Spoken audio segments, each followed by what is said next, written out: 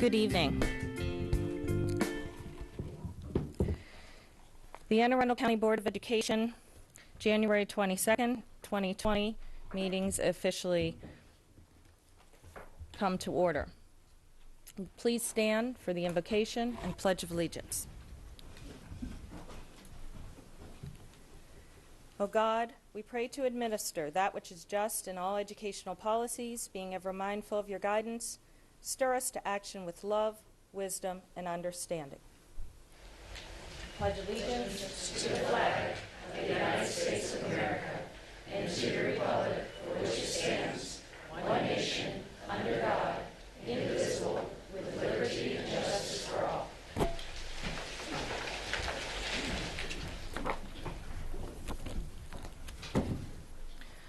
Welcome to this meeting of the Board of Education. This meeting is being televised live on ACPS TV and live streamed on the internet. General information and protocols for the meeting are posted on the sign by the doorway as you enter the room, so please make sure you read those if you have not already. Item 2.01 is approval of the minutes. I have a motion and second to approve the minutes. Are there any edits from any members? Seeing none, all those in favor, moving minutes forward? Aye. We have consensus that the minutes have been established and approved. Establish of the agenda order, item 2.04. Seeing no recommendations for changes, the established agenda order stands. Next is item 2.05. Recognitions. Tonight we do have a recognition. Miss Batten and Miss Dykes and Dykstra. Yes. I knew that. President Corkadell, Vice President Gillis, Dr. Orlado, and members of the board, good evening. I am Michelle Batten, Assistant Superintendent for Curriculum and Instruction, and I am here along with Eleni Dykstra, Coordinator of Visual Arts. I have the great pleasure of introducing this evening's board recognition. Before we go any further, I'd like to ask the members of the board and Dr. Orlado to come forward.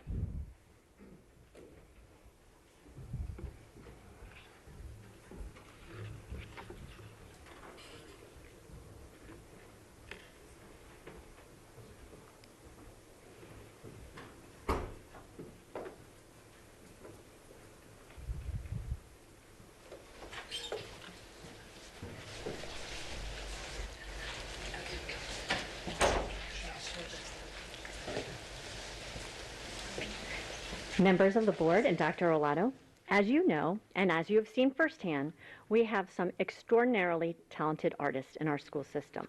We are here tonight to recognize one of those. Students Caroline Sears, a senior at South River High School. Caroline is the winner of the 2020 Dr. Martin Luther King Jr. Visionary Kids Contest. Her piece was selected among entries by middle and high school students across Anne Arundel County.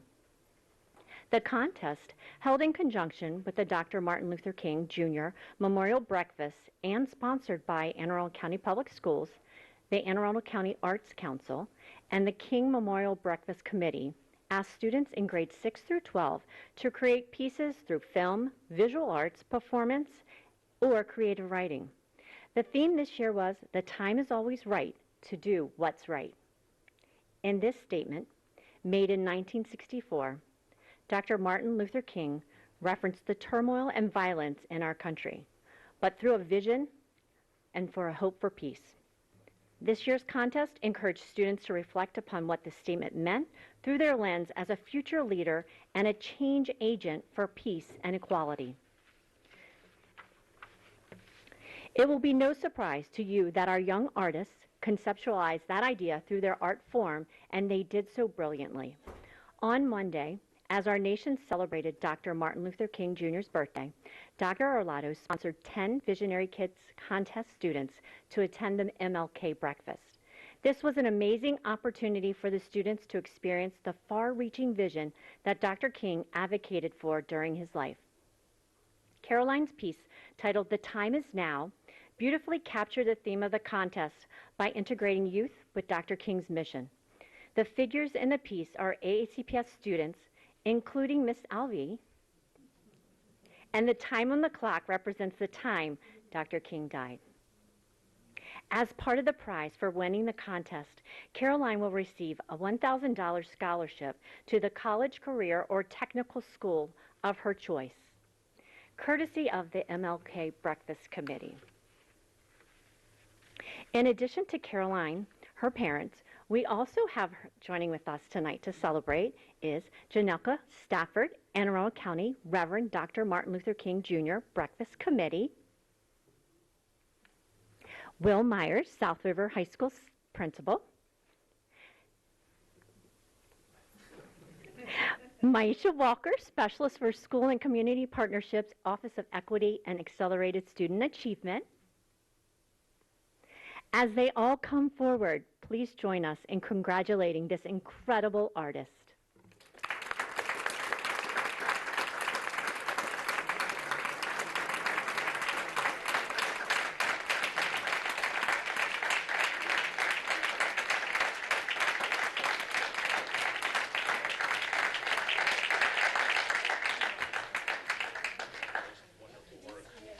Well deserved. Congratulations. Congratulations. Congratulations. I'm so proud of you. Nice to see you. Congrats. Oh, we need to do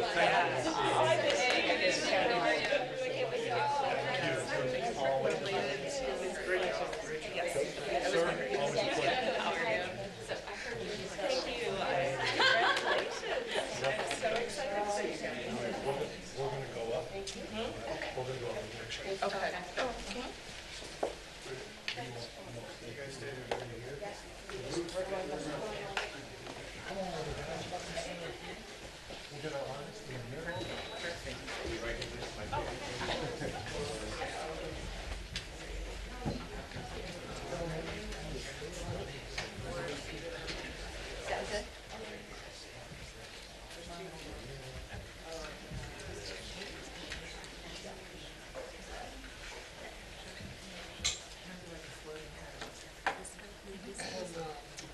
Mr. Gilroy, can you push the chair? Maybe Mr. Grannon, can you? Thank you. All right, everybody, that looks great. Take a few of these. Everybody keep looking this way, big smile.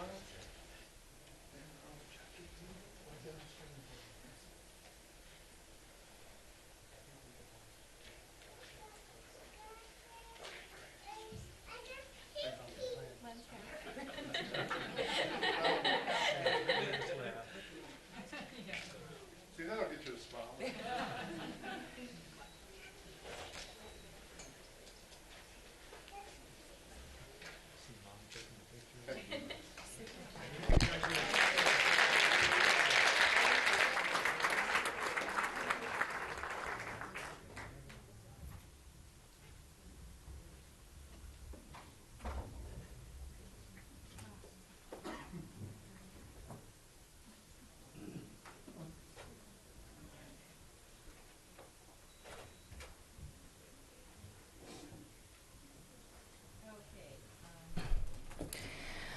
Item 2.06, school and community highlights. I have a couple of my own I would like to, and it looks like we have a few others. First, I want to thank Dr. Arlotto and his staff for the presentation, as well as addressing the question and answer to our delegation this past Friday. I also want to extend thanks to Chairman Carey, Vice Chairman Chang, and the entire Anne Arundel County delegation for staying engaged and not being afraid to ask the hard questions necessary to gain insight to render the best decisions for our students, who are our most important constituent, of course. Second, I would like to say happy 45th to IDEA. IDEA, the Individuals with Disabilities Education Act, mandates the districts provide the access and support special education students need for a quality education. But many districts do have trouble closing that monetary gap between what the federal government promises to fund and what it delivers. I am proud of our students, staff, and community advocates who over the years, like our beloved Rosa, have been willing to advocate for those who don't always have a voice. And last, I want to thank our most recent donor to the 21st Century Foundation, Abundant Life Church. They donated enough to forgive $25,000 of unpaid lunch balances, reducing food insecurity for so many families, and most important, our students. This single act of generosity should serve as a model to all of us, because only together, hand in hand, with our communities, can we directly impact those grave challenges our students deal with each and every single day. Let this giant act of kindness serve as a call to action for all of us. Like shared during my greetings at the MLK breakfast on Monday, we do genuinely need all hands on deck to make a substantive and long-lasting difference. Once again, thank you, Abundant Life Church, for keeping the light of hope lit 24 hours a day, 7 days a week for our students. And with that, we have Ms. Antwine, Ms. Schalheim, Ms. Hummer, and Ms. Alvey. Antwine. Thank you, President Corkadell. Good evening, everyone. I have a few in addition to what President Corkadell just shared. Many of those occasions I was there with you, President Corkadell, and I wholeheartedly agree. I especially want to render Abundant Life is in District 1, and I sincerely want to extend my personal gratitude. You understand the food droughts in that area, and you stepped up in a remarkable way, so thank you for that. On continuing, I've been doing a reading tour and of some of our elementary schools. It has been so fabulous, and if you all ever want your day lifted, please go and read to our students in our first grade and second grade students. I go in thinking that I am going to make the difference for them, but they totally make the difference for me, especially at the end when they voluntarily run up and hug you. It's a beautiful feeling, and to know that we are impacting them in a positive way, and I'm hoping an indelible way, is amazing. So I'm looking forward to the other 3 or 4 tours that we're going to do, and I thank Hebron Harmon for your attention to detail, especially security detail, and for allowing me to come and read to the students. Then I want to extend a special congratulations to all of those who were recognized over the weekend at the King Dinner as well as the King Breakfast for your hard work and your contributions in making the dream a reality. Finally, last time I failed to do community highlights at all, and I have to say I have been feeling a bit guilty for the last 2 weeks because I attended the Avid Leadership Conference, and it was an amazing event. I thank the Avid Leadership for what you all continuously do for our students, and I want to congratulate the Avid students who were recognized at that conference. Thank you.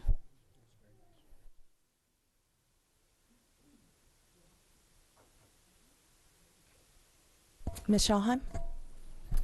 Thank you. I also was at the budget presentation to the delegation last Friday, and I just I'm grateful for the support we have in our Anne Arundel delegation to our school, and a lot is made possible because of our relationships with them. I also was at the MLK breakfast. It's always a fantastic event, and the contributions that those individuals that were honored on Monday were just simply incredible. And then lastly, if you want me to be in a good mood at a board meeting, then send me to either Cat North or Cat South that day, because they are amazing. And I went and visited Cat South for the first time and was mind blown. It was just everything they do is fantastic. The partnerships we have with businesses that then just pick off our students and employ them at the end is incredible. Principal Rose and Assistant Principal Schierhorn, I'm sure I'm mispronouncing that, but Scheinhorn, thank you. Yeah, are amazing individuals, and the facilities are just top notch. I can't stress how much of a fan I am of those two programs. I think I used the words amazing and wow, I think hundreds of times today, and for good reason. Everything they do is fabulous. So I'm a fan, huge fan. If you haven't visited one of those programs, or if you have students that want to work with their hands and do any number of a variety of amazing programs, send them there. And yeah, it's just such an incredible place and such a jewel in our school system. So it was such a treat. Thank you very much, Ms. Schalheim. We have Delegate Bagnell that has joined us. Thank you so much for coming to visit today. And next we have Ms. Hummer. Yes, and since the last meeting, I've had the pleasure to go visit 5 different elementary schools across the county, and I want to thank the principals of Hilltop, George Cromwell, Linthicum, Four Seasons, and Piney Orchard for opening up your doors. Especially, it was great to see George Cromwell, which is entering the last phase of its full renovation, and it is quite a changed school, and I must applaud all the resiliency of teachers that get moved from room to room as renovations are going on through their building. They've been troopers on that, but it is gorgeous, and I can't wait to see the finished product. Today, I serve on the board of directors for the Maryland Association of Boards of Education, and we had our monthly meeting today. And one of the things that I was asked to do was to present a small presentation to them about our global community citizenship class, because other boards throughout the state have heard about this class and wanted to learn more. They are interested in implementing the same type of program in their schools. And so it was a real honor to be able to tout the work of our teachers who developed this class and our staff who's implementing this across the county and what a difference it's making, and hearing from other school systems that they believe that this is a model for others and that they want it to be implemented. So hats off to all the staff who helps us put together and implement the GCC class. Thank you. Ms. Alvey, did you have? Okay, great. All right, thank you all so very much. Next item is 2.11, which is, am I correct on that? No, I'm not. I didn't think I was. I overstacked here. Item 2.07, the Policy Committee update.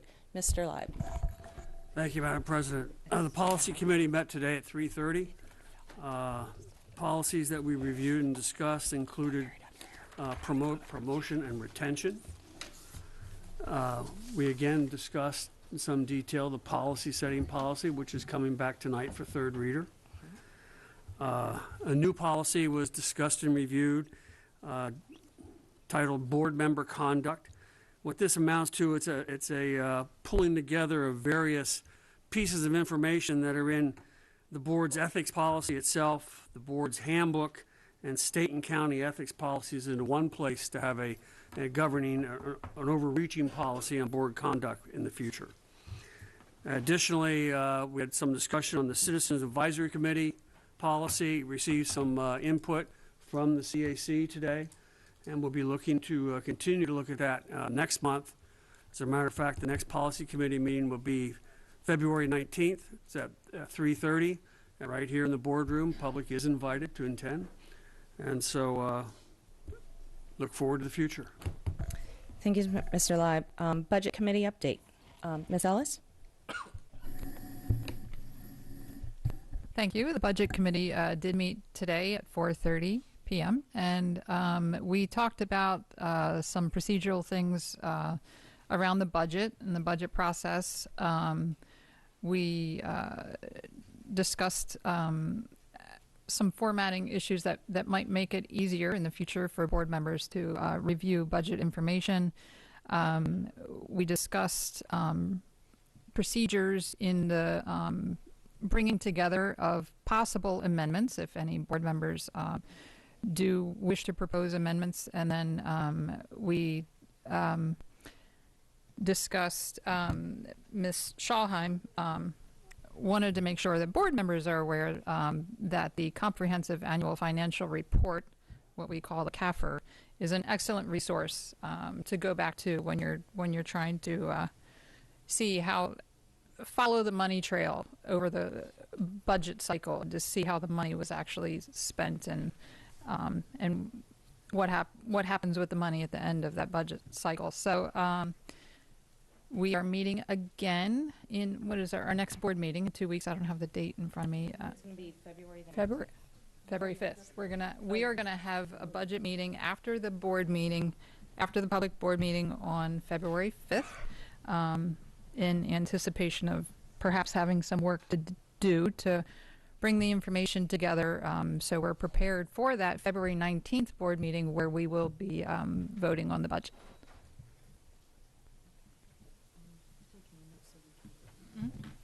Okay, thank you very much, Ms. Ellis.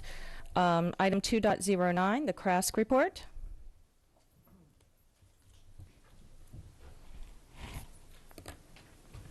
Thank you. Good evening, President Corkadell, Vice President Ellis, members of the board, and Dr. Arlotto. My name is Pariti Cherry, and I'm the CRASC Secretary of Education. A special thank you to the Anne Arundel County of PTAs for extending an invite to CRASC President Connor Curran to speak at their meeting on January 13th. We appreciate the opportunity to connect with the AACC PTA to discuss ways that we can promote each other's work. We are in the process of planning our second middle school General Assembly, which will take place February 6th at the Chesapeake Arts Center. This event, titled Making a Difference Through Student Advocacy, will include breakout sessions on topics such as public speaking, current events, and using social media as an advocacy tool. In addition, we are excited to have Anne Arundel County Council Chairwoman Allison Pickard and Vice Chairwoman Sarah Lacey as our keynote speakers. This past Monday, 7 CRASC members had the opportunity to attend the 39th Annual Martin Luther King Jr. Memorial Breakfast at Maryland Live. It was a morning to celebrate our differences, drawing inspiration from the work of Dr. King. We enjoyed the breakfast and seeing many familiar faces. Thank you to the Office of Partnerships, Development, and Marketing for providing us with the tickets to this amazing event. On Saturday, February 8th, members of the CRASC executive team and students from several middle schools will be attending the Mask Legislative Session at Frederick High School. During this time, we will practice learned leadership skills, develop new ones, take stances on youth-related bills in the Maryland General Assembly, and participate in the election of the 2 final candidates for the student member of the State Board of Education. Finally, CRASC will be hosting the Student Member on the Board Information Night at Annapolis High School on February 12th at 6:30 p.m. This meeting is for all interested parties to learn about the process of nomination, campaigning, election, and appointments. Interested 11th grade students are encouraged to attend. The expectations of office will be discussed at this time, and the nomination window will commence. Recently, members of the CRASC executive team, Darsana Olegarsami and Katrina Monalong, designed new CRASC logos. The top 4 designs from our Instagram poll were turned into stickers. The proceeds from the sale of the stickers will be donated to charity. We have provided a sticker for each of you to Ms. Howell. I appreciate the time to give you an update about what's happening in CRASC, and best of luck to all students as they complete quarterlies and the first half of the school year. Thank you. Thank you very much.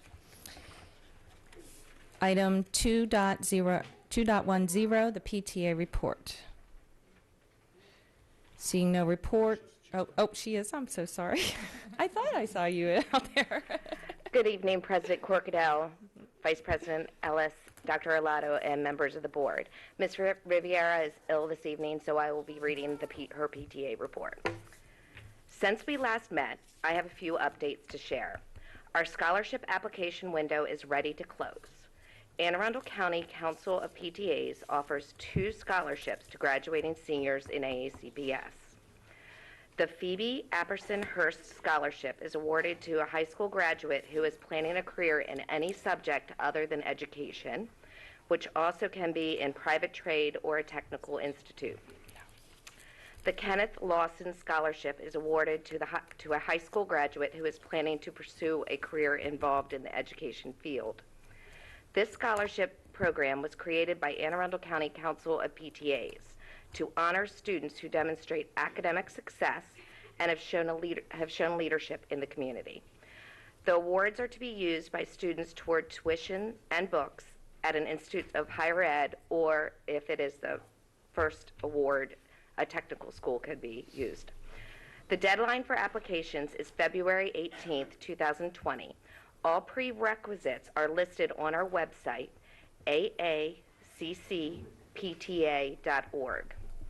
This January, we held our membership meeting and provided information on CRASC with a guest speaker of Connor Curran. Our next meeting will be held on February 10th at 5:30 here in the boardroom. Finally, most of the council officers are at the end of their term. We will be looking for other council officers to replace them. If individuals would like to take a leadership opportunity and be the voices of AACC-PTA, the information will be posted in a couple of weeks. Please contact Vanessa at info.aaccpta.org. Thank you, Vanessa. Thank you very much. Greatly appreciated. Next, item 2.11, school start and dismissal times. Ms. Ellis. Thank you, President Corkadell. So throughout this school year, since the school year began, we have heard testimony from both elementary parents, families, and high school families. And so I had asked that we have put on the agenda to have a discussion about school start times. Sorry, we're waiting for a slide. So I'd asked for a discussion about school start times so that the current board can all be in one place and be brought up to date on the history of this issue in our school system. And so what I'd like to do is just briefly walk everyone through that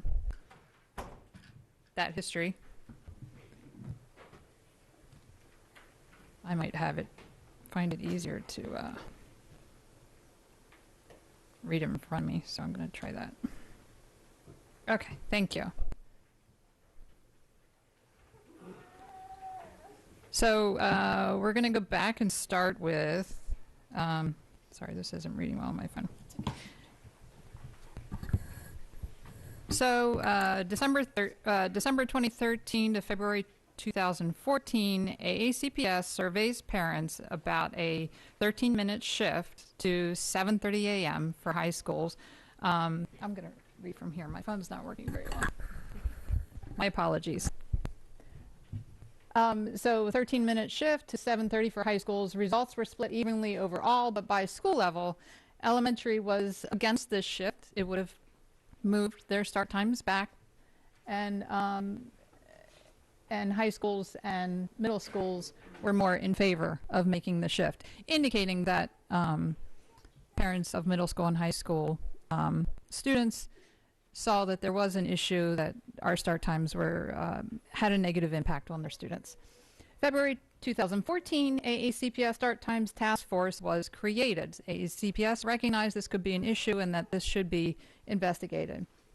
October 2014, Start Times Task Force presents a report to the board. 4 options are presented to the board to shift start times. In November 2014, there's a survey of the AACPS community, and it indicated that more than 2/3 of respondents desired some kind of change in start time. The task force then recommended the purchase of transportation software to address transportation concerns related to start times. And throughout the history of this issue, it has been very closely tied to transportation, meaning transportation has been indicated to be the major hurdle to solve in order to get to healthy start times. December 2014, Dr. Arlotto includes money to purchase transportation software in his response and his proposed 2015-16 budget. This might work. I'll read this way, then I don't have to turn my back to you. In December 2014, the Maryland Department of Health and Mental Hygiene and Maryland Department of Education issue a joint study recommending schools conduct feasibility studies of no school starting before 8 a.m. So again, this is a growing the issue is growing recognition that it could be a health issue for students. January, February 2015, the County Council unanimously passes Resolution 615 urging AECPS to purchase transportation software and take steps to establish healthy school hours. In February of 2015, the Board of Education adjusts its proposed budget, including $602,000 to shift start times in 2016-17 by 13 to 15 minutes and includes funds for transportation software. In June of 2015, the County Council approves the board's budget request. In August of 2015, transportation software contract is awarded. October 20th, 2015, there's a public workshop on school start and dismissal times. The task force information presented and representatives from Fairfax County, Virginia, and Montgomery County, Maryland, present about their bell time changes implemented in the fall of 2015. And just for information, there have been school districts across the nation now that have implemented healthy hours, and so there's a lot to be learned, and we can look for those success stories should we wish to make some changes. In December 16, 2015, Dr. Arlotto includes $8 million for his version of Option A from the task force in his 2016-17 budget, which differed from the task force Option A, proposing school hours be changed in August of 2017. In February 2016, start times forums were held, which included a proposed bell schedule for every school and a community survey was done. In February 17th, 2016, the board removes the $8 million line item to change start times as proposed by Dr. Arlotto in the face of community opposition to the single proposal that was offered. $1.4 million was still included instead for later start times by the board for the 2018 school year. In other words, the board still recognized that this was an issue we still needed to work on and do something about. In March of 2016, AECPS asked Dr. Arlotto to develop 2 new start time scenarios, one for the $602,000 that was already funded and one for the $1.4 million that they requested. That totaled $2 million. In April 20th, 2016, AECPS recommends 2 new plans for start times. In May of 2016, County Executive forwards the budget to the County Council with the original funding for $602,000 for later start times. In other words, minus the additional $1.4 million proposed by the board. And then June 15th, 2016, the County Council approves, again, the same $602,000 for later start times. September 21st, 2016, the board votes to delay start times 13 minutes to 7:30, again recognizing that it's still an issue, even though they have not been able to come to a solution to meet the medical professionals' recommendations. All other schools were then delayed 15 minutes, effective 2017-18. On February 15th, 2017, there was a motion by board member Maria Sasso to amend the fiscal year 18 budget to include money for healthy school hours in 2018 and 19, but it did not earn a second by anyone on the board, and the motion failed without discussion. On September 5th, 2017, new school hours were implemented, which created a 13 to 15 minute delay. 13 minutes for high schools, 15 minutes for middle and elementary school.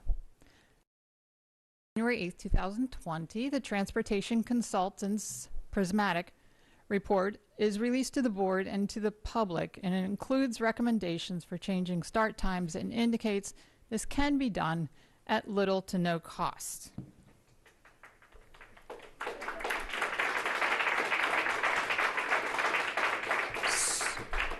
So I want to share a list, and this is a growing list, and this is a list of the major organizations who have come out with a position statement for healthy school hours for students, beginning in 2011 with the National Education Association. Then we have the American Academy of Pediatrics, American Academy of Child and Adolescent Psychology, American Psychological Association, the National Association of School Nurses, Society of Pediatric Nurses, the Centers for Disease Control and Prevention, the American Medical Association, the National Parent-Teacher Association, the American Academy of Sleep Medicine, Society of Behavioral Medicine. This is a health issue. It is recognized by every major health and mental health organization. There's a much, much longer list than this, but I'm just reading you the really major ones. So that being said, I personally feel that it is time to move on this and to solve this problem. I've been hearing our high school parents, I've been hearing our elementary school parents, and I'm concerned. I want to solve this. I want this board to solve this. So I would like to request, and I don't know honestly if this needs to be a motion, but I would like a task force as soon as possible. Not a task force, a work session, a workshop for this board to study this issue and to come up with solutions. If that's a motion, I'll second it.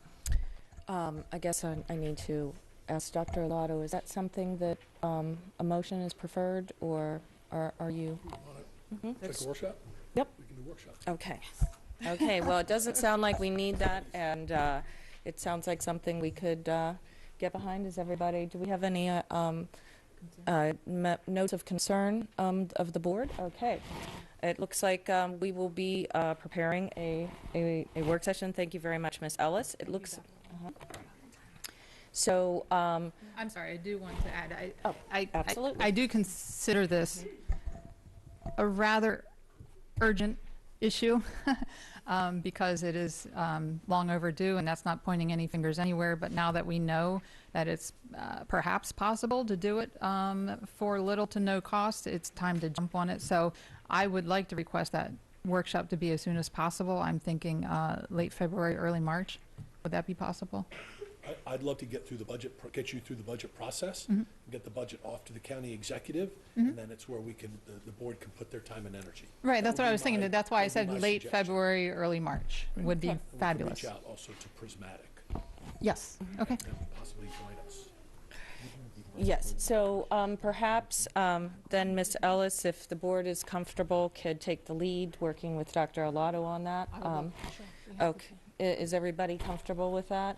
Seeing no opposition, Ms. Ellis will be our point person on that. Thank you very much for that, and thank you, Dr. Arlotto. We do have a couple additional comments from the board this evening on this topic. We have Ms. Schalheim, followed by Ms. Antwine. Ms. Schalheim. Thank you. I'm delighted that we're going to move on this and do a workshop. It's long overdue. I have some comments, so I'm just going to get started. So all of us recently learned the depths of the issues within our transportation department with the release of the 179-page report written by Prismatic transportation consultants hired by AACPS to evaluate department operations. What some of us suspected turned out not only to be true, but far worse than imagined. Neglected for far too long, our transportation department is severely understaffed, lacks formal processes and procedures and training in every facet of their work. But don't misunderstand me. Our transportation department staff are hardworking, committed, and I have no doubt they want what's best for our students.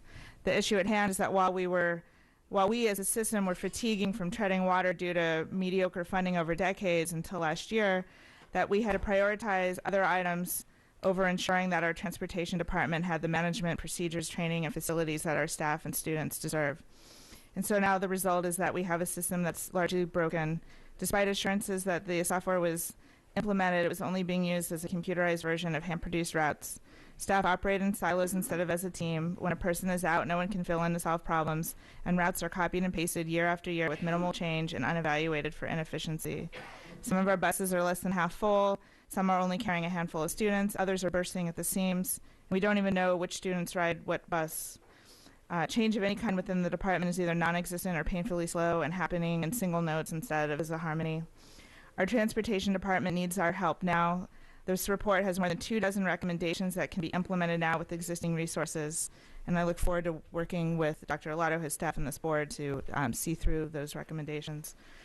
For far too long, the buses have driven us instead of the school system driving the bus, and this must stop. On the receiving end are our students who wait for the bus as early as the 5 o'clock hour every morning, students who drive drowsy to school every day, young students who start as late as 9:45 a.m., completely disrupting their parents' work schedules, extra school activities, family and playtime, young students who walk home from a bus stop at dusk because our latest schools don't dismiss until 4:10. Some of our elementary students are still on buses at 4:45 p.m. every day. Oh, and on a 2-hour delayed start, some of our schools don't begin until 11:45 a.m., and it's absurd. We must finally recognize what experts have been saying for years, as Ms. Ellis just read the list of organizations, and healthy, safe, age-appropriate school hours matter. School systems across the country have implemented healthy school start times with amazing results. These include increased attendance, improved test scores, zero, yep, I said it, zero negative effects when it comes to athletics and student jobs, improved graduation rates, and improved mental health for our students. We are a data-driven, research-driven organization, so let me cite some research that proves all of these points. All you have to do is Google. According to a study published by Science Advances, researchers found that students who slept more achieved better grades and had improved attendance in school. Researchers from the University of Washington found that later school start times to be associated with reduced sleepiness, increased academic performance, and increased punctuality and attendance in disadvantaged populations, which, according to them, quote, could decrease the achievement gap between low and high socioeconomic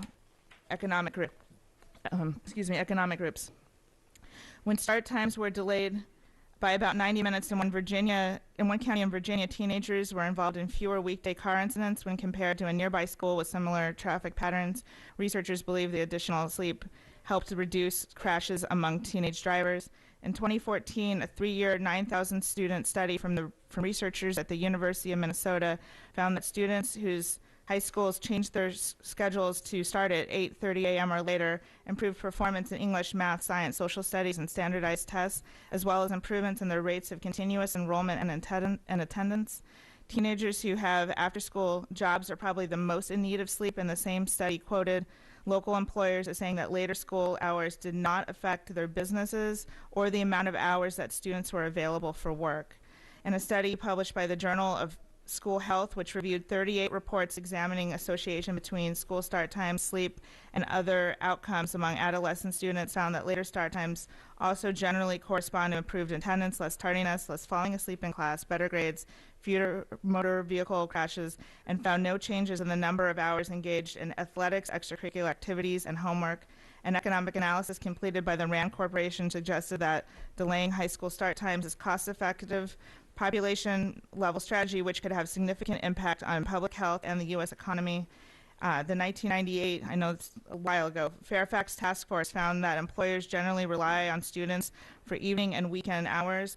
A poll of 15 Fairfax employers found them unanimous in saying that later school hours would not impact student work hours. More recent local surveys of students show that students often don't start working until later in the afternoon or evening. One respondent commented, quote, I clean office buildings with my father every night from 9 p.m. until midnight, unquote.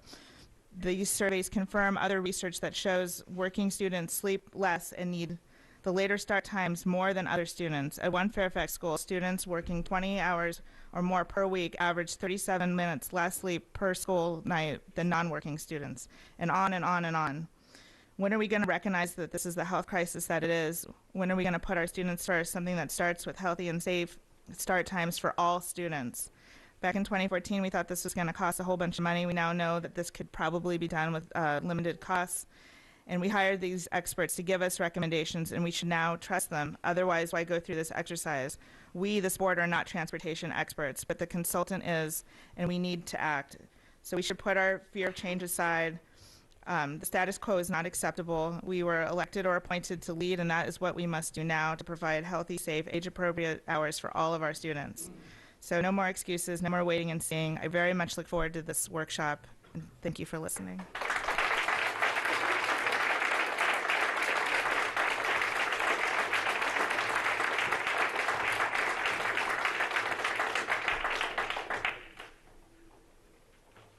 Oh, I'm sorry, I forgot. Miss Antwine. Thank you, Vice President Ellis. both of you have addressed some very key concerns in terms of start times.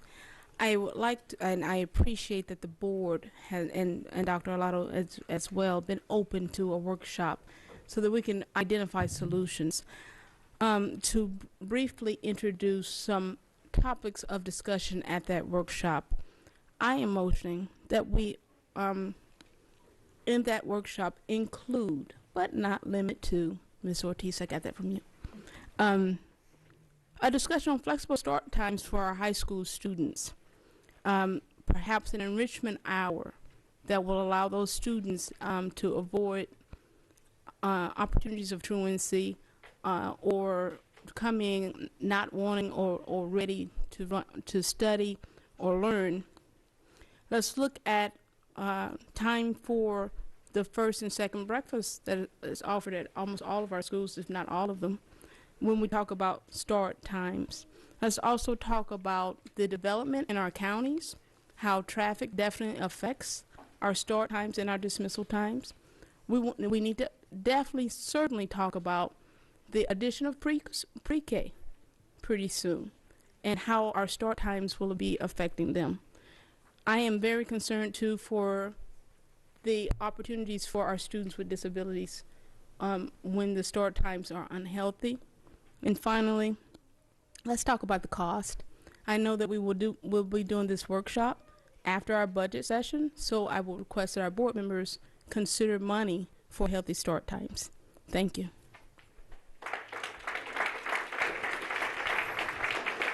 Thank you, Ms. Antwine. Ms. Hummer. So I've been on the board for almost 5 years now and have been deeply into this. Mr. Gill and Mr. Grandin and I were all on the board and voted for the first change in start times in decades when we voted for the 30-minute change. At that time, and every board member I've ever served with has always said, we believe the science, we want to do this, how can we do it? At that meeting, at that time, every board member stated, we hope that this is the beginning of an incremental change that we can build toward it. Unfortunately, the next 2 years saw us with a significant deficit in our health insurance fund, and every extra penny had to go for that. We didn't even hire teachers 1 year.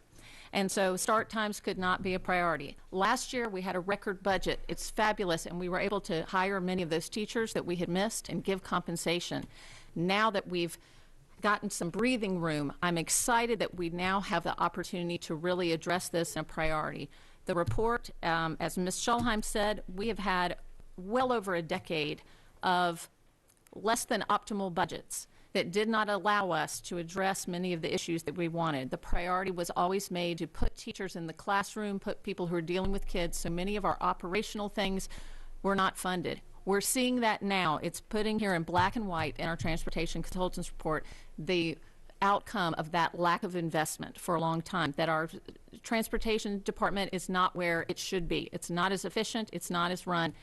I'm encouraged by Dr. Arlotto's recommended budget that he has included 7 positions for transportation, which is more than is even recommended in this report, and that will be a great beginning. I hope this gives us a blueprint. It also gives us the data to support when we go to our funding agents to say this is the investment that's needed in our county to do this, so that we can actually now take the steps forward now that we're in a better fiscal place and that we have county government that is behind us on this. So I look forward to the workshop, and I look forward to us coming for a plan that can be put in place in a short time frame.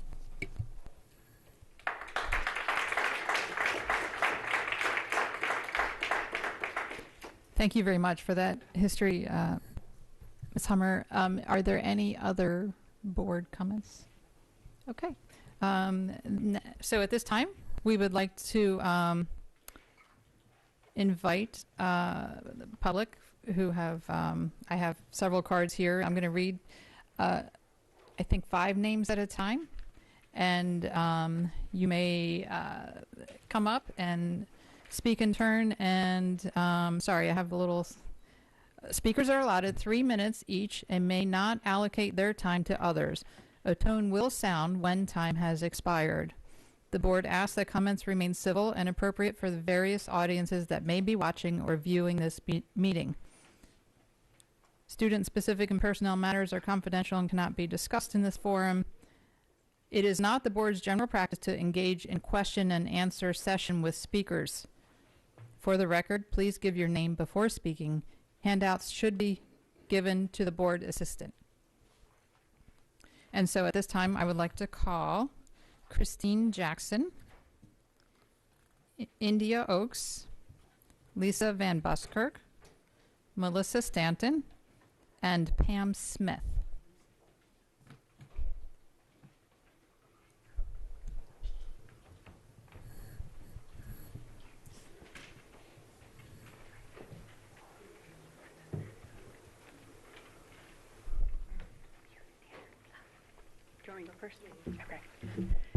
Good evening, Board of Education. Lisa Van Buskirk, representing Start School Later, Anne Arundel County, 4,300 petition signers, and over 2 decades of parental advocates who have sought later high school start times.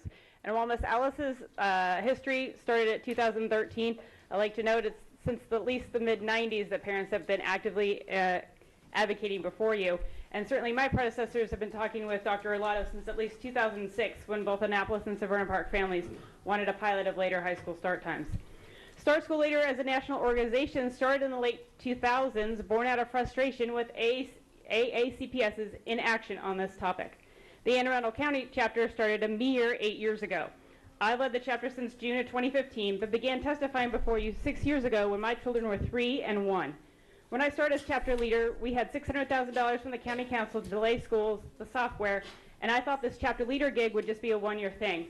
But I'm still here, and high schools still start too early.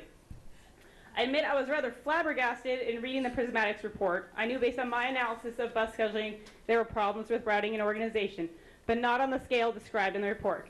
I was most surprised that, independent of addressing the other 26 recommendations that must be addressed, AACPS could reduce 4 bus tiers to 2 or 3 at no additional cost, with fewer routes and fewer miles driven.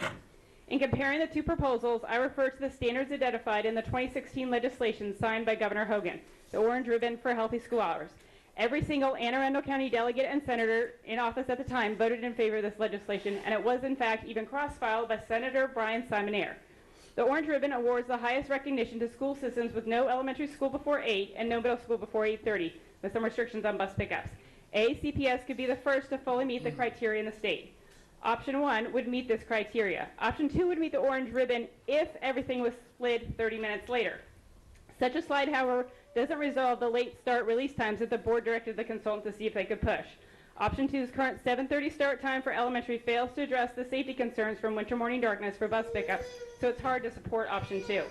Which leaves us with option 1, or something similar at no cost, or delaying yet another year and requesting an unknown amount for some other unknown option. Given other budget priorities, a no-cost option seems like the best solution. I urge you to direct Anne Arundel County Public Schools to implement option 1 or similar during the 2020-2021 school year at no additional transportation cost. Based on a precedent set in 1986 when high schools were shifted from 7:45 to 7:30, such a change could even be implemented mid-year if all the things that must be resolved, like athletic practices, reviews, contract language, redoing bus routes, etc., can't happen by September 7th. If you need help with redoing bus routes because you don't think the current staff can do this, which is why we have a 179-page report, then please hire outside help to make it happen. Spending tens of thousands of dollars to save millions of dollars in transportation and implementing healthy school hours, as highlighted by Prismatic, seems like a good return on investment. It will require significant effort by AACPS to adjust this, but it can be done.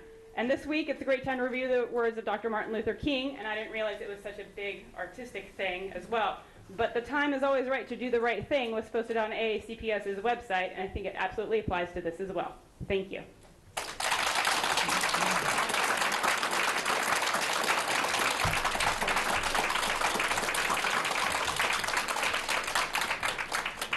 Good evening.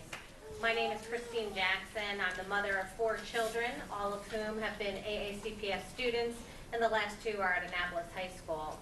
There's plenty of scientific research that adolescents' learning ability and overall performance are optimized when they begin school at a later time and are able to sleep longer into the morning hours.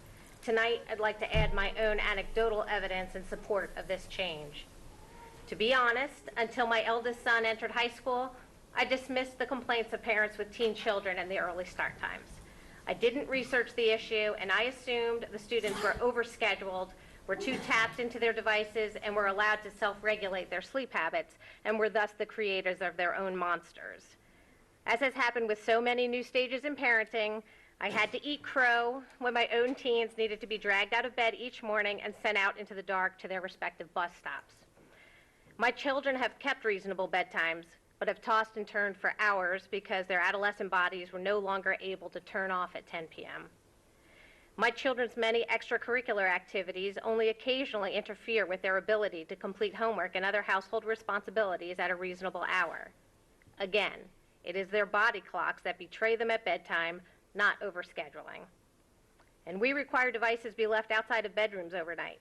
So the sleep debt that my children accrue is not due to binge watching Parks and Rec, even though they wish it were. I've watched with dismay as the early morning starts create a cumulative problem for my children, leaving them exhausted by early afternoon and ineffective at their tasks. However, it actually placed everyone in my family in harm's way in December of 2015. My then 17-year-old was behind the wheel of our family's minivan, driving us all to a holiday light display.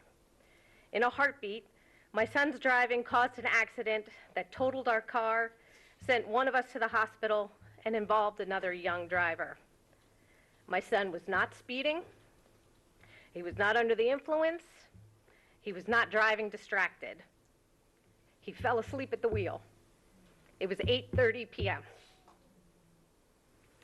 He fell asleep at the wheel, and I'm convinced that his school schedule was partly to blame for that accident. I could have lost my family that night. Thank God there was a median. Thank God there were few other cars on the road. Thank God my husband's scream woke my son. I honestly believe that we might have avoided that accident if my son's school schedule had been appropriate for his developmental needs. I'm convinced that correcting our school schedules to coincide with teen biology can improve my current high school students' lives and have an enormous and positive impact on all our students, their families, and our community. Thank you for allowing me to speak.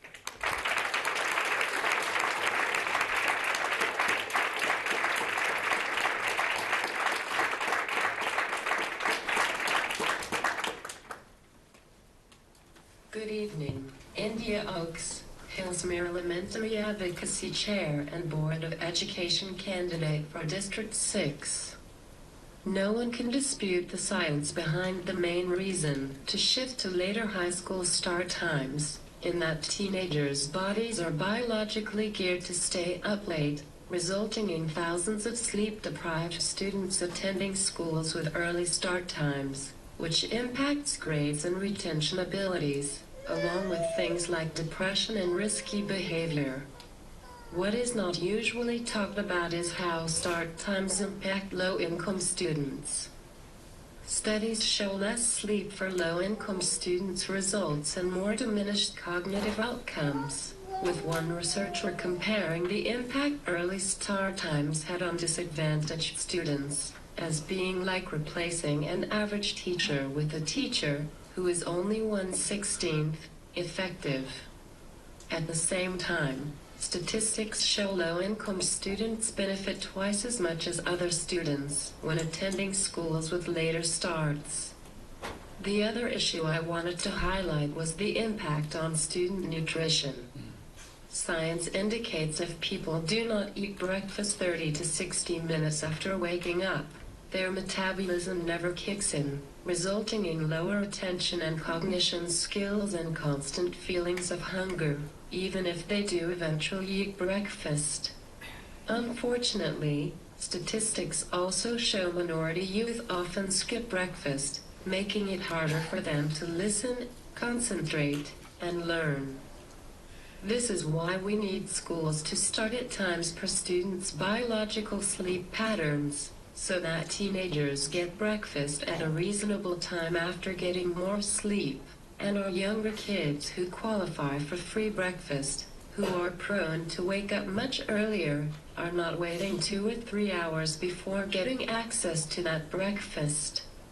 And so, I implore the board to listen to science and start taking immediate steps to determine the best solution to move all elementary schools to earlier start times, while shifting all middle and high schools to later times.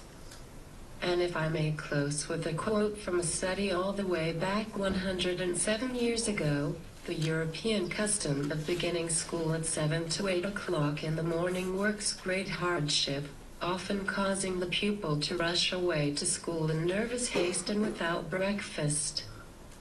The American practice of beginning at 9 o'clock is far wiser and should never be changed unless for very special reasons. Let's be wise again. Thank you.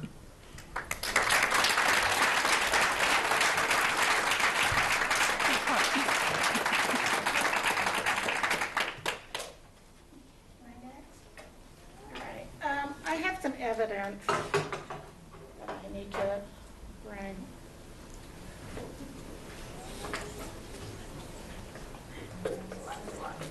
All right.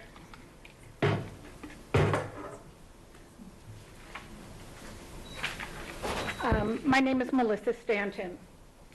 These beverages, Monster, Bang, this thing I don't exactly know what it is, some Starbucks double espresso, are now part of my 17-year-old daughter's daily diet.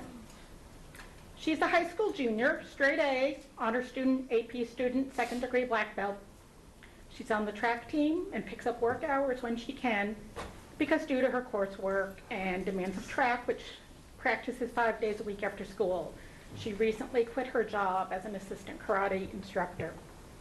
It was no longer tenable for her to be waking at 5:45 a.m. to get to the school bus in time and then not getting home until after 9 p.m., at which point she showered, ate dinner, and then stayed up until at least midnight, often later, doing homework. I don't tell you about her schedule and achievements to brag. I tell you this because her schedule is the schedule of many high school students. I don't buy these beverages for her. I find them in her room, in the trash, and sometimes in the garage refrigerator. I felt sad when I realized that she was needing to rely on high caffeine drinks to get through her day. I know that parents often discover a lot of worse things being consumed and used by their teens. But just as our children and high school students are children, shouldn't be self-medicating themselves with alcohol or drugs, nor should they be attempting to keep their brains alert and eyelids open by downing highly caffeinated coffees and energy drinks. Most adults I know, and surely many adults in this room and on the dais right now, aren't putting in the 12, 14, 16-hour days many of our high school students are having to do in order to be students, student athletes, student leaders, and part-time workers. When my exhausted daughter misses the school bus, I'm a backup to be able to get her to school. Not all exhausted teens have that option and backup. Having a later, more sensible start time for high school students won't reduce the workloads of students like my daughter, but a later start time, such as an 8:30 or 9 a.m. workday start that's common in the adult world, will make the demands on teams a bit more manageable and a whole lot more developmentally appropriate. Teams don't stay up late because they're goofing off or only because they have a lot of homework, or they don't sleep late because they're lazy. Their developmental stage, their biology, their normal circadian rhythms and sleep are pre-programmed by evolution, or God, you choose, and are different from those of babies, elementary school students, very senior citizens, or many of us adults. A later, smarter school schedule will both waste less time and reduce the amount of unsupervised after-school time this district has given to our county's adolescents. Well, what does that mean, have a minute? I'm done. Okay, I am sorry. All right, thank you. If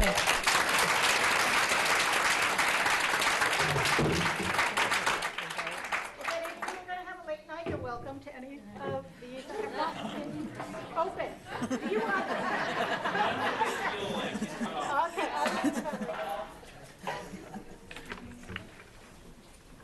thank you, Ms. Ellis. I just wanted to say that obviously everyone has the right to present all of this. I just want everyone in the room to be aware we have 21 more commenters on this issue. And again, everyone's got the right to do that. This is a public forum. This is your forum. But there are also a lot of people here, families here with their children that are here to talk about redistricting tonight. And all I'm going to say is sometimes we should consider taking yes for an answer, consider submitting your testimony in writing. It will be part of the permanent record. We're having a workshop on this. This issue is getting utmost attention. So just putting it out there that a lot of families with kids who are sitting and waiting to comment on redistricting. Thank you. And thank you for creating a sense of urgency about this. My testimony has been cut in half because of all of the things that the board members have said, but I do want to share my personal story. I have 2 children, a son who graduated from high school last year, and my daughter who is in middle school, who you will hear from after me. My son was a good student until he reached high school when his grades became very mediocre and sometimes below mediocre. He didn't use drugs or alcohol, he wasn't bullied, he didn't have any issues with any teachers or the administration or any mental health problems. I thought I just had a lazy kid. It was his pediatrician who pointed out the connection between lack of sleep and poor grades.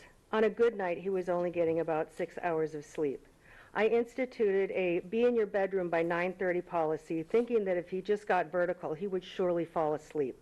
But that wasn't the case. He was often up till midnight or later. Later, I learned that this is the typical biological clock that is hardwired into a teenager. When he got to college, he arranged his schedule to start classes at 9 o'clock. He ended his first semester with a 3.8 GPA. For the first time, I saw him study with focus and concentration and actually enjoyed learning. My son attributes this change to being able to get a good night's sleep. I think everyone in this room would agree that sleep deprivation is not good for a growing teenager, and the evidence is undisputable that later start times is linked with healthier teens and better academic performance. As you have said, this is not a convenience issue. This is a public health issue. And if there is a willingness, there is a way. Thank you.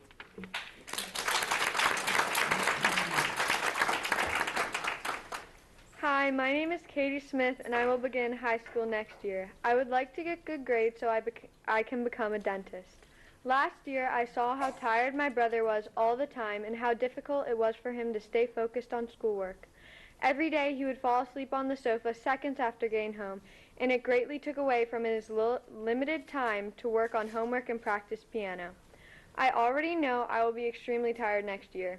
Right now, I don't have to be on the bus until 9 a.m., but even the nights I go to bed at 10, it is still very difficult to get up in the morning.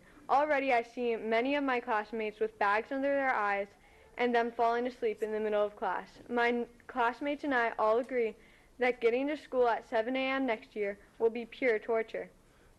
It's not that we don't manage our time, but between school, homework, and sports, it's impossible to get enough sleep. Just today, my friend told me about how tired she was because she had a piano lesson, then sports practice, and couldn't manage to finish her homework until midnight. At my age, I can easily go to bed at 10 and sleep till noon, yet somehow still be tired the next day. I cannot say this enough. Starting high school later will greatly impact all students' success.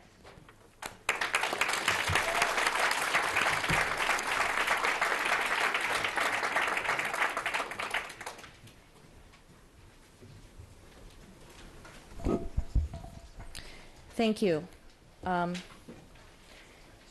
thank you, Miss Ellis, during my absence.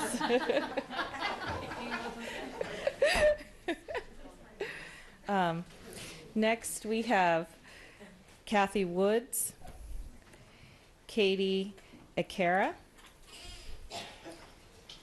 Deidre Ralph, Diana Tobin,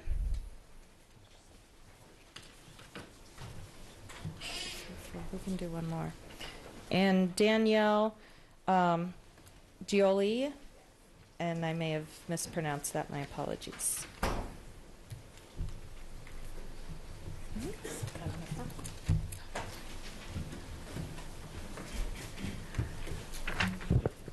Hello, my name is Kathy Woods, and I have a master's degree in psychology and one in social work. I worked for over 10 years as a psychotherapist with children and teenagers, but my most important job is I'm a concerned parent. According to the American Pediatric Association, no school should begin before 8:30 a.m. According to the journal, a scientific journal called Sleep, studies have found that teenagers have trouble falling asleep before 10:45 at night, and that their brain remains in sleep mode until 8 a.m. This is due to hormonal changes during puberty, and this disappears once they're in their 20s. Clearly, this to me explains why very early school start times has such negative effects, such as lowering grades, lower attendance, and lower graduation rates. And that's what I'm going to talk about mostly, graduation rates. According to the National Center on Education and the Economy, 40 to 50 years ago, our graduation rates were higher than they are today. In fact, we were #1 in the entire world. Now we are far down on the list. All these countries are ahead of us. They have higher high school graduation rates. Japan, South Korea, China, Canada, most European countries, the Ukraine, Slovenia, Slovakia, Hungary, and many others. But there is hope. Research shows that by changing the start time dates to later times, we can improve our graduation rates. A big study by McKeever and Clark looked at 29 schools in 7 states and found that when the start times were 8:30 a.m. or later, the graduation and attendance rates were dramatically better. So we here, this group, we're not asking for anything new or anything radical. We just want our start times to go back to what they used to be, 8:30 or 9, no earlier than 8:30. My suggestion, take it or leave it, is maybe 8:30 elementary school, 9 middle school, 9:30 high school, I don't know. So I just ask you to do your best to try to help us and all the adolescents in this county. Thank you. Thank you.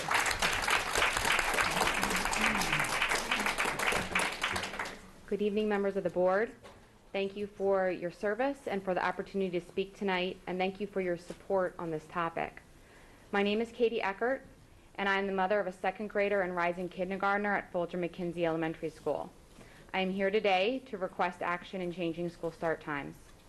My request is for school start times to be intentional, not a byproduct of decades of this is the way we always do things.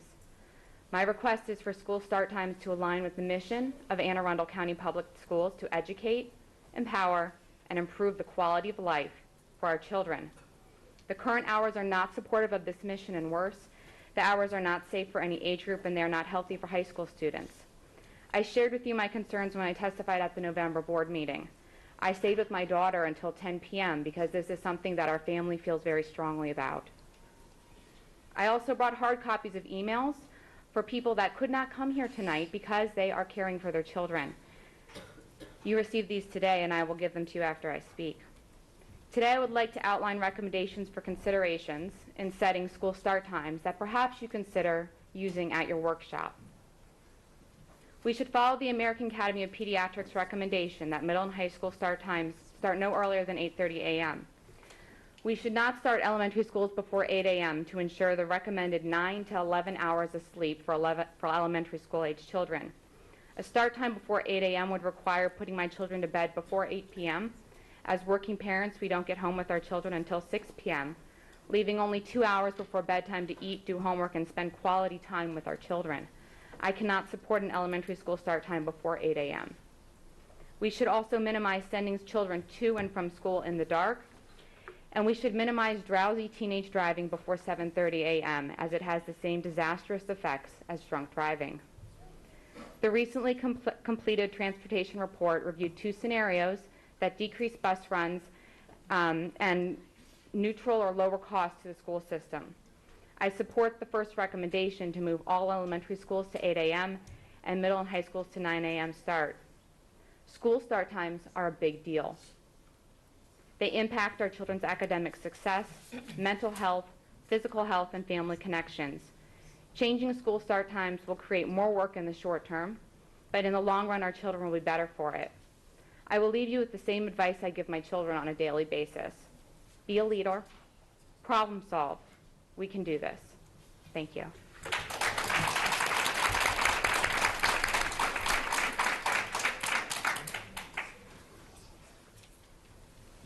Good evening, Board of Education.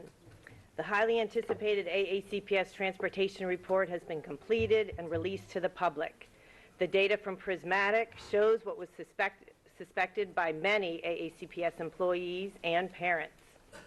Inefficiencies do exist in the processes used by the Transportation Department to route buses for Anne Arundel County elementary, middle, and high school students. The Prismatic study concludes that if the inefficiencies identified were improved at no additional transportation cost, as we stated, bell times could be adjusted to meet start school later's requested start times. This is amazing news. My name is Deirdre Ralph. I'm the parent of 3 current Annapolis High School students. Our students now cannot imagine life before the 13-minute delay that was implemented. This was an important improvement, but as we've said, it is still not enough. Starting school later would not only encourage bus ridership, but more importantly, it would help our high schoolers get the recommended 8 to 10 hours of sleep on school nights. Anne Arundel County students still suffer from sleep deprivation with the 13 minutes, and they do not follow sleep patterns driven by teenagers' biological clocks. Due to delayed nighttime sleep phase in adolescence, teenagers are unable to fall asleep early enough to receive the optimal sleep required each night while still getting to school on time. Since the 17, 18, 13-minute delayed start was implemented for the 12 Anne Arundel County public high schools, and while Prismatic was performing their audit of the AACPS transportation system, the state of California became the first state to mandate later start times at all public schools. This new law requires that middle schools start no later than 8 a.m. and high schools no earlier than 8:30 a.m. Congratulations to the state of California on their start school later statewide mandate, which takes into account objective research and puts children's health and welfare ahead of resistance to change. Anne Arundel County needs to make a similar decision. I respectfully ask this Board of Education, all of you who are now aware of relevant research, to implement healthy, safe, and age-appropriate school hours for the 2021 school year.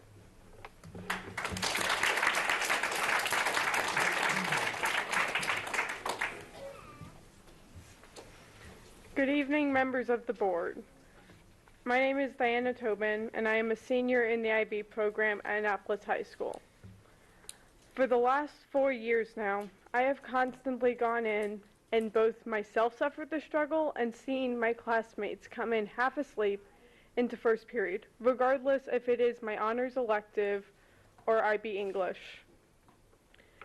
Many times have they ended up getting low test scores. I myself today had to take one of my classes quarterlies first period, even though I should have taken it third on Friday because I will not be here.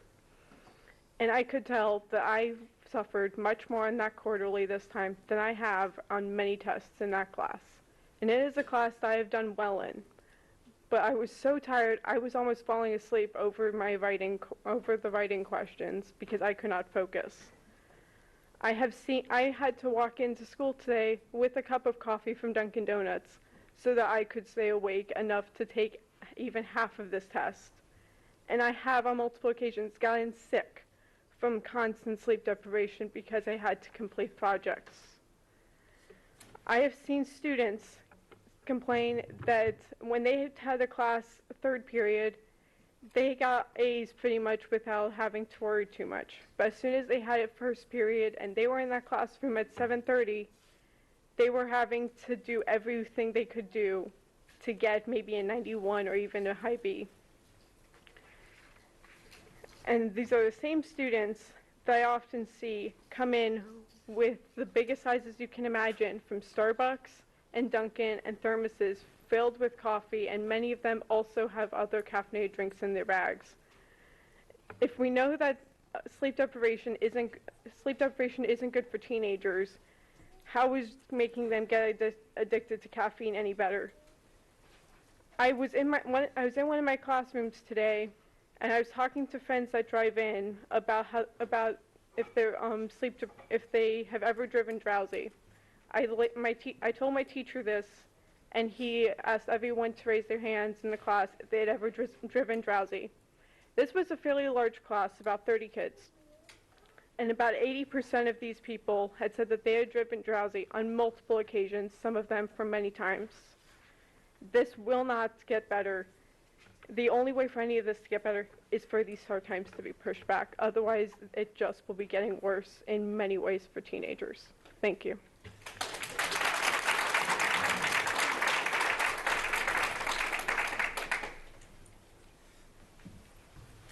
My name is Danielle Gioli. I spoke earlier this month in regards to my children being elementary aged, 2 of them, and one is a 2.5-year-old. They go to Folger McKenzie Elementary School. It is a 9:40 start time.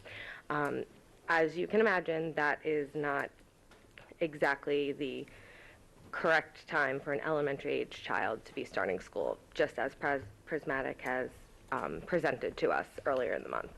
I basically know that you've heard everything I've had to say and everyone else, and I really hope that it is something that can be changed for the 2021 school year. With that being said, thank you for listening to all of us.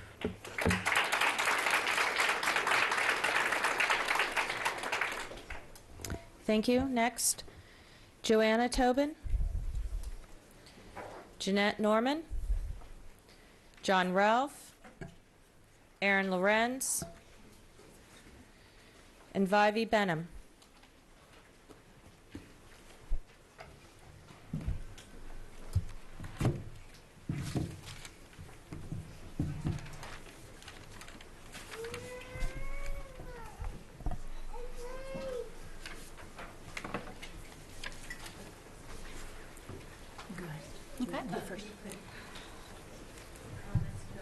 Ms. Tobin was the first name called. And okay, thank you. Good evening, President Corkadell, Vice President Ellis, Dr. Arlotto, and members of the board. My name is Joanna Bache Tobin. I'm also a candidate for District 6 on the Board of Education. I'm also the Vice President of the PTSA at Annapolis High, where my daughter is a senior. When she began high school several years ago, I was already aware that teenagers' sleep routines differ from those of younger children and adults, and that teens need 8 to 10 hours of sleep at a minimum each night. I understood the research behind recommendations to move school start times later and the recommendation of the American Academy of Pediatrics that schools start no earlier than 8:30 a.m. to safeguard the mental and physical health of our teens. The science is clear. We should not be knowingly putting our children at risk because changing school start times is inconvenient or challenging. Our teenagers live life in the fast lane, growing, studying, experiencing significant brain growth and change, learning to drive, gaining autonomy, and coping with daily pressure and stress. I've witnessed my daughter's exhaustion and even illness stemming from the lack of sleep brought about by these pressures and the early school start times. To compensate for early morning starts, our family has resorted to new routines. My husband and I often drive our daughter to school so she can get a precious extra 20 or 30 minutes of sleep each morning. She's lucky that way, but many of her classmates have not been so fortunate. Also, like many other parents, my husband and I have tried to follow the advice of our child's physician. But with regard to proper sleep, the doctor's recommendations brush up against AACPS policies. This concerns me for several reasons. Our children trust us to do what is in their best interests. We coach them on healthy lifestyles and putting health first. But then, as adults, we model a different pattern. As a parent and an educator, I know firsthand the choices we make for our children, good or bad, are apparent to them. Make no mistake, they are watching us. Change is uncomfortable and even hard, no doubt, but our actions or lack of them are a roadmap for our children's future. We can show them we believe their health is important enough to brave the challenges of solving complex problems of bus routes, traffic, and funding, or we can show them that mental and physical health are important as long as they do not inconvenience us. Please change these school start times following option 1 as laid out by Prismatic, and help us to restore our children's trust and show them what it means to truly value living a healthy, balanced, and productive life. Thank you.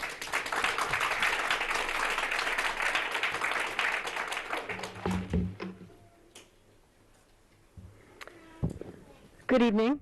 As you may know from my prior testimony to the board over the past decade plus, I'm Janet Norman, an Annapolis High parent of a 2018 graduate, a hopeful 2021 graduate, an AHS PTSA advocate, and Annapolis cluster advocate.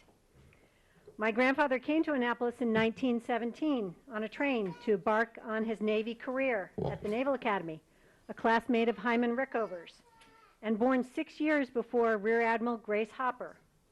Admiral Hopper, for whom the Naval Academy's Hopper Hall Center for Cybersecurity Studies famously warned us. She said, "The most dangerous phrase in the language is, 'We've always done it that way.'" I ask you to apply this to AACPS transportation and school hours in need of transformative change. As documented by the consultants, it's undeniable that the system does not work as it should for anyone. Neither elementary schools like Meade Heights, 9:40 a.m. start, who came to you 3 years ago with no relief from you and whose military families predominantly populate that school. They came to you begging principal, teachers, parents for change, and nothing has been done for them. The CDC and the American Academy of Pediatrics are clearly telling you what you're doing to our students in their bodies, minds, and futures. Sadly, our military is also telling you that they don't want our students with these impacts. I'm a mom and an Air Force Academy cadet and Annapolis High School 2018 graduate. You routinely wrecked him every day. He was so crashed he could not function without a 2-hour nap that he was lucky enough to have that his classmates did not get. Okay. There's a 49-page DOD instruction 63130, medical standards for appointment, enlistment, and induction into the military services. Tells you the disqualifying conditions that you are not allowed to have if the military is going to take you. I want to see more students. My son has phenomenal opportunities available for him at the Air Force Academy. I want more students to be able to have that in the regular enlisted Army and serve our nation with all their talents that our nation needs. The 49-page list: sleep-deprived athletes are more prone to injuries. These are disqualifying. Depression being treated for more than 6 months, disqualifying. Substance abuse and addictions, disqualifying. Teen pregnancy with a dependent child you don't renounce parental rights over, disqualifying. There are so many things on the internet right now. There's a great video on what Monster drinks can do as a scientific experiment. Google it tonight, and you'll see how bad this stuff is for us. I ask you, Please what summarize. are you doing with your time and efforts on the board, and what do you want to be remembered for? We're waiting to see. Thank you. Thank you. Thank you.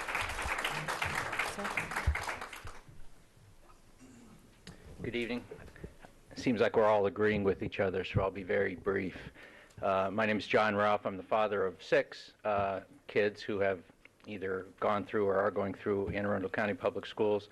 I'm also a psychologist and a Navy guy. I just retired. My last job was as the director of the counseling center at the Naval Academy, so I feel very personally, intimately familiar with the impact of sleep deprivation on young people who are stressed out and trying hard to succeed, like many of our students. And the only thing I would like to add, as something that hasn't been talked about very much, is that sleep deprivation is a mental health issue, as well as an issue of, in many ways, that we've been talking about. A lot has been said about rising mental health rates, particularly among our high school and middle school students, rising rates of depression, anxiety. Sleep is a big part of that. Among at-risk people who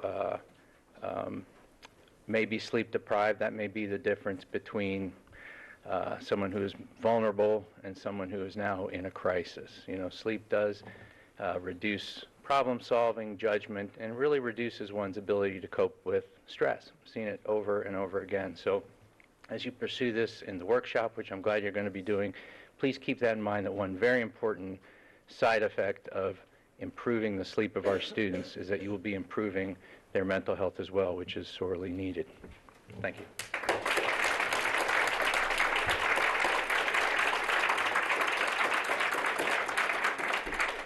Good evening. I am Erin Lorenz, a teacher at Annapolis High School and a candidate for Board of Education in District 6. There are plenty of people here who have and will enumerate the evidence for later start times, but I will not repeat that information here except to quote the evaluation where it states, "In what should likely be considered the final word on the subject, the American Academy of Pediatrics has recommended that middle and high schools not start before 8:30 a.m. I'd like to shed light on a bit of an unfortunate narrative that has circulated throughout this process. The story that many of us teachers heard throughout all of this time was that this change would only occur if funding was able to provide step increases for teachers. And this narrative, while well-intentioned, unfortunately pits the needs of students against the needs of teachers. And we have to break this narrative. We can thank you. We've been able to secure additional and more adequate compensation. Thank you for that. We're still working on it. But I can also confirm the drowsiness of students in first period, the endless stream of Dunkin' and Starbucks beverages that make it to my first period, and inattention that is not present in later class periods. Our needs operate in tandem, and any plan to improve our school system must reinforce that in its budget and policies. What teacher benefits from students arriving to school overtired and potentially underfed? What student benefits from being taught by overworked and burnt out teachers? Recognizing that student and teacher needs are ultimately symbiotic is part of naming what it costs to best educate our children, and this is exactly what we must do. There will be plenty of concerns regarding significant change in start time. Extracurricular groups, after-school jobs, childcare arrangements, traffic, they'll all see an impact. These are not trivial concerns, and I say this with particular attention to students whose income helps support their families.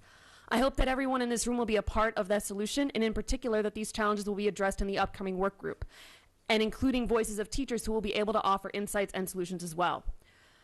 It's also important to note that changing school start times won't fix everything. Racism, poverty, and trauma will still wreak damage on our students, and I hope again that everyone in this room will advocate for policies to counteract these forces at the county and state levels as well as within this school system.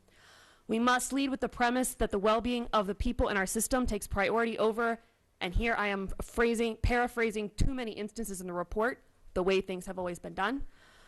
And I'd love to stay and chat with everyone here about the many ways we can serve our kids, but you may have to excuse me. I'm going to need to get up for school in the morning.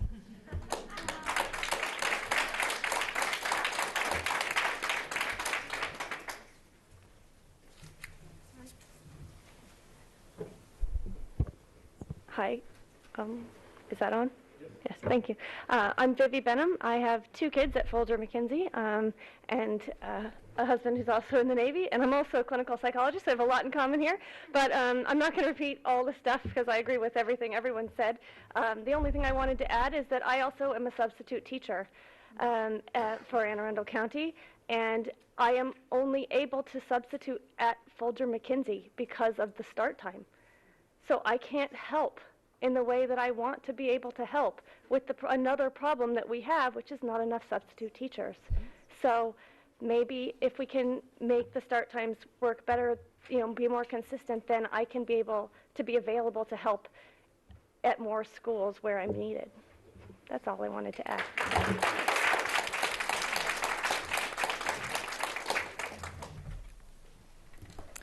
Thank you very much. Next, we have Maribel Ibrahim, Natalie Harden, Jeff McChris,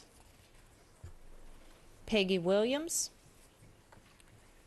and Pamela Bellanay.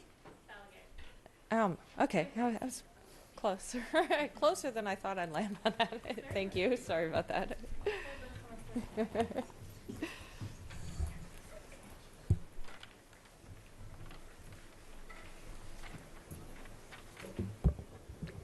Hello, members of the board. Thank you for having me speak. My name is Maribel Ibrahim. I am the Operations Director of Start School Later National.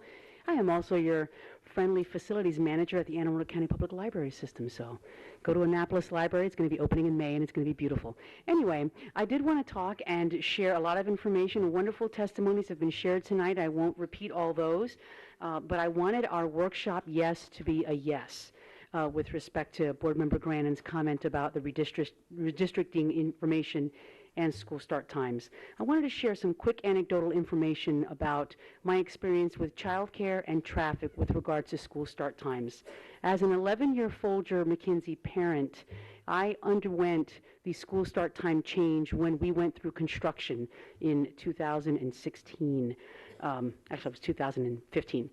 Our school start time changed 45 minutes. We were not really given any notice. We just had to sort of deal with it. And the public did, and the community did. And the whole point that I'm trying to make here is that when a change happens, the community revolves around it, and things can happen. Now, I certainly am not thrilled about a 9:40 school start time, but the point that childcare becomes an issue is really a moot one, because in that change, all of the aftercare and before care programs slotted time for the Folger kids. All of the accommodations that needed to be made were made because the demand was there. And so that is the kind of thing that's going to happen when we make school start time change a positive thing. Now, with regard to traffic, I just want to share a note that I received from Severna Park High School this morning. Much of the morning traffic are car riders who are essentially bus riders and foregoing the use of the school system's provided bus transportation. We encourage bus riders to ride their assigned bus as to minimize the amount of unnecessary vehicular traffic coming into the school each day. Now, another common argument or a reason why we shouldn't do school start time changes is, oh, the traffic is going to be terrible. I submit that the traffic is actually going to improve because many parents and students, especially at Severna Park High School and other high schools, and I will be doing that with my two children when they go to the high school, they'll be letting their kids sleep in for 20 minutes and they'll be driving them in. Especially me, I will not allow my kids behind the wheel as long as I can help it. But again, this comes at great cost to a parent and great cost to a community, not only great cost to many of the families here with the moving testimonies. So I would submit to you the main comment that I wanted to share is when we have these workshops, it's critical that our yes is a yes. We need to remove false constraints, such as starting every high school at the same exact time or not accounting for geographic factors. We need to be able to lay the groundwork with these workshops to say that we will set a baseline of a healthy school start time and work from there to come up with community-based solutions. It's been done all around the country, and I know we can do it here. Prismatic says we can do it with no cost, so let's do it. Thank you.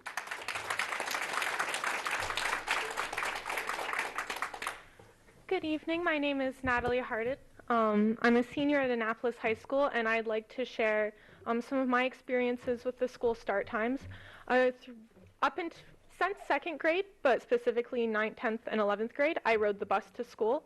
My bus stop was one of the last stops on the route. My neighborhood's only 15 minutes from the school, and I would consider it a very safe neighborhood, but I was still waiting 10, 15, sometimes 20 or 25 minutes for my bus in the cold, in the dark, partially because of the transportation issues and logistical issues, but also because the school start times are so early. I would be waiting in the dark for months out of the year, and that's at in a neighborhood that's only 15 minutes away, at one of the later bus stops in a very safe neighborhood. So I don't like to think about what would happen if I was in an unsafe neighborhood, waiting 6:10, 6:15 at a bus stop much farther away from the school. As well as that, on B days, my first period class is AP Physics 2. It's a class that no one is in unless they really want to be in it. And the students there are all top of the class, working as hard as they can, and constantly about a quarter of our class is late, 10, 15 minutes late. And again, it's because people slept through their alarms. The people they were getting school rides from slept through their alarms. And they just couldn't get to school on time. And problems like this keep bumping up everywhere in every single community that goes to our high school where the start times are just not working.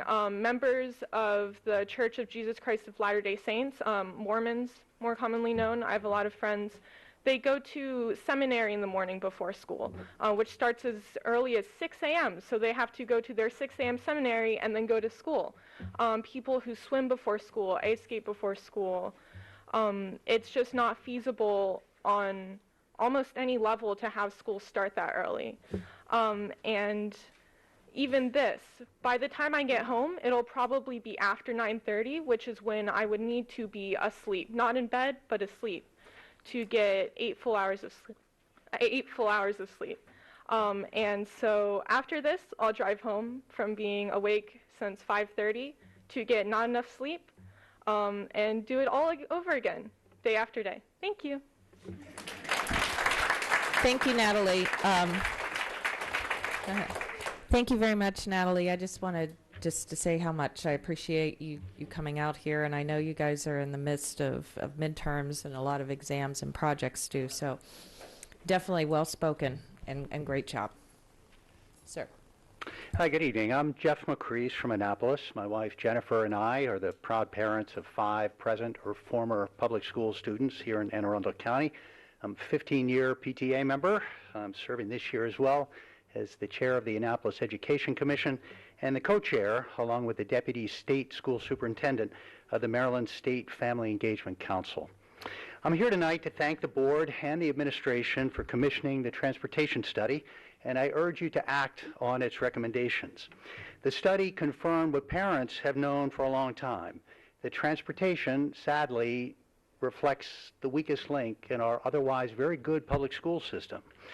In my hands right here are emails that we received this year from the Annapolis Education Commission.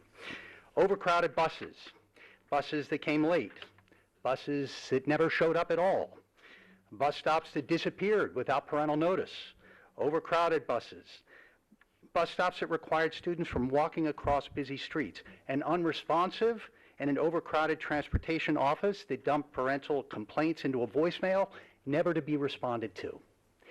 It's a huge safety issue, and quite frankly, it's an embarrassment to the county. One of the great benefits of adopting the report's recommendations is the ability to start our secondary schools later. I stood in this very same room about 12 years ago, a dozen years ago, when the issue of school start times first came up for a vote. At that time, brain science was just beginning to suggest the benefits of aligning the school day with the brains of adolescents. I was amazed then when the board voted it down. You know, since that time, the volume of scientific literature has exploded, and its conclusions are irrefutable now. The benefits of later start times, furthermore, are most pronounced in our at-risk youths, of which Annapolis has many. We teach the scientific method in our schools. We promote basing decisions on science and on hard numbers. Please, let's begin to practice what we teach in the classroom. So please, let's not squander another dozen years. Let's adopt the recommendations of the transportation study, and let's let science guide the way that we teach, and please, let's start schools later.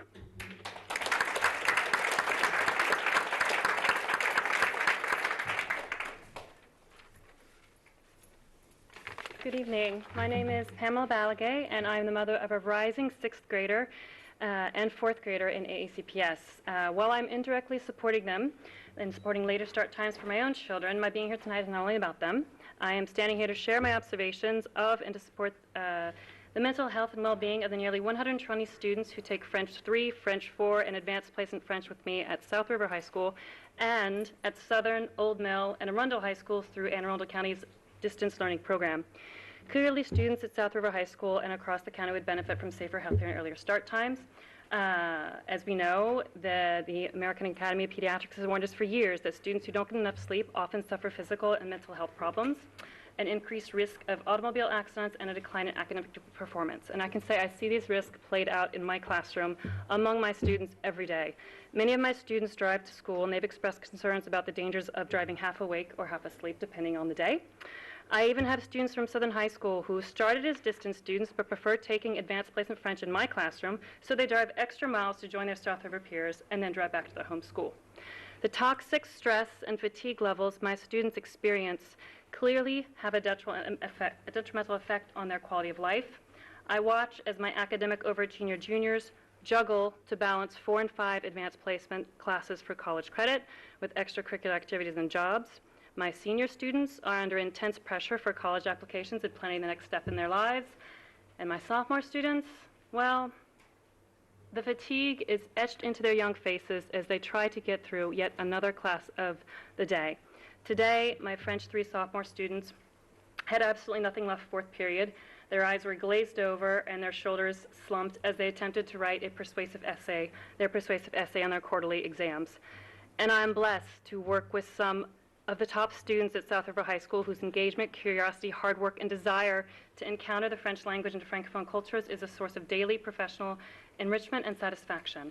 Several of them were here tonight to gain your support for improving the quality of life for our middle school and high school students, and they left to go home to sleep.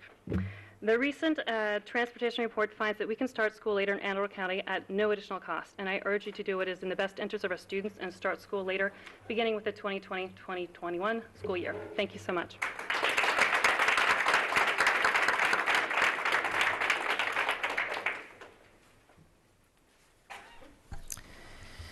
Okay, we have 3 individuals, and then Miss Claudia O'Keefe.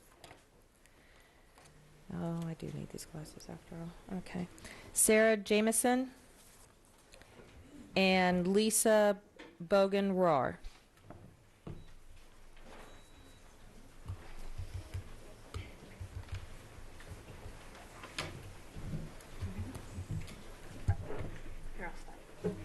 I'll cut my comments short. Most of what I would say, a lot of other people have already said. I wanted to touch briefly on sports. The benefits of healthy school start times for elementary school, middle school, and high school are far-reaching beyond just student health, student safety, and other issues. In addition to just getting a good night's sleep and being healthy for school, adequate sleep dramatically reduces sports injuries, allows for better athletic performance, better control of emotions on the field and off the field. But besides just the students, we have trouble getting coaches at school. Practice starts at 3 o'clock. A lot of our coaches aren't teachers. They can't get to school for 3 o'clock. That means either practice is cut short or kids have to miss out. It starts when the coach can get there, and we would have a much better time getting coaches if they could start after 3 o'clock. They just can't give up their work schedule to be coaches in the middle, what's basically early afternoon. They need to work for a living too. We don't pay a living wage to a part-time coaching job. 5 p.m. pickup for after practice. A lot of parents work till 5 o'clock. It's very difficult to get out of work and still go pick up your kid at the narrow window 5 to 5:10 or 5:15, as late as the coach can manage to stay to wait for you to pick up your kids. Later school hours for high school would push the practice window later. It would be easier for kids to participate in sports. A lot of schools in the area have later start times. Half of the high schools in Prince George's County, half of Baltimore City, all of Washington County high schools start between 8:30 and 9:30 a.m. It's certainly something that can be done. All Loudoun County high schools start between 9 and 9:30. More locally, Indian Creek School starts at 8:45 specifically to address student health needs. And many DC schools start after the CDC recommended 8:30 a.m. start time, including the school the superintendent's children attended, which starts at 8:55. We know athletic programs still work with later times. We know students are better off with later start times. And now, thanks to the transportation report, we know that it costs almost nothing or possibly nothing at all. It might even cost less. And they even mapped out a way to do it. We're not asking you to reinvent the wheel. This has all been done by other jurisdictions. We're not asking for millions of dollars. The cost is little or nothing. We're just asking our students be given the same healthy school hours that the superintendent and his family have benefited from for years. Please follow the recommendations of the transportation report and give all of our students what has been denied them for far too long: age-appropriate school hours and a chance, just a chance, at a good night's sleep. Thank you.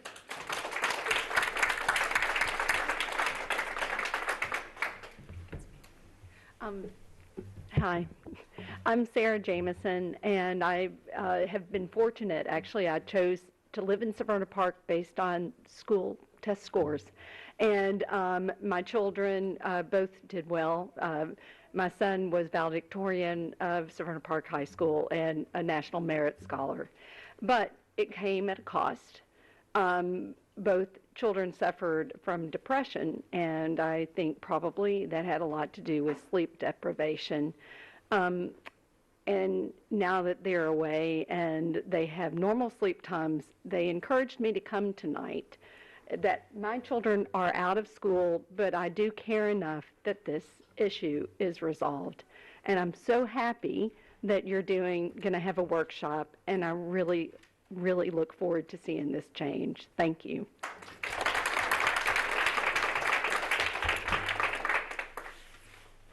Hi, I'm Lisa Bogan-Rior. I have 4 kids in Anne Arundel County Public Schools. 3 of them are in high school.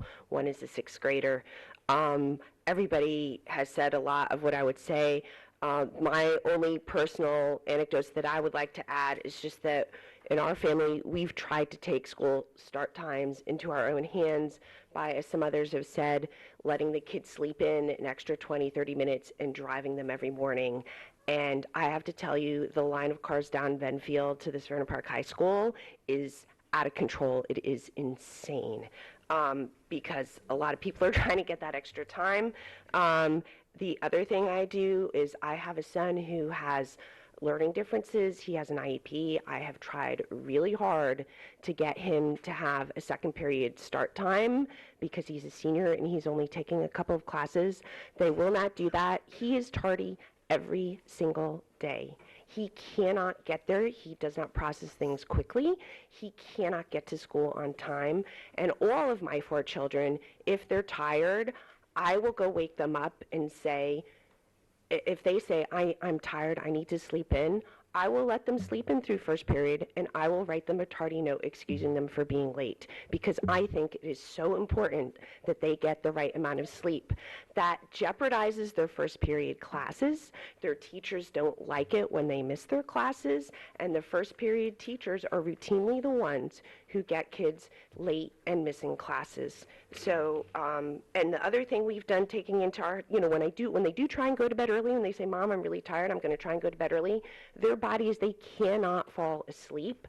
I stock melatonin, I stock tryptophan, I have tried all sorts of natural remedies to try and help them fall asleep at night so they can actually catch up. And on weekends, they are sleeping in, trying to catch up on sleep deficits. So I think those are all my points. Anyway, so thank you for having a workshop, and thank you. I really hope we can implement this for next year. Thank you very much.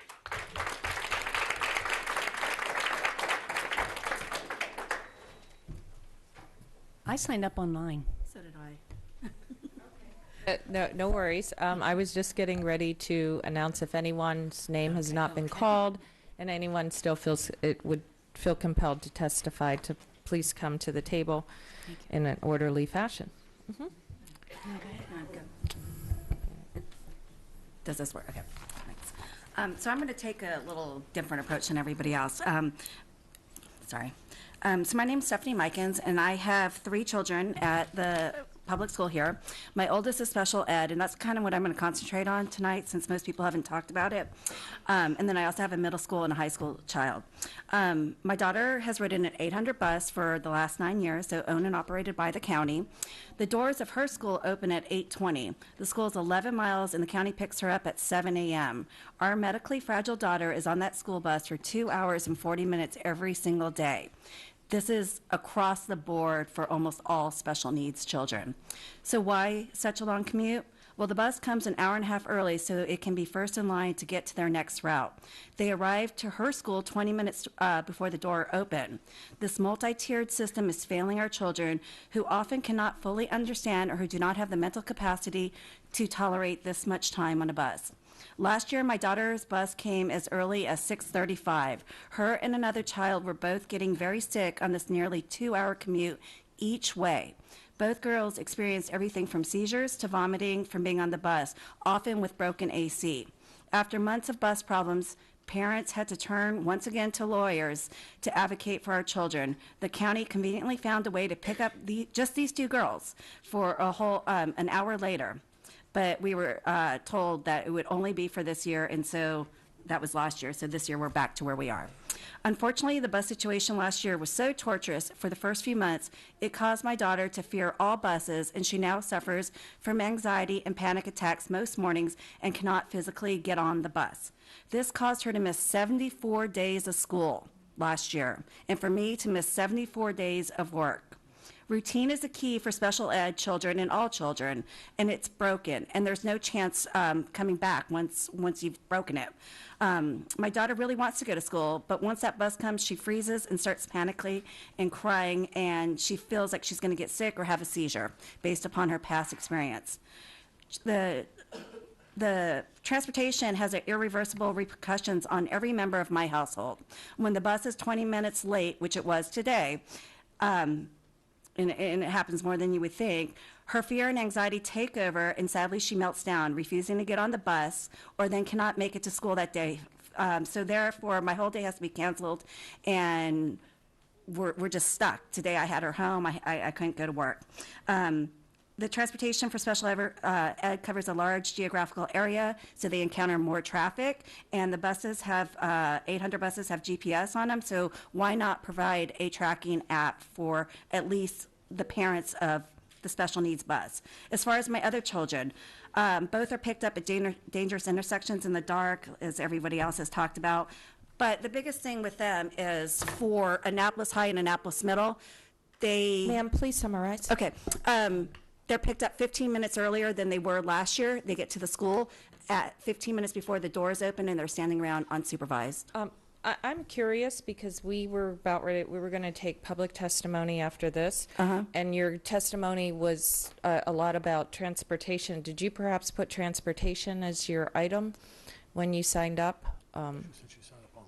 Correct, I did but that. these wouldn't. I'm not really sure. I thought I did for start times. Oh, okay, no worries. Because I So- thought I was just curious. Okay, So yeah. if your name's called again, just Okay, thanks. we're Sorry about that. already good to go. I wasn't quite sure, but thank you. Okay, ma'am. Good evening. I'm Teresa Sutherland. Sitting through decades of budget hearings as the county auditor, I repeatedly heard the AACPS administration assert that its transportation services are among the most efficient in the state. And if that's true, the bar must be awfully low, as the recently released Prismatic report discloses that the transportation services are anything but efficient. Prismatic dispels the myth that shifting start times would cost $8 million. An estimate they found was developed informally with no guidelines and no vetting. And maybe that's why the administration was either unable or unwilling to provide support for that estimate to the county council back in 2015. When Dr. Arlotto included $8 million in his proposed FY17 budget, he said, "I am not opposed to shifting school start and dismissal times. I do not argue with the science of circadian rhythms or sleep needs." And then he laid out 4 conditions. He said, "I believe very strongly that any changes we make must be instructionally sound, must not come at the expense of other parts of our educational program or our employees, and any plan must also take into account the logistical considerations that exist, especially with regard to the time it would take to acquire buses and adequately certify drivers and aides." Fast forward to today. Prismatic notes that AACPS still determines bus routes manually using the software purchased in 2015 only as a picture display. They report that the existing bus routes are so inefficient you could shift start times to 8 a.m. for elementary and 9 a.m. for high school and middle school at literally no cost. Because no additional buses or drivers are needed, the shift would not come at the expense of other programs or employees. And we've known for years that such a shift is instructionally sound. Healthy start times result in better attendance, less tardiness, improved grades, improved test scores, better graduation rates, improved physical health, improved mental health, fewer vehicle accidents, fewer sports injuries, fewer teen pregnancies, and fewer risky behaviors such as drug and alcohol use. Healthy start times can also help close the achievement gap because children of color are disproportionately affected by too early start times. Shifting school hours is an educational and leadership decision, as Prismatic noted.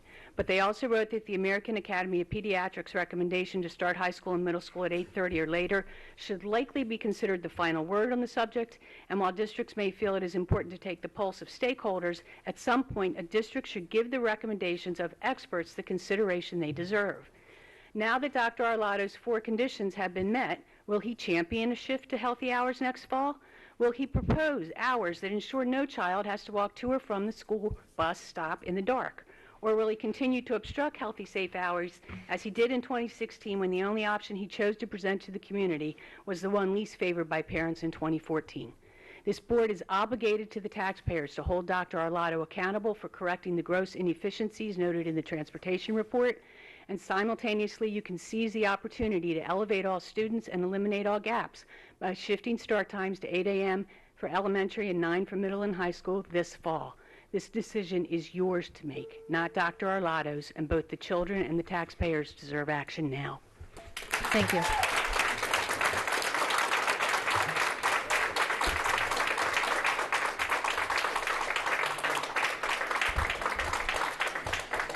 Okay, seeing no additional testimony, we're going to move along to public comment. The time and everything else does stay the same. And so with that in mind, we are going to, anyone wishing to speak on the items not contained in today's agenda will be presenting testimony at this time. And first up, we have Stephanie Mikens.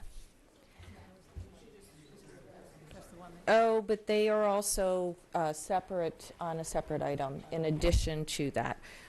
This is now public comment, so they would not be repeating, hopefully, because we do have a couple folks that had general public comment. Stephanie Mikens, Melissa Stanton, Jan Camarera, Peggy Williams, and Randi Williams.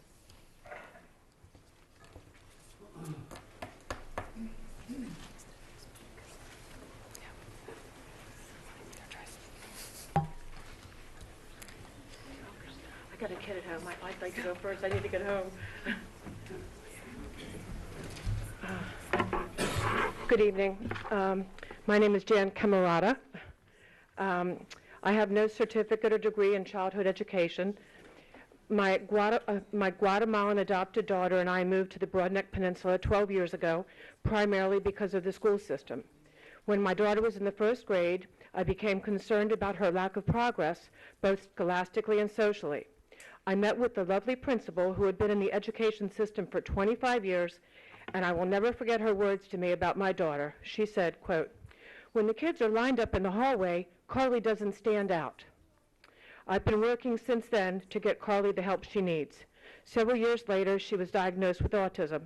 Lucky for me, I had a family friend who was a retired special educator who helped me navigate through the very difficult IEP process.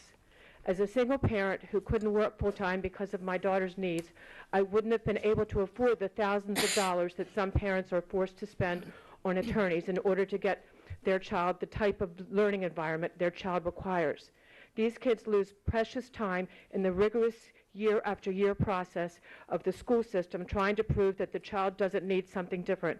Thus, the child falls further and further behind. I am so grateful that finally, in the 8th grade, the county approved a special school environment for my daughter. She wasn't invisible anymore. A few weeks into the new school year, my daughter sang a line of a Madonna song to me. "Harbor School feels like home." How many kids don't get the opportunity my daughter finally got because their parents can't afford thousands of dollars for legal fees? These kids unfortunately remain in overwhelming environments which for some could lead to worse problems like addictions, possible suicide, and certainly 7:30 a.m. starts for teens can't help either. I can see this. Why can't the professionals? I see very little in the budget addressing special education and get sick to my stomach every time I drive past that Severna Park High School monstrosity. Also, why is so much money going toward teaching non-citizens English when my daughter, a legal citizen from Guatemala, has to wait years for the special education she needed? That's it. By the way, the bus that I may have missed a page, my daughter's school starts at 8:30, and this year her bus is supposed to come at 7:15 in the morning, which means she's got to be on the bus from 7:15 in the morning till when they let the kids off school at 10:30, at 8:30, and I live 10 minutes from the school. And there are countless other children that live I missed a page. There are countless other children in all the different counties that since they're oh gosh, I missed a really important page. Please bear with me. Okay, I'll permit another 30 seconds, ma'am, Okay, but I cannot go beyond that. Okay.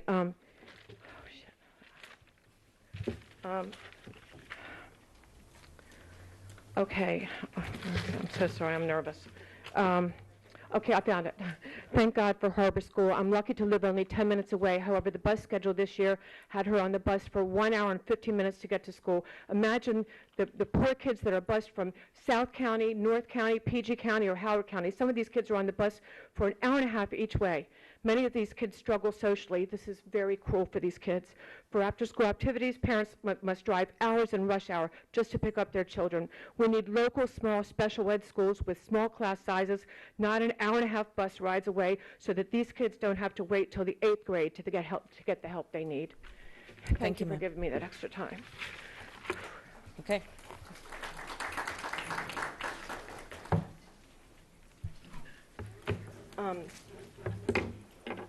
Randy Williams, Shadyside, Maryland. I wanted to come today to thank the board, Dr. Arlotto, the board members who pushed a resolution through on the Shadyside cell tower. It's wonderful for our community's voices to finally have been heard in another positive way 2 times with this board. So I wanted to speak a little bit about the future of the contract with Milestone and the cell tower issue. I have a quote. This is from the president of Milestone. When my son was 9 years old, in 3rd grade, he was diagnosed with leukemia. He went to a school where there was a cell tower. This is an actual quote that occurred at the first community meeting at Shadyside. His statement following that was that he stated, "There's no clear evidence." Well, there is clear evidence now. So I just wanted to remind you of some issues as you go forward with the Chesapeake High School cell tower, which is also Chesapeake Middle School and Bodkin Elementary School, that we really need to look at this contract.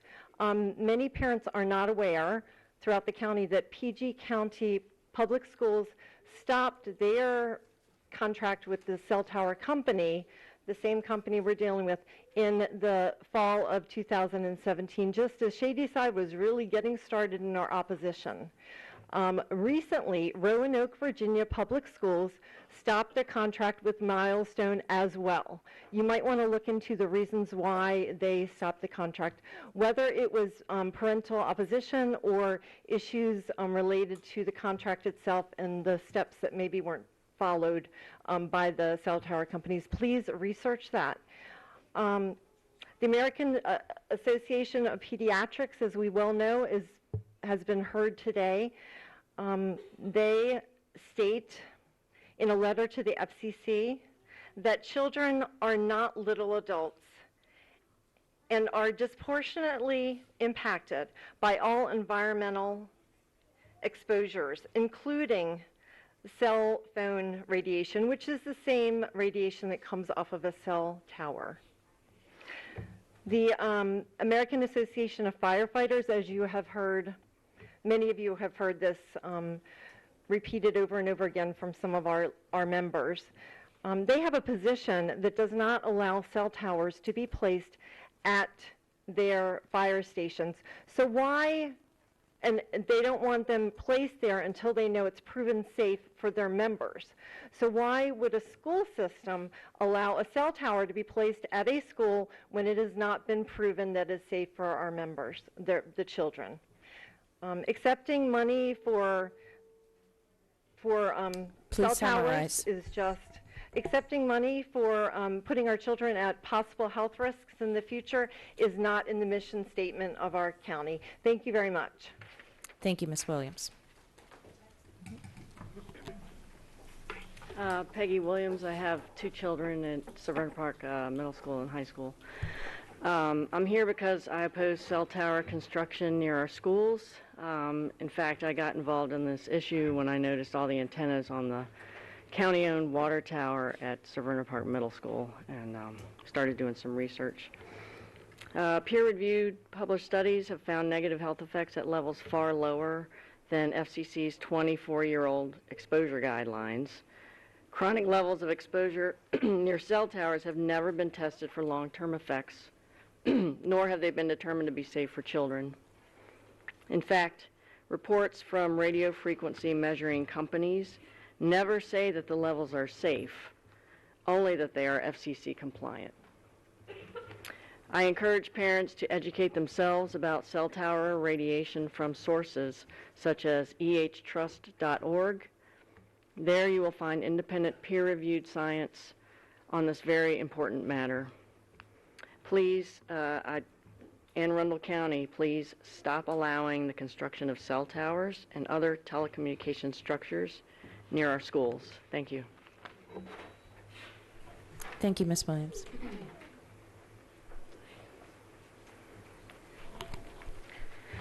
Melissa Stanton again. I haven't been here in years, so I apologize for my 2 appearances.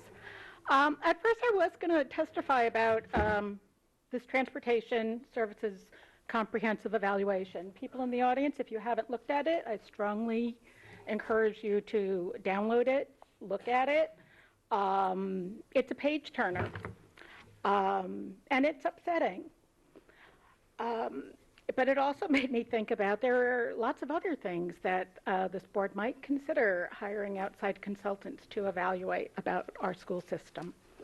One of which is the size of our system. You guys know better than I do, about 80,000 kids, enormous geographic area. Lots of large school systems like ours, they're one school system, but they kind of subdivide. They make decisions based on geography or feeder system, or they might have like a high school superintendent. You know, we might be in a county that it's just too much for one superintendent and one board to handle. Something to look at and research. The other issue is about special education. I have a daughter who has special needs. She is a very bright child with complicated learning differences. She does not have a cognitive impairment, physical, medical, nothing like that, nothing that would be suitable for Central Special, although this county did try to send her to Central Special, which would have been totally inappropriate. She's a junior, she has been through 7 schools, infants and toddlers, early childhood intervention, Davidsonville Elementary. We had to pull her out of there because it was so inappropriate for her. We wound up paying nearly $100,000 in tuition at the lab school in Baltimore until we couldn't do it anymore. We had to battle the school system with an advocate and eventually won and got a placement at High Road Academy, which was a miserable place to go to school. Teachers were good, miserable environment. Got her out of there, got her into Summit School for 2 years. That was the perfect school for her, but by that point it was kind of too late. Now she is at the Kennedy Krieger Institute program at Southern High School. How many members of the board know that about that program, know that it exists? Okay, a few of you, not everybody. It's a very good program. A lot of people don't know about it. A lot of families who need it don't know about it. We learned on Friday that that program is ending. The reason that the non-public placement office gave to me was that Kennedy Krieger had made a business decision that they could no longer sustain the program. Ms. Stanton, please summarize. I will. I get that. But one of the problems with them not being able to sustain the program is that the barriers to entrance into the program are so high, and AACPS is the gatekeeper. There are kids who need to be in that program and would benefit from it. But if Thank you, ma'am. won't let them in, I need to stop can't it go. now. Please stop. Thank you.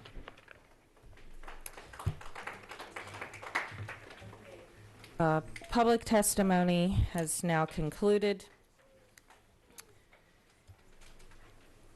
Item 4.01, Superintendent's recommendation on redistricting and the proposals specifically I want to make sure everybody understands that this is a vote on for discussion on the proposals to take to public hearing.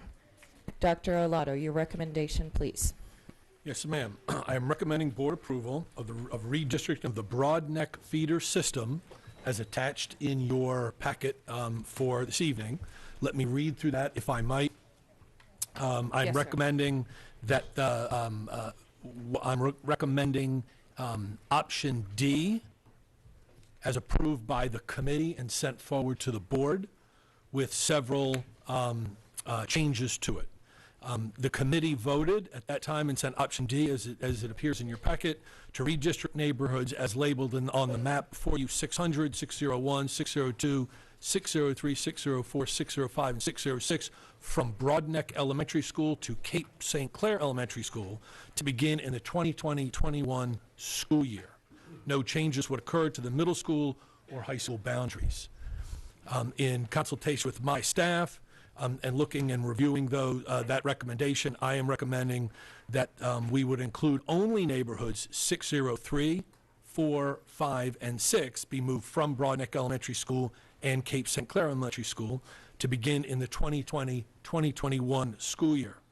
The reason being that this would provide better balance between the two elementary schools relative to occupancy. No change would occur to the middle or high school boundaries. I'm also recommending that rising fourth graders be given the option to be grandfathered to remain at their current school for 1 year. That would be their 5th grade year. Okay. And with that, I leave it to the board. Thank you. We have several lights here. We're going to go Ms. Hummer, Ms. Schalheim, and Ms. Ellis. We didn't make a move on superintendent's recommendation, but I would like to offer the motion.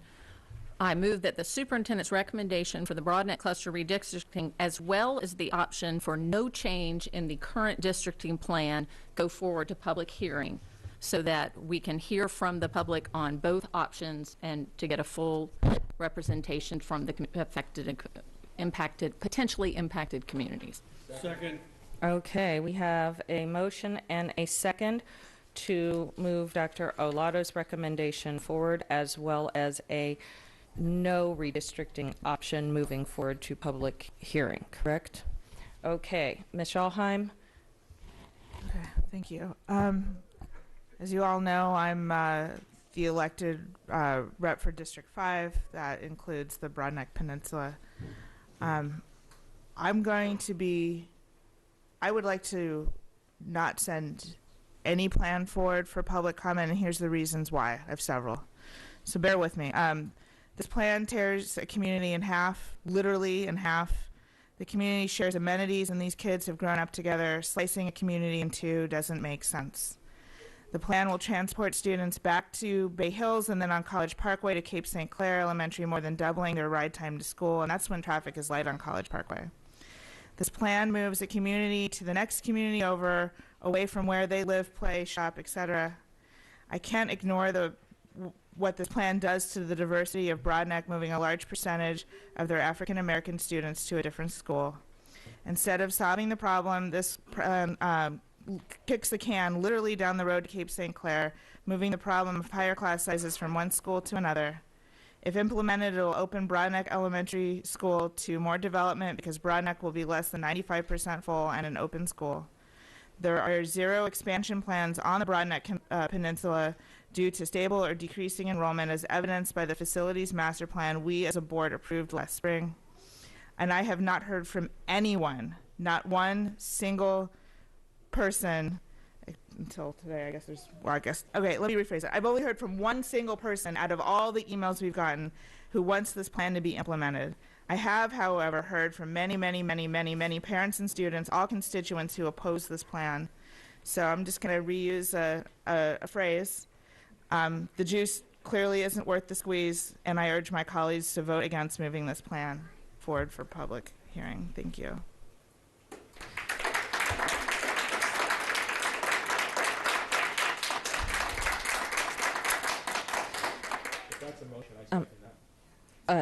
It was not declared as a motion. We have a motion to move both of them through right now. I just wanted to, and I probably should have did this before we started, at our previous meeting where we introduced Dr. Olato's recommendation, there was a consensus at the time to separate Ms. Ellis's proposed amendments that she was willing to share with us well in advance with that. Before we proceed, I just want to get consensus that there is still a desire to separate these two as it relates to votes and motions. Is there any opposition to that? Well, we have Ms. Hummer's motion currently right now. Yes. Yeah, but before we proceed, yes, correct. So I just wanted to clarify that so that all members have an opportunity to present what was presented. So recognizing that we're going to handle that. Do you want to? This will be on Broadneck right now. I'm just going to speak briefly. I'm sorry, just going to speak briefly. I was asked to meet with some parents about this plan, and I just want to thank them for taking the time to share. They gathered lots of information and shared with some board members, and it's very helpful to hear ahead of time and not just get all the information right here in the board meeting. So I always appreciate parents reaching out. Thank you very much, Ms. Ellis. And I need to apologize. Ms. Alvey is, of course, just like that senior we heard from earlier regarding start times and a couple of our other students. They are missed their midterms and their projects as such. She is a student who needs to do very well at school, so she asked for her apologies extended out tonight because she could not stay for the entire board meeting this evening, and so she is staying engaged in all these matters and is looking forward to working with everyone on the items that she was not able to attend for. We have Mr. Grannon next. I guess just as a point of clarification, so Ms. Alheim's motion can be considered after this motion. This is we have right now a main motion to bring forward to public hearing both Dr. Olato's recommendation as well as the recommendation for no action, for both of them to be heard in public testimony.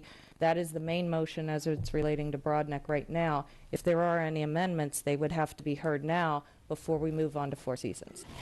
But I guess my question is whether Ms. Schalheim's proposal is going to be put forward as a motion is going to influence how I would vote on this, because my preference would be to vote for hers.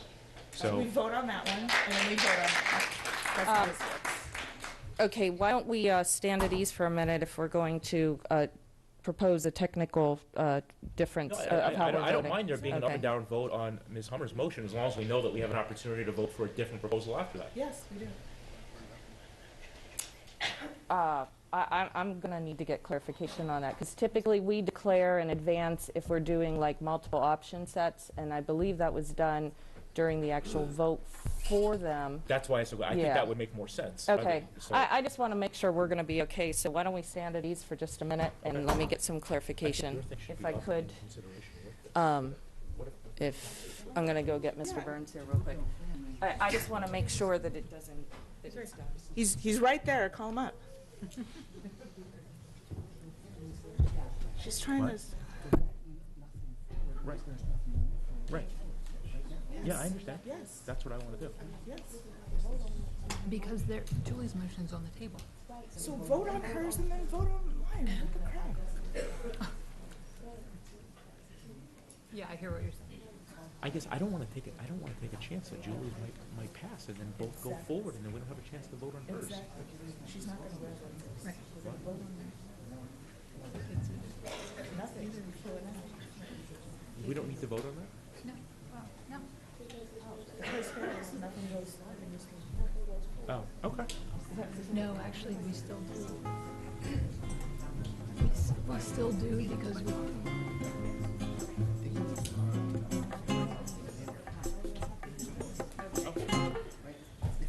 I apologize. There is a little bit of overlay I wanted to get clarification on. So in these particular types of votes, when we're discussing possible options, yes, we can have multiple motions that may contain similar language throughout. So right now, we have the motion from Ms. Hummer. And if there are no amendments to hers directly, then we can move forward or discussion or debate. Ms. Hummer, if you would like to comment. It's kind of,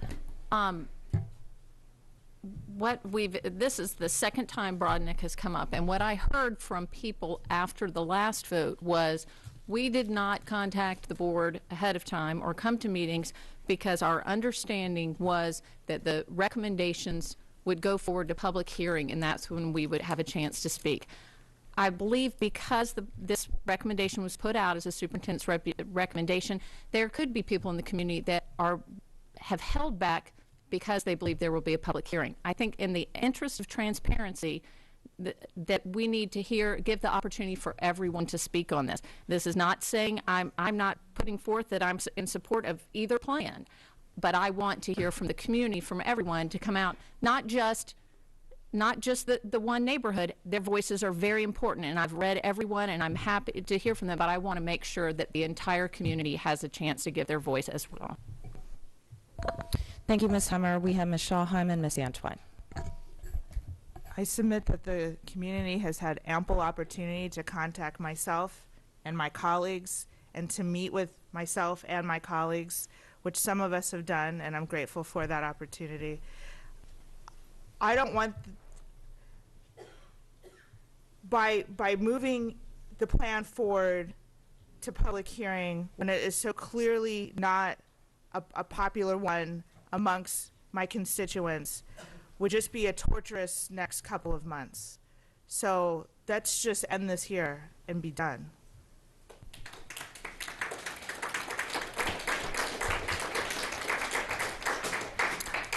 Thank you, Ms. Schallheim. Ms. Antwine. So I'm definitely on the fence. I'll vote one way or the other, because I'll share eventually. I'll share with you guys that I truly believe that there's always an opportunity to speak on a situation for sure. Our pushing into public comment allows every opportunity for those that want to say something to say something, and but my concern is too that I too have had phone calls, meetings, and otherwise with parents that are saying, look, this is the way we feel about it. And I don't live in the area, but the strong consensus is let's keep the status quo. So that is definitely my confusion at this time. So with that said, once we do vote, I'll have my mind made up.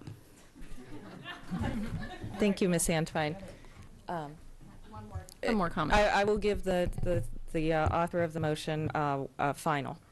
So we have a detailed policy and regulation regarding redistricting that has a laid out timeline that is published months in advance for people to know. And so anyone from the public sees it and sees all the opportunities for public input, including a public hearing at the end. We have this procedure in place to offer the utmost transparency and involvement by everyone in the community. There is nothing to be lost by giving an opportunity for everyone on both sides of this issue another opportunity to come out and speak to us in a public forum. Mr. Gilliland. Thank you, Madam President. I was going to make a comment as well, but I think in deference to people who've waited for now 2.5 hours, if we can move to public comment, if that would be okay with you and the board, especially we've had some children here waiting as well, so thank you. Okay. It doesn't look like we do have any more board comment. Going once, going twice. Okay. Let's move ourselves to comments on redistricting. And there was a couple that did not designate because you would not be aware of that. So if I'm missing you as it relates to the Broadneck Peninsula, we will address the others later. I have 3 people signed up for testimony. Courtney Sperry, Krista McNam. I know, and I should know how to pronounce it by now. My apologies. And Jen Denny.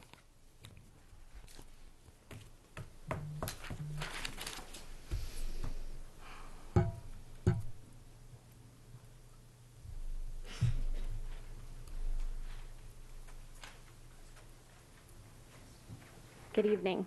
My name is Krista McNamara. I have provided some visuals and a petition to support my testimony that you'll receive after the meeting.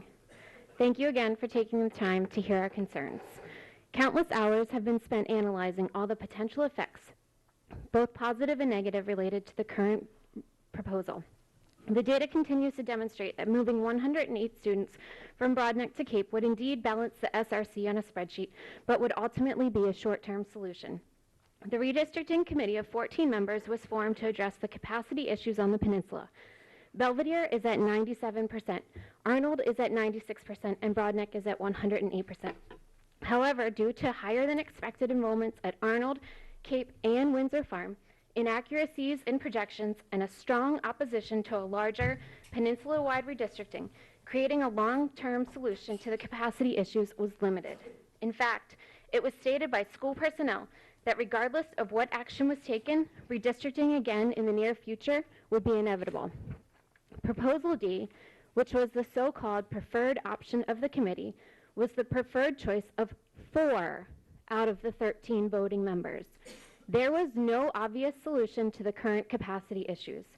The superintendent's proposal is repetitive of the 2016 proposal. In 2016, the redistricting committee voted unanimously that maintaining the current boundaries was the most beneficial for all affected. The Board of Education agreed. The reasoning today remains the same as it did 3 years ago. Transportation. Students would be taken halfway to Broadneck before turning around and heading to Cape. Diversity. Community. The negative effects of splitting a community are indisputable. Yet what differs today from 3 years ago is the strong evidence that demonstrates this is a short-term solution. Broadneck's population is trending down faster than anticipated, while Cape St. Clair's is increasing faster than anticipated. Maps of future public water and sewer systems demonstrate that planned service for the Cape area, potentially making this area more desirable for new development. A quick survey of the area makes it obvious that there's plenty of land to be developed. The facilities master plan states that it did not anticipate a new school effect at Arnold Elementary. Yet that is exactly what occurred, causing the brand new school to be at 96% capacity the day it opened. Projections for Belvedere demonstrate that capacity will continue to be near 100% for the next 10 years. Furthermore, due to a 2-year lag time in data, Bill number 8419 states that both of these districts are open for more development. If you drive through these neighborhoods, you'll see developers are taking full advantage of the open opportunity. It is only a matter of time before these schools are over capacity as well. The current proposal as it stands does nothing to address that. Even more concerning is that this proposal would again make Broadneck an open school. I strongly urge you to recognize that this is a short-term, Band-Aid solution to the long-term capacity issues that we are experiencing on the peninsula. Thank you. Thank you.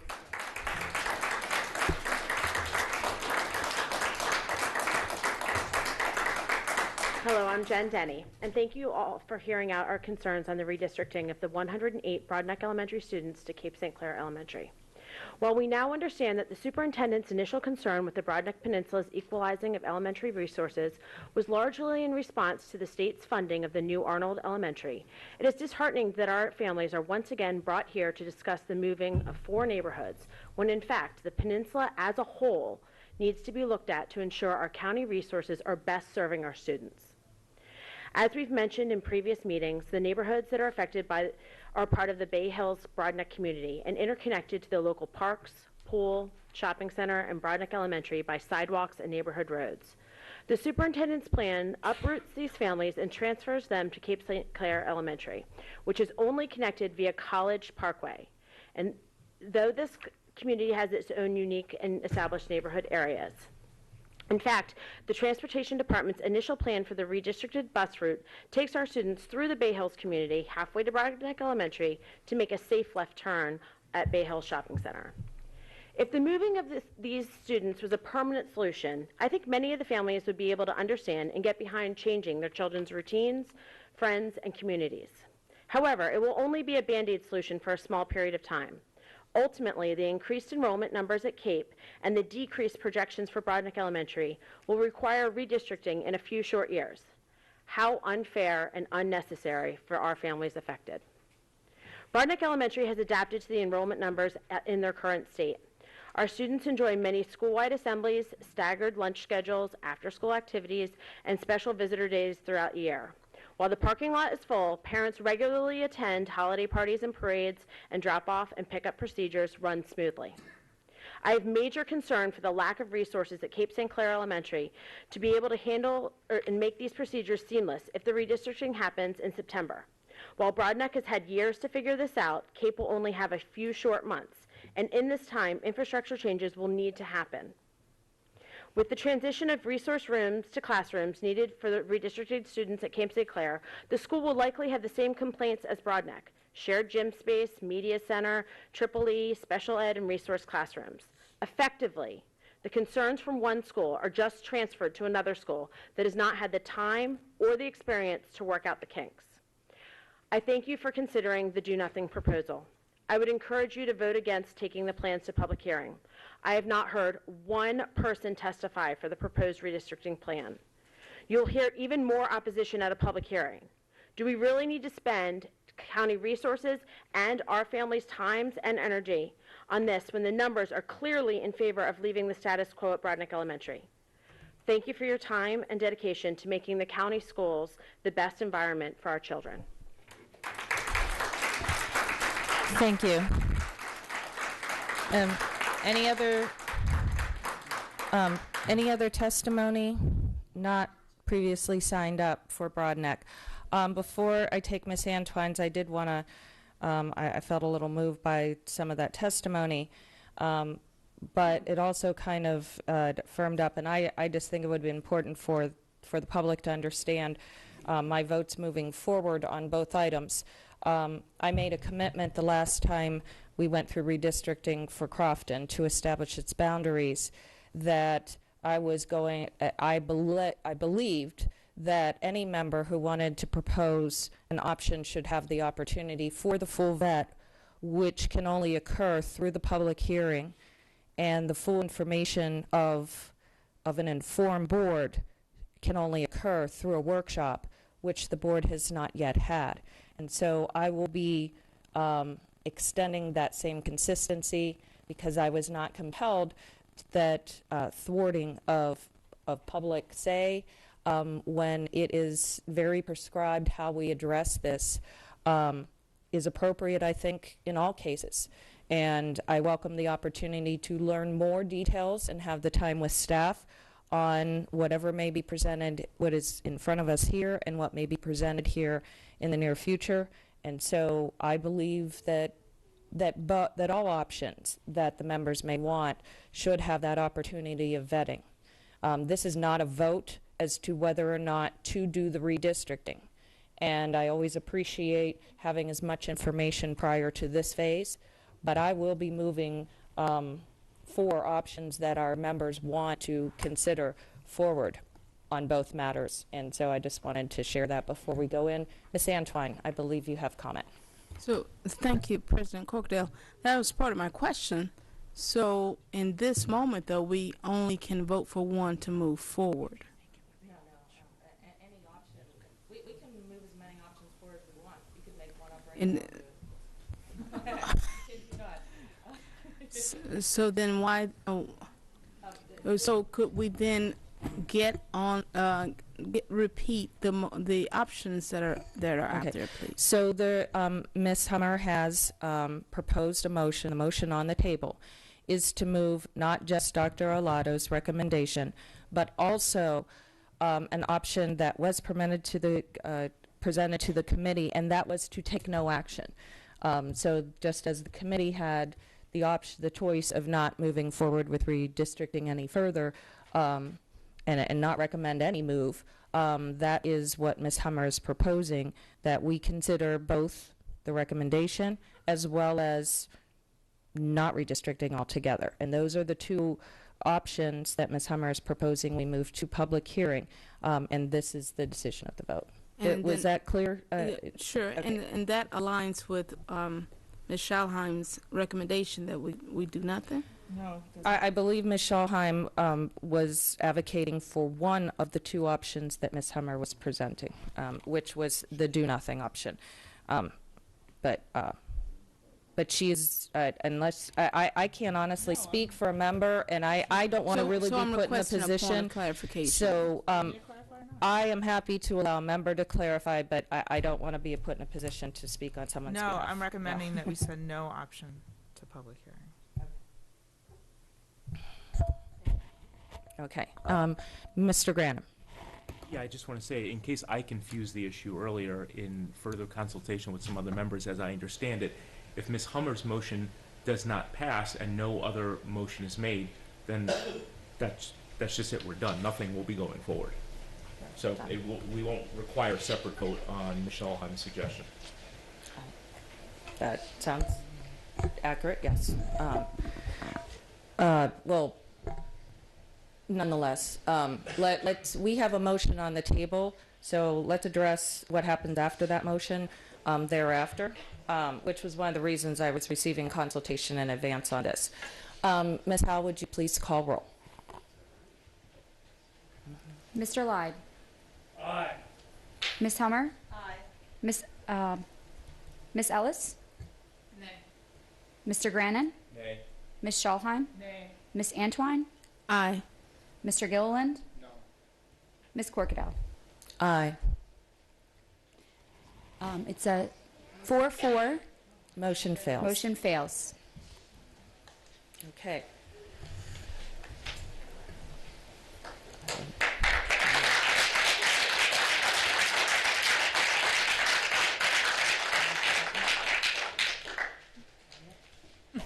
Okay, I want to make sure. I just want to make sure.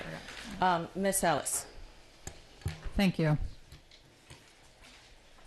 I am proposing an amendment, as I indicated in December, to Dr. Arlotto's proposed redistricting for, was it 2021? And that proposal is to move the families from the village of Wall Chapel from Piney Orchard Elementary School to Four Seasons Elementary School. And so first of all, that's my motion. I'll second that. Okay. Okay, we have a motion and a second, I believe, for Ms. Howe's benefit, if we could just, if you wouldn't mind, repeat the motion. I'm proposing that we move the families, the elementary school students, from the, I guess I'll say the designated 1038C community, from Piney Orchard Elementary School to Four Seasons Elementary School next year. To public comment, of course. Actually, no, there's more to that. I'm also proposing that we, alongside of that, move forward a proposal of no change for the Arundel cluster. So those together are my motion. Okay. So we have a motion presented to redistrict neighborhood 1038C from its existing designation of Piney Orchard Elementary to Four Seasons Elementary, and a second option brought alongside with a second option of no redistricting occurring is now on the table. And so Ms. Ellis as the motion maker, and then we have Ms. Hummer. First, I would like to thank my fellow board members for hearing and considering my proposed amendment to move the elementary students of the village of Wall Chapel to Four Seasons Elementary School in the fall of 2020 instead of to Piney Orchard. I would also like to thank the many members of the community throughout the areas impacted for reaching out and sharing your concerns and your perspective.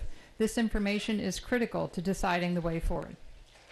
In November of 2018, I was elected to represent District 4, all of District 4, on the Board of Education. Running for office was a humbling experience, and serving in this seat is something I take very, very seriously.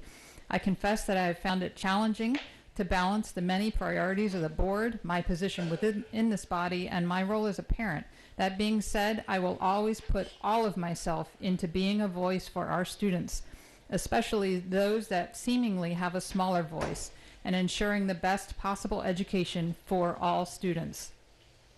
The easiest thing for me personally would have been to accept the defeat I experienced in last year's redistricting of Crofton that greatly impacted the Arundel cluster and to move on. But it is my responsibility to continue to seek solutions that will best serve all students in this cluster. To quickly recap, last spring, the board voted on a redistricting plan that moved students from the communities of Two Rivers and the surrounding area and the village of Walchapel from Crofton schools to Arundel schools. One recommendation of that redistricting committee was the suggestion to redistrict the Arundel cluster. When I looked at the current plan to move all of those incoming students to one elementary school, I saw a need to move forward with the redistricting committee's recommendation. I reached out to our superintendent and COO, involving multiple conversations and a meeting with planning and development to work through some of the issues. Despite my requests, and I'm just one board member, no action was taken by AACPS to initiate redistricting. Knowing this community deserves options, my plan was formed. All along the way, my mind remained open to receiving a message of why this would not work. Any insurmountable roadblock, and none was given.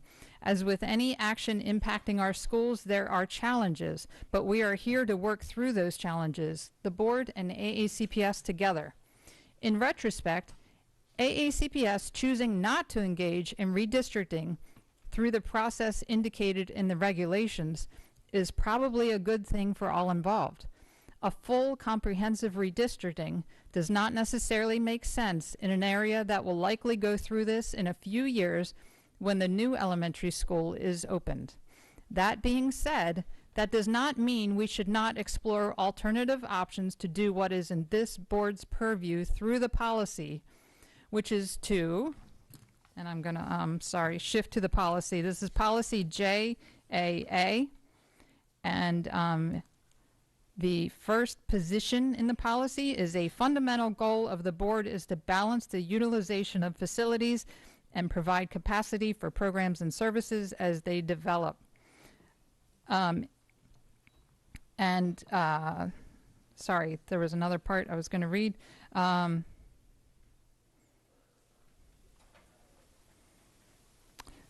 The Board of Anne Arundel County recognizes enrollment patterns, program changes, school openings, closes, and building additions are dynamic and may require student attendance areas to be adjusted over the course of time. It may be necessary, therefore, to balance the utilization of existing schools. The education article of the Annotated Code of Maryland and the Board recognize the need for an orderly and public process for the formation and adjustment of school attendance areas. In accordance And finally, in accordance with the authority vested in the board pursuant to the Education Article, Annotated Code of Maryland, the Board of Education, upon advice of the superintendent, shall determine the attendance area for each school.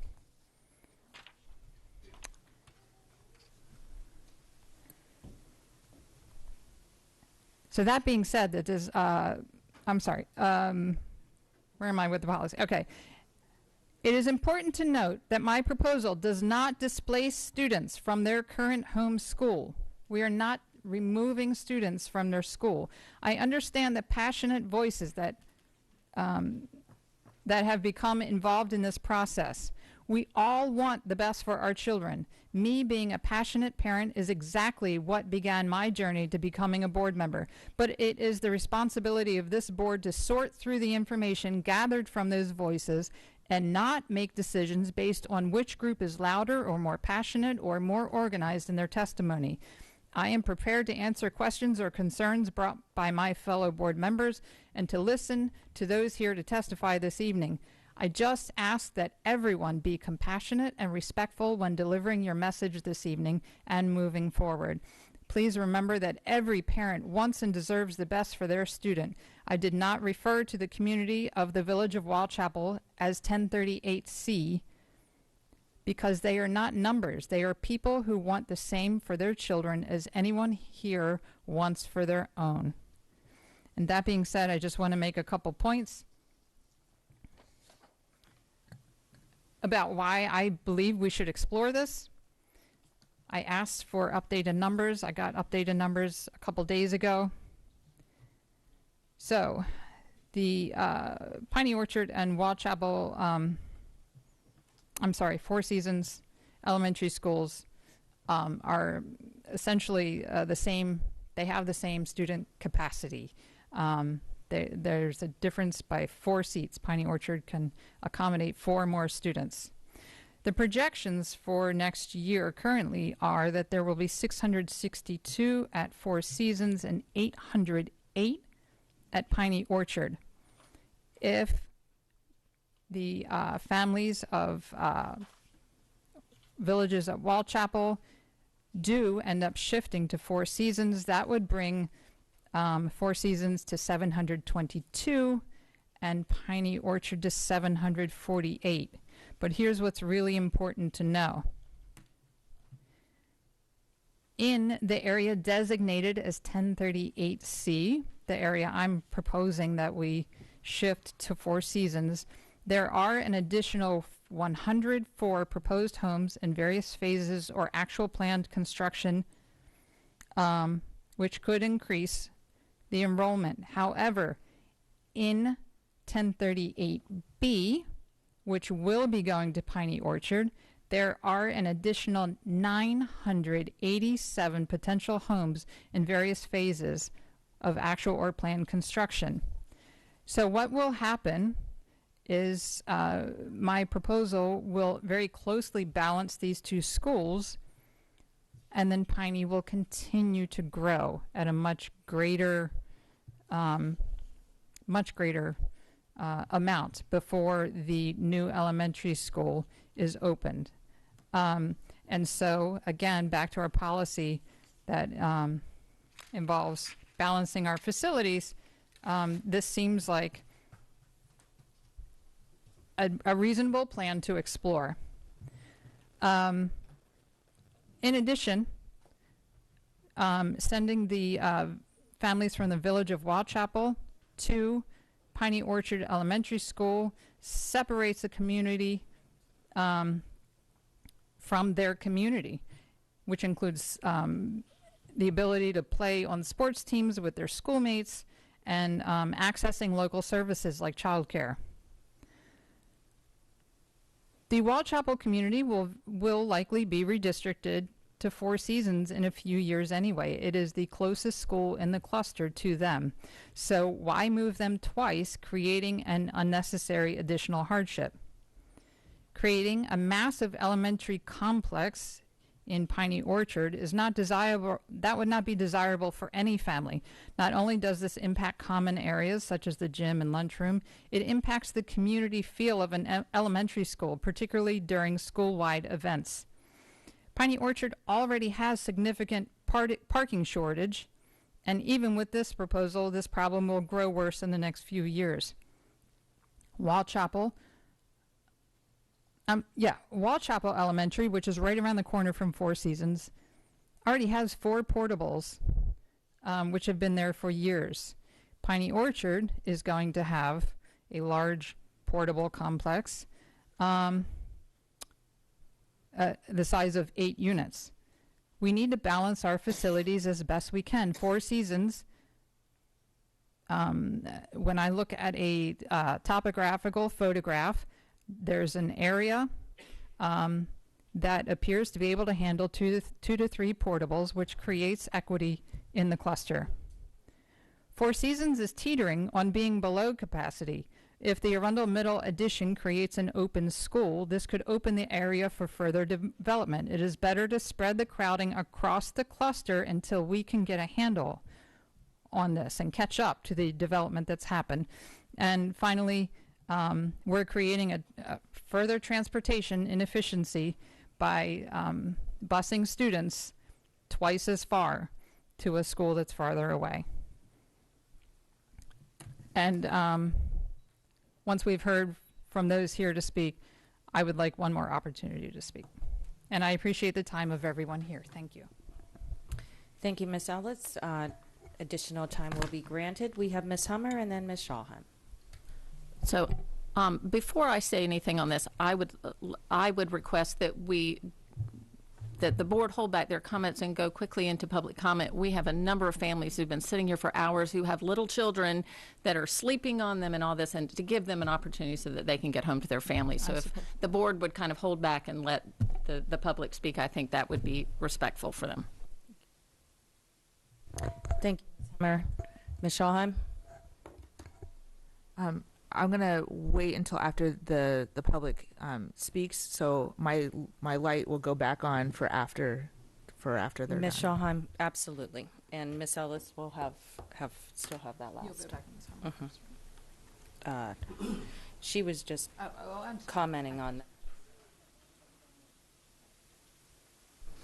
Okay, if we have consensus on moving to public testimony, which it appears we do, I'm going to call this. We have a total of 11 folks signed up, and maybe one or two others that may decide to jump in.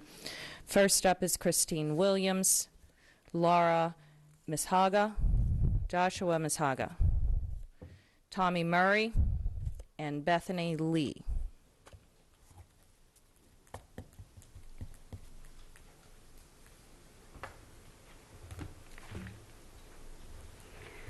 Guess we'll get you started. Hello, my name is Christine Williams. I'm here to speak on behalf of Four Seasons Elementary School. My family has had a student at Four Seasons since 2011. We love Four Seasons Elementary.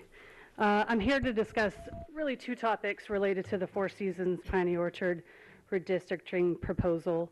The first is the treatments of the families that are from the village of Watchapel, specifically, as we stated, the 1038C families. Many families have spoken to me about how they feel that they've been mistreated.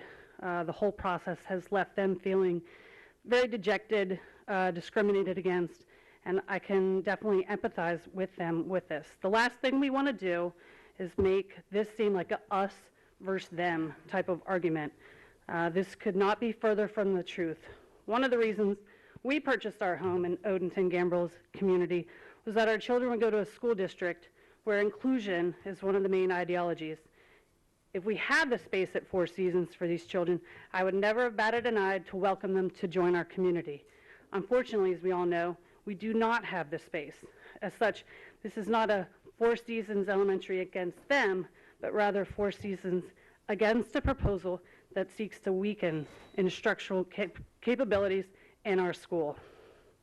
When I advocate for Four Seasons and speaking out against this proposal, I include those families from the village of Watchapel. The children will be facing the same challenges in the years to come if this proposal goes through of overcrowded classrooms at Four Seasons. The second topic that I wanted to talk about was transparency. As the Crofton High School redistricting process took place last year, a lot of the elementary schools were included in the process with people at the table represented from their schools. Four Seasons was not, Piney Orchard was. Four Seasons was not included, in which I assume we were not because we were already overcrowded. No empty classrooms, no appropriate land in which to place modular classrooms, whereas the opposite is true. Piney Orchard has open classrooms, has more shared space, and ample land upon which modular classrooms can be placed. This proposal before you tonight almost entirely bypasses the entire community input process, includes no committee process or prior notification of the submission of this proposal. It seems to go against everything that Anne Arundel County Public Schools is designed to promote: transparency, parent input, and a healthy two-way communication between the school system, parents, and the community. So I would just ask for you to vote to not move this proposal forward.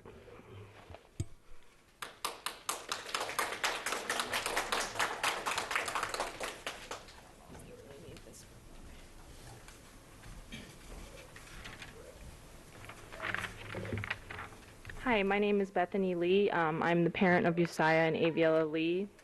I would like to illustrate why Four Seasons is not the right choice when it comes to this redistricting proposal. Firstly, I would like to clarify the perceived bus route of the 1038C students. Ms. Ellis has confirmed that the 1038C students would be bused down the safer and closer Waugh Chapel Road, not down the Patuxent Road from earlier plans. The difference in proximity from Four Seasons to Piney Orchard is only 2.4 miles, or about a 6 minutes drive.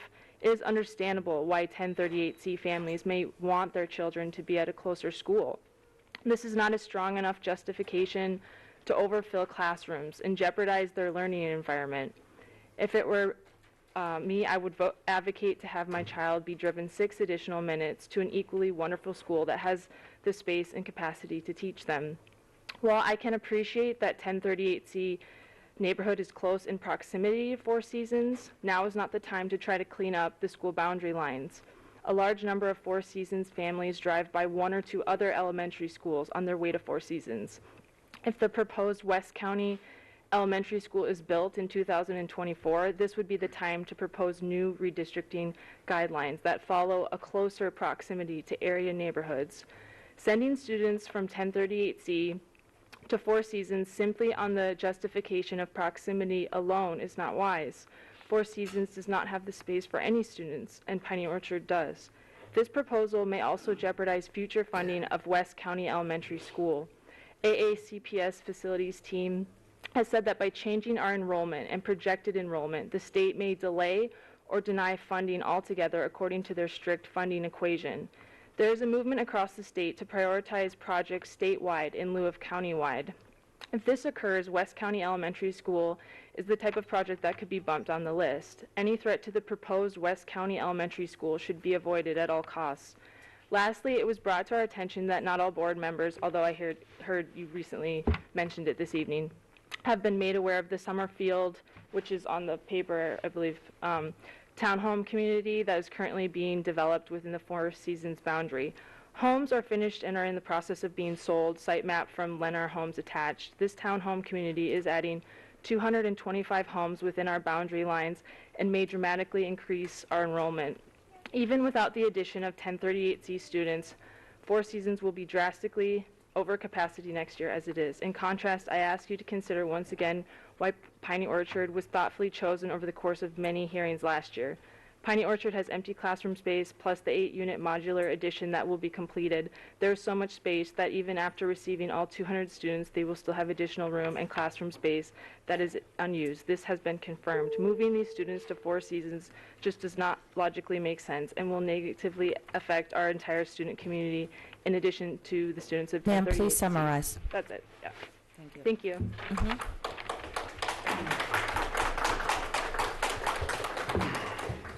Good evening, Dr. Arlotto and members of the board.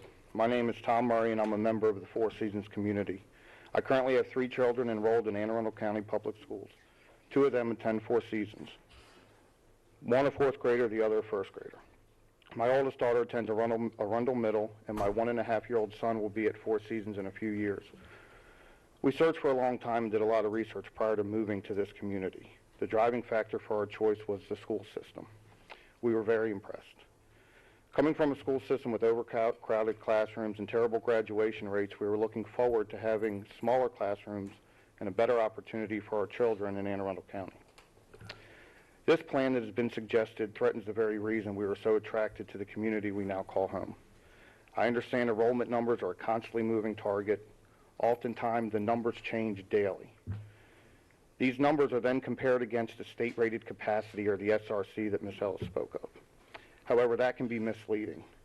The SRC is calculated using only the physical school building itself, meaning portables are not accounted for in this calculation. This is explained on page 388 and 389 of the 2019 Master Facilities Plan. In addition, the Chief Operating Officer, Alex, and forgive me, I cannot pronounce his last name, confirmed via email that this cannot happen. He said, and I quote, "The state's prospective methodology for arriving at the state-rated capacity for a building does not, nor can it account for portable classrooms. Only fixed permanent spaces within the walls of the school building are accounted for in the SRC analysis," end quote. You will hear how placing portables at Four Seasons is not physically an option due to the fire lane behind the school. Piney Orchard is already receiving 8 portables, as Ms. Ellis said, to handle the additional students proposed in this plan and the ones that were going based on last year's redistricting plan. Currently, we have no empty classrooms in our school. In addition to the K through 5 students, Four Seasons also has a pre-K and an ECI program. Many of you that attended the tour of the school saw the lack of space firsthand. There's just no room for these students to join our school. If there was, we would open them. We would welcome them with open arms. In contrast, Piney Orchard currently is not using all their classrooms within the building. When you factor that in with the portables they are getting, they have the space to welcome these students. By allowing this proposed plan to go through, you are without question going to cause class sizes to grow unnecessarily. The result will not only affect our children currently enrolled, but it will also affect all of those students that would be joining our school. I urge you to please vote against this proposal. Thank you for your time and allowing me to speak.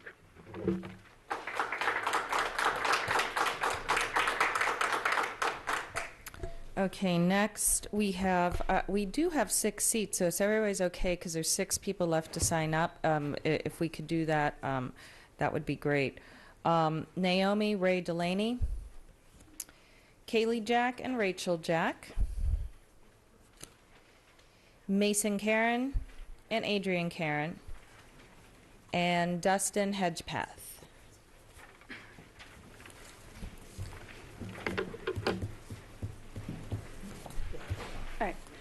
Good evening, ladies and gentlemen of the board and Dr. Arlotto. My name is Naomi Ray Delaney, and I have 4 children, a 7th grader at Arundel Middle, a 4th grader at Four Seasons, a 2nd grader at Four Seasons, and a 5-year-old who will be going to Four Seasons in the fall. Both of my boys tonight were singing at the joint chorus concert at Arundel High, and I was not there. I'm here instead because this is important. I've been mostly thrilled with both of the schools so far. The one year I wasn't was when my oldest was in 5th grade. That year, they just missed the enrollment for having 4 5th grade teachers and instead had 3. So every class had more than 30 kids, and they had great teachers. They had a great curriculum, really good assignments, and a supportive administration, and it was horrible. Communications from the teachers dropped. Those assignments, they take a really long time to grade. Teachers didn't get them graded in time, and the whole year was overwhelming and exhausting. And if we put all these students into Four Seasons without the space to do that, that is what every grade is going to be like. And I don't want to do that. Four Seasons does not have the capacity to add more children or more classrooms due to the topography of the school. It just doesn't. If it did, we would welcome these families, just like I said last year. And I'm very frustrated that for the second time in as many years, I have to stand before you and ask you to not put this particular neighborhood into one of my children's schools again. And I'm frustrated with the entire process, starting with building a high school that's too small for the cluster that it's supposed to serve, a redistricting committee that excluded 3 elementary schools because we were closed and therefore couldn't be affected by the redistricting. So we weren't allowed to say, even though all of our kids are going to Arundel Middle and all of our kids were going to Arundel High, but we weren't allowed on the committee. And now this, here, out of the blue, we're going to go ahead and have these people come to your school because of these completely unreliable changing numbers. What was it, 640 in December when Ms. Ellis made her proposal? 649 in the master facilities list. And if you talk to people who work at the school, they'll say it's much higher than that. I have no idea where to get reliable enrollment numbers because they aren't here. If we're going to just randomly pick schools that are under enrollment one year to move neighborhoods to, my understanding is that Crofton Meadows is currently under enrollment, so why don't we move some kids from Crofton Elementary over, and then we can let this neighborhood go back to Crofton Elementary, which is where they wanted to be last year. That doesn't make any sense, right? We can't do this every year. That makes about as much sense as this proposal from Ms. Ellis. So I ask you to please not send this proposal forward. Thank you.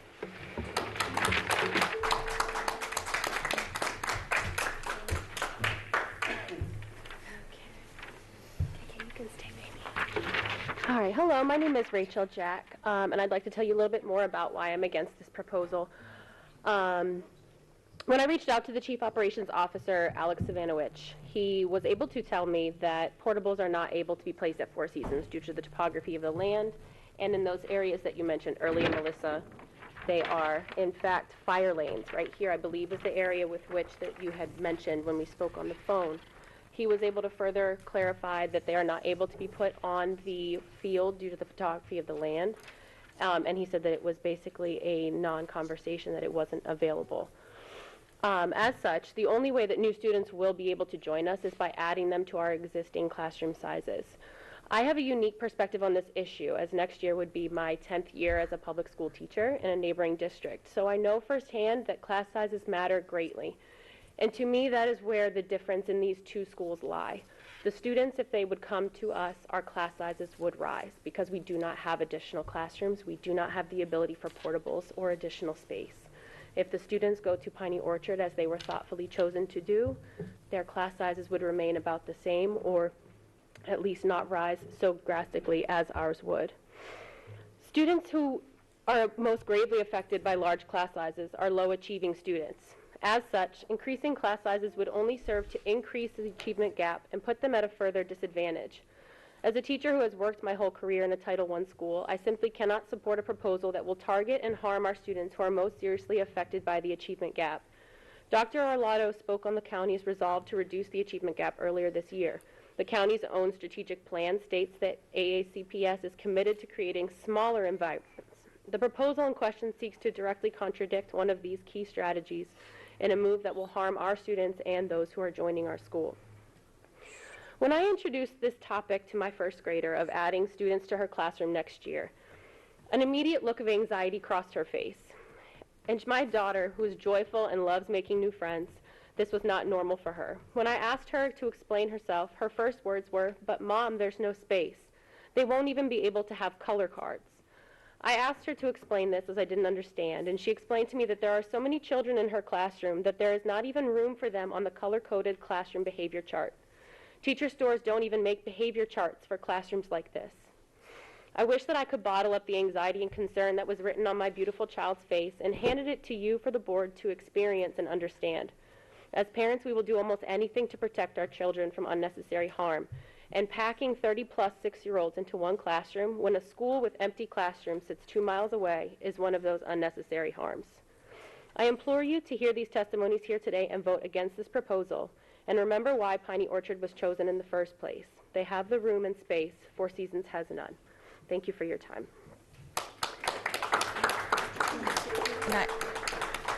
I understand Miss Kaylee would like to perhaps share a couple thoughts, and she can, of course, take her time, and we'll see what we... Thank you so much, Kaylee. No, that's okay. You can use your recess voice instead of the black stick if you want. That's cool. There are 26 kids in my classroom. This may not seem like very many, but we can barely all fit on the carpet together. I would love to make new friends, but if we added more kids to my class, we would be really squished and would not be able to fit and see the board. And my mom told me that there may be a decision to add more students to I got very stressed. There are already so many students in my class that I don't always get to go to the things that I want or things that I love. We don't have enough space on the behavior chart. I don't know how we could fit any more desks or chairs to our classroom. If we had to add more students to my classroom, I'm afraid that we would lose space for my favorite places.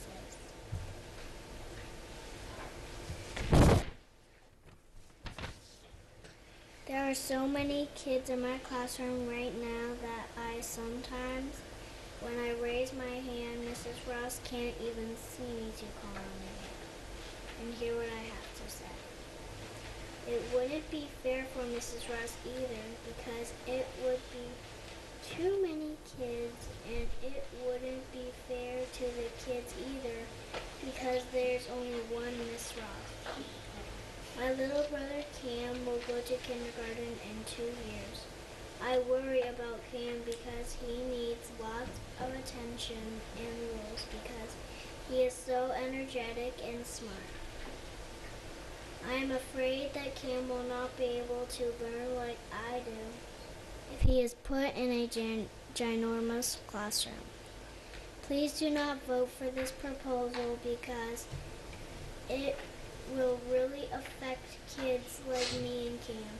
Please think about me and Cam when you vote on this.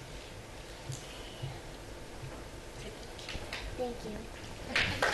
Miss Kaylee.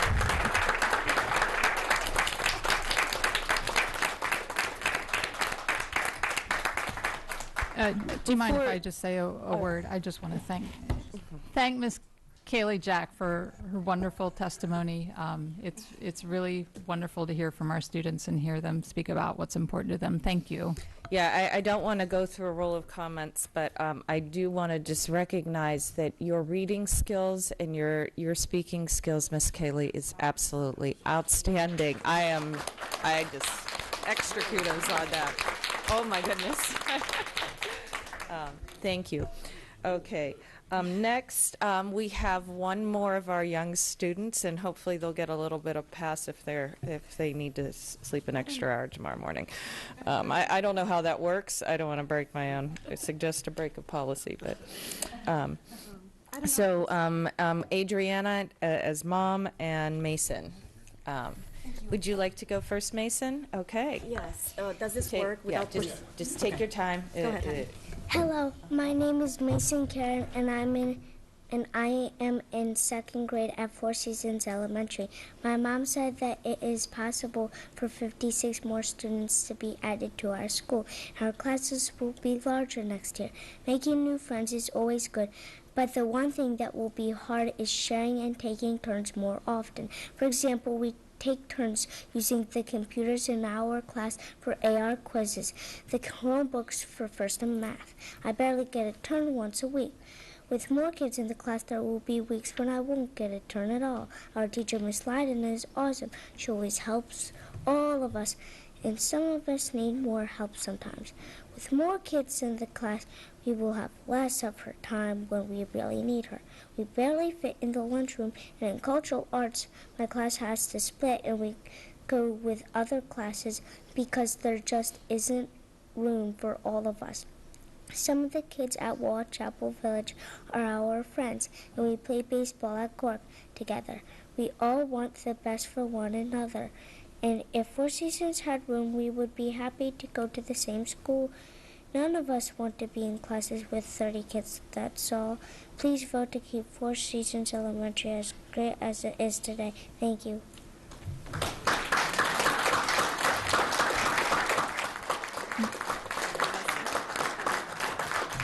Mason, I just have to thank you too for your testimony. It's a very brave and grown-up thing to do, to come and testify, and I really recognize that. Thank you. He's very shy, so we appreciate that. Oh, wonderful. Thank you very much, Mason, and you are always welcome to come and visit us at any time. You're a very savvy man, and I appreciate your share. Thank you. Hello, everyone. My name is Adriana Karen. I am the mother of that young man and the 2-year-old who caused havoc about half the meeting here. I want to say that, honestly, both of these schools, Piney and Four Seasons, are really great schools. I actually live closer to Piney, but I belong to Four Seasons. We're all friends here. It's not like we play baseball separate. Everything is together. You know, it's not like anybody has anything against anybody else here, but we're all scared of being 30 in a classroom. That's really, and you will see we have a lot of documentation about the fact that we cannot have trailers out there. So we have no classrooms that are empty. Our people can't even fit right now in the lunchroom, and our music room is so small, and we know that we're going to have to miss one of those cultural arts rooms will go away if we have to get more children. With the Summerfield community coming up, we're going to miss our music or art room, and we're going to have 30 kids in the classrooms, and none of us want that. So you're hearing us here emotional and crying and scared because we love our community and we love our kids, and we don't want to see them go through this. And I know the best intentions come to the table here, and everybody wants the best for everyone. But hearing the misinformation around the potential of trailers, where we have black and white documentation saying that we cannot do that, that is what scares us here, is hearing that part of the solution are things that we know are not real. The only solution to bringing our friends from Whitechapel to Four Seasons is having 30 kids in the classroom, and we're terrified of this. So forgive my emotions here. I won't repeat what other people have said, but that's really why you're hearing us very, and we haven't been part of the process. We haven't voiced anything because our school we're at 107% capacity today. This would put us at 116 with no possibility of portals, no empty classroom. We would lose the cultural arts room most likely. We've had plenty of conversations around that. And this is not the school that we want our kids to grow into. This is terrifying for a community as well-funded as ours and as friendly as ours, and it's setting walls between us that shouldn't be there when our kids are friends. My son has 2 friends at Whitechapel. He'd love to go to school with them, but not with 30 kids in the class in 2nd grade. So please, please, please vote against taking this proposal to vote. Thank you. I haven't read any of my points, so I don't know. Good evening, members of the board. My name is Dustin Hedgepeth, and I'm here on behalf of Four Seasons. Excuse me. My son had 36 kids in his class last year. His teacher this year doesn't know his name. He's been called Andrew, Adam, Jack, Samson, and Paul. His name is Cameron. It's not a common name. It should stick out. Why does he not have a name? I have nothing against anyone that's here from the village of Whitechapel. I coach kids in soccer, and I love our community. But I can't see my kids that don't even go there yet already being set up for failure because there's 30, 40 kids. There's no music. There's no art. There isn't even a room for ECD or was it ECP, ECI? I'm sorry, I'm emotional right now. I don't understand how we can even propose to put something in place where our children are going to fail. I see so many communities around that are just failing epically because we're overcrowding, we're underfunding, we're putting them in situations that they will never succeed. It doesn't matter how great of a teacher, how great of a kid they are. If you put them in a bad situation, they're never going to succeed in life if they don't have a hope. You are putting the opportunity of hope, you're taking away the chance of friendships because they're going to be competing over the attention of a teacher that they can't get because they need something. I watched my son have to go to therapy for last year because he was talked to like he was supposed to act like the other kids. It wasn't his fault. He learns differently. He learns better visually than he does by dictation of something that's written out by the teacher or even verbally by a teacher.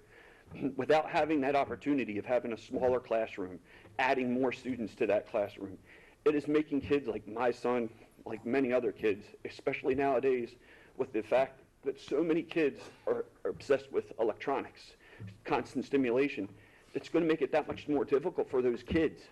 I had this long speech. You can actually still submit that so we have a chance to read it in I'd love addition to what you're doing. But Ms. Howe would be happy to. I couldn't sit here and say this because the emotions of everything. I just really hope you don't think about numbers in the sense of dollar signs or proximity. The community we moved from, my son literally, we lived 0.8 of a mile away from an elementary school. He had to get on a bus to go 8 miles away because our community was overbooking that school. The whole proximity aspect and geographical thing doesn't make sense to me. It's not a matter of if a child has to travel 2 extra miles or 2 extra minutes. It's a matter of how much education that child's going to be able to obtain from a teacher who isn't able to reach them. Thank you for your time. Thank you, sir. And as I said, they'll be happy to make sure that's adequately disseminated. I have no other folks signed up, so I'll open for a couple additionals that may have missed. I see the delegate and a constituent.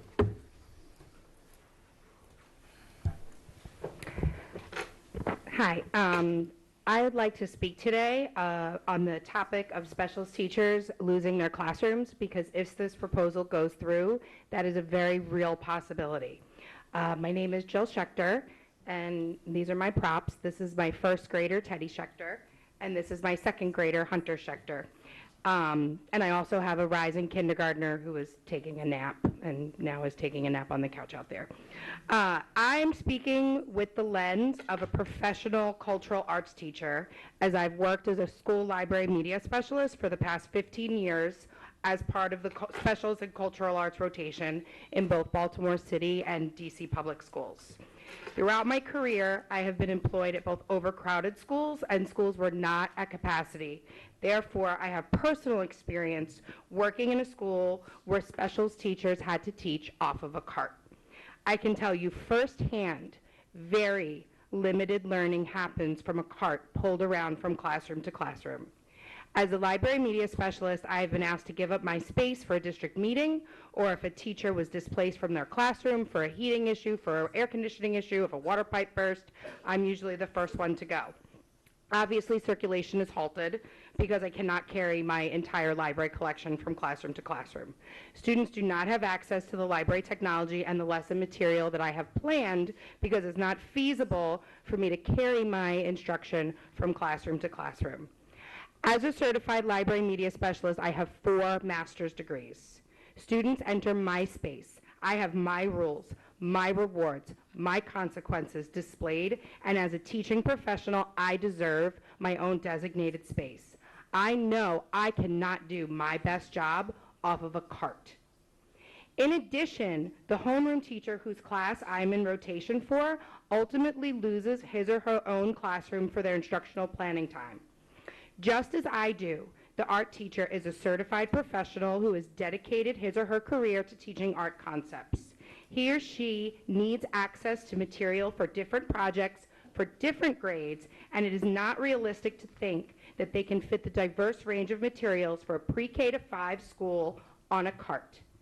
In addition, often projects take more than one class period to complete. How can we expect that he or she keep work from week to week on this cart? Moving art from a classroom to a cart would greatly diminish the quality and rigor of the art curriculum. Music has also been proposed to be moved. I can tell you our music teachers are 2 of the most seasoned and best I've seen. My son Hunter came home in kindergarten and said, "Mommy, I love my music teacher. Please sign me up for music class." We went to a music studio and there was another kindergartner from 4 Seasons whose mother told the same story. She should not be moved to a cart. I cannot imagine, even if we find an alternative and appropriate location for these 2 cultural art classes, which seems like an impossible feat, the students that are placed in those classrooms will be completely cut off from the other. Ma'am, please summarize. Classrooms. Thank you. Thank you.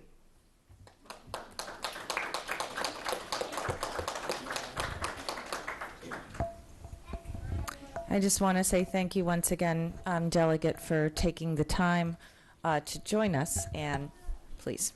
It's all yours. Thank you. I am Delegate Heather Bagnall, and I will confess I find myself in a very awkward position tonight. I've been here before advocating on behalf of the Board of Ed, on behalf of the budget, on behalf of our teachers, but I am here actually in opposition of what I've witnessed tonight. I try to stay in my own lane, but when my inbox fills up with constituents concerned that they have been left out of a process, it becomes my lane. I understand, as a newly elected, we want to make change. We want to make substantive change. But redistricting is emotional, and it is not easy. Much like making laws, it's not easy by design because it shouldn't be. Because we have to make sure that all of the stakeholders are engaged. That not only are we hearing from the people that are proponents, but people who are opponents. And it's not just to give the public an opportunity for comment, but it's to anticipate unintended consequences of our actions. I ran, and quite frankly, I won because my predecessors blew up a process, and they prioritized special interests over public comment. And tonight, I witnessed the board doing something very, very similar, voting to eliminate public comment, something that was done in my district. If we don't like the process, that's okay, but we need to have a public process to change the process, because we don't want even the appearance that private access that private access can be in lieu of public comment. So I just wanted to go on the record and say I don't know what the answer is in terms of redistricting, in terms of Broadneck, or in terms of Four Seasons. But I would urge caution as you go forward in completely disrupting and disregarding a process that people are familiar with as we are trying to get more community engagement. Thank you. Thank you, Delegate Begnan. Hi, I'll Sir. try to be brief. President Corkadell and Dr. Arlotto and board. I'm Art Yates. I'm the president of the Four Seasons Community Association. I've seen a lot of you before. And anyway, my cookie supplier and her mom asked me if I'd show up here. Rachel, Kaylee is my Girl Scout cookie supplier. She helps keep me from starving to death. Yeah, but anyway, I've been a resident of Four Seasons for 35 years, and I've also been one of your substitute teachers for the past 12. I'm a retiree, and so I'm in a position to actually kind of compare apples and oranges and everything else around here. So I sub occasionally at Piney Orchard. That was quick. Okay. I thought maybe this was America's Got Talent or something there. Okay.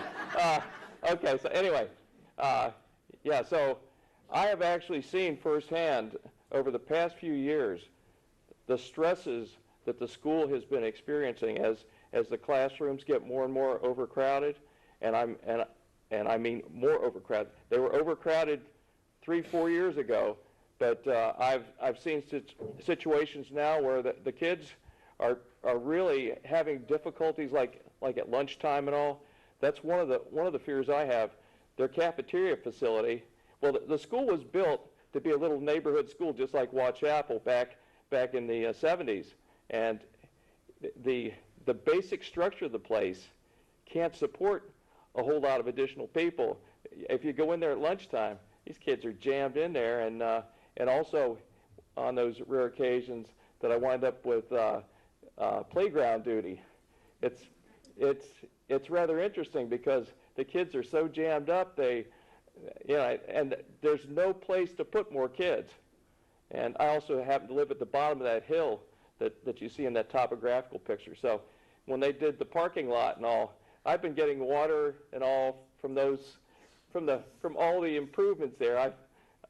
So I've got mixed feelings on that as far as that. Yeah, I've got sort of a love-hate relationship with the parking lot. But anyway, as far as the portables, these folks are not exaggerating. It won't support the portables. Everything that they've been talking about, I've actually seen firsthand. So anyway, thank you very much. Thank you, Marco. It's a pleasure to see you. Anyone else? Okay, we have some, we do have? Oh, by all means. Okay.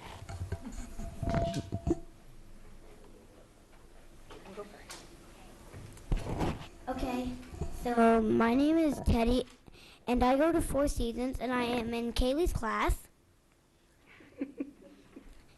And so my class has 26 kids in it, and it's very crowded. And I love art so much, and drawing is my favorite thing to do. And that's it. Teddy, thank you so very much. My name is Hunter Schechter. I am in 2nd grade in Miss Vaselli's class. I have a lot of troublemakers in my class. If we get more and more students, there will be more and more troublemakers. And it will be way more harder to concentrate on tests and reading. Thank you guys so much. That was awesome.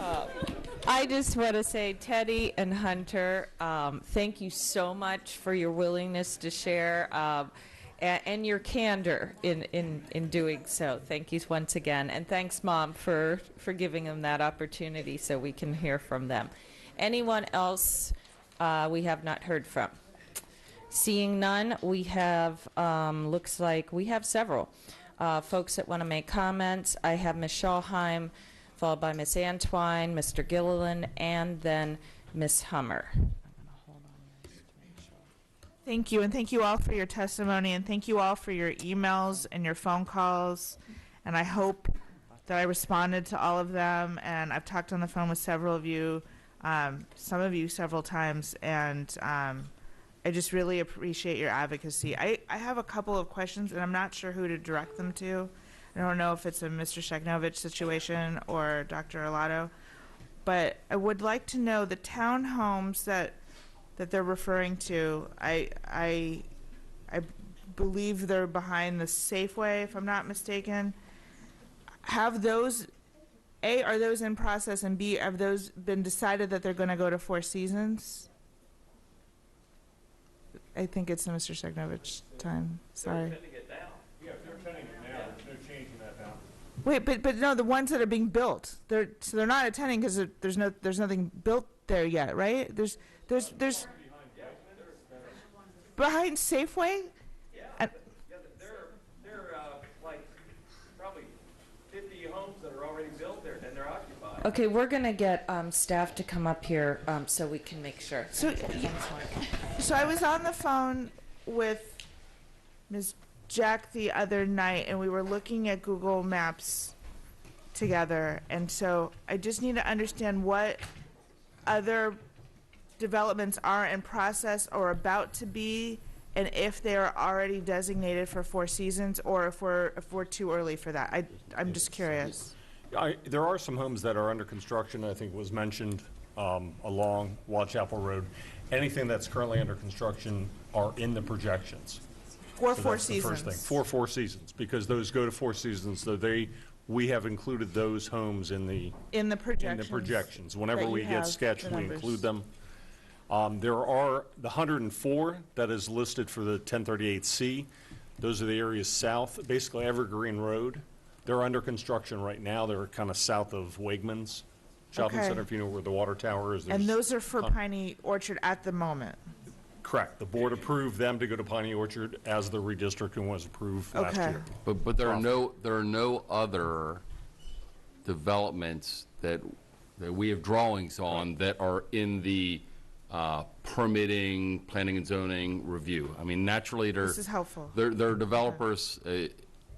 Developers are scouting sites all over the course they county, are, yes. right? But there is nothing that is in the development and regulatory review process pipeline as we speak today. So there's not a new bunch of trees or whatever that are going to be taken down to put something I up. think later in your agenda, you'll see the construction status report. In the Yes, back of that, indeed, yeah. you'll see the last pages are any subdivisions that we have reviewed or saw basically by the end of December.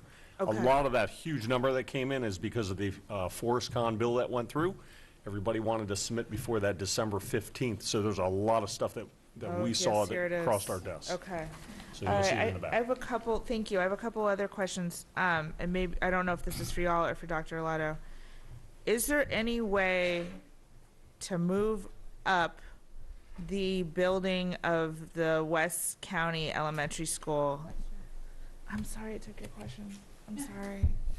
Is there any way, like, I know that there's like a process and there's a list and there's there's some acronym IEC, right? Is there any way to move to like fast track that? I don't even know if we have land. Well, the Can you speak to that at all? county the county is entered into an agreement to purchase land. On paper, the county, that agreement has to be approved by the county council. That has Okay. not yet occurred. That is in the process, however. The budget that was put forward by the superintendent is asking for 100% of the design money to be funded effective July 1 of 20, so 5 months from now.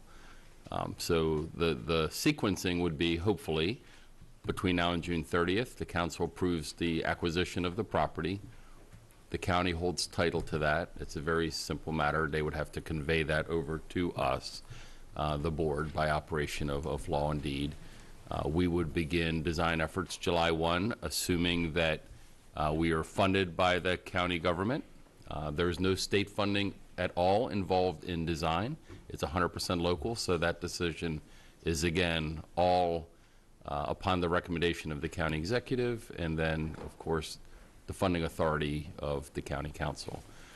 So that, the design of that building, the design and permitting of that building typically takes, let's say, 9 months or so. 9 to 12, depending on whatever regulatory challenges or whatever. The proposal that's in the superintendent's budget then would be asking for construction money to come that following July, so July of 21. So July 20, we get the design money. Hopefully by then we have land. We spend that year getting the permits, getting the drawings done, getting all of the regulatory approvals, and tee everything up so that we can bring on a construction manager and do everything we can prospectively, such that if the construction money comes July 1, again, we'll get underway. Okay. And does moving anything around at this juncture,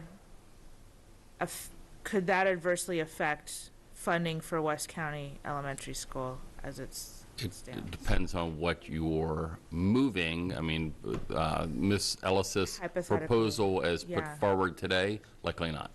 Okay. Likely not, because they're going to look at that feeder, that catchment That area. whole cluster. And so specifically, they look at something called the adjacent schools. Okay. So they would consider both Piney Orchard and Four Seasons as adjacent schools. So if the youngsters were in the one building or the other, they would essentially still be counted. Now, if any of the youngsters were moved outside of that adjacent school designation, moved somewhere else, then they would not be counted, and therefore that would impact, our okay. both approval and funding schema. Hypothetically, if this were to move forward, and I'm just throwing it out there, hypothetically, would cultural arts lose their room? Would teachers go on carts? We don't know that yet. We don't know that We yet. haven't done any study of a proposal because we're just now hearing Got an it. official proposal. It's a for the first time. challenging Okay. site with the slopes. And- Yeah, And yeah, I because of the know. proximity, there are certain regulations Setbacks. with also International Building Code. I need bathrooms within 500 feet. As those portables get pushed out, that becomes issues. We have issues with security. If we want to do fencing, how do we maintain fire access? There's a lot of complications with doing anything at Four Seasons. We do not have those restraints over at Piney Orchard, as we testified last year when right. we did the redistricting. And I saw both schools. I'm very glad that I had the opportunity to see both schools because I'm a visual learner myself, and I needed to see it. I have one more question. Regardless of what we do here tonight and what ultimately happens, I heard from several students tonight that spoke about a lot of kids in their classrooms. I know that those classrooms are sized under previous codes. That the occupancy and we might have exceeded the occupancy, the 26 kids and 30 kids and whatever. Regardless of what we do, is there, and I know this is a programmatic decision, I still, given the fact that they literally don't have a coat closet available, is there a way to free up space by evaluating whether or not the ECI and pre-K, since it is a regional program, can get moved around? I want to throw that out there as a possibility, regardless of what happens tonight, for, against, whatever happens eventually, now or in April. if that is a means of having lower class sizes at Four Seasons, I mean, I think the kids that go there now would appreciate that. Just something to look into. I would look to Dr. Olato to make that decision, obviously, but I just wanted to be kind of on the radar as another solution. Anyway, thank you for your time. Good? Okay. Ms. Antwine, Mr. Gilliland, Ms. Hummer, and Mr. Live. Ms. Antwine. Thank you. I sincerely want to thank the families and everyone that came out today, spent the time with us tonight to express concern for this proposal and the other testimonies as well. Even tonight, I have not heard from the people of 1038C since Ms. Ellis's proposal in December.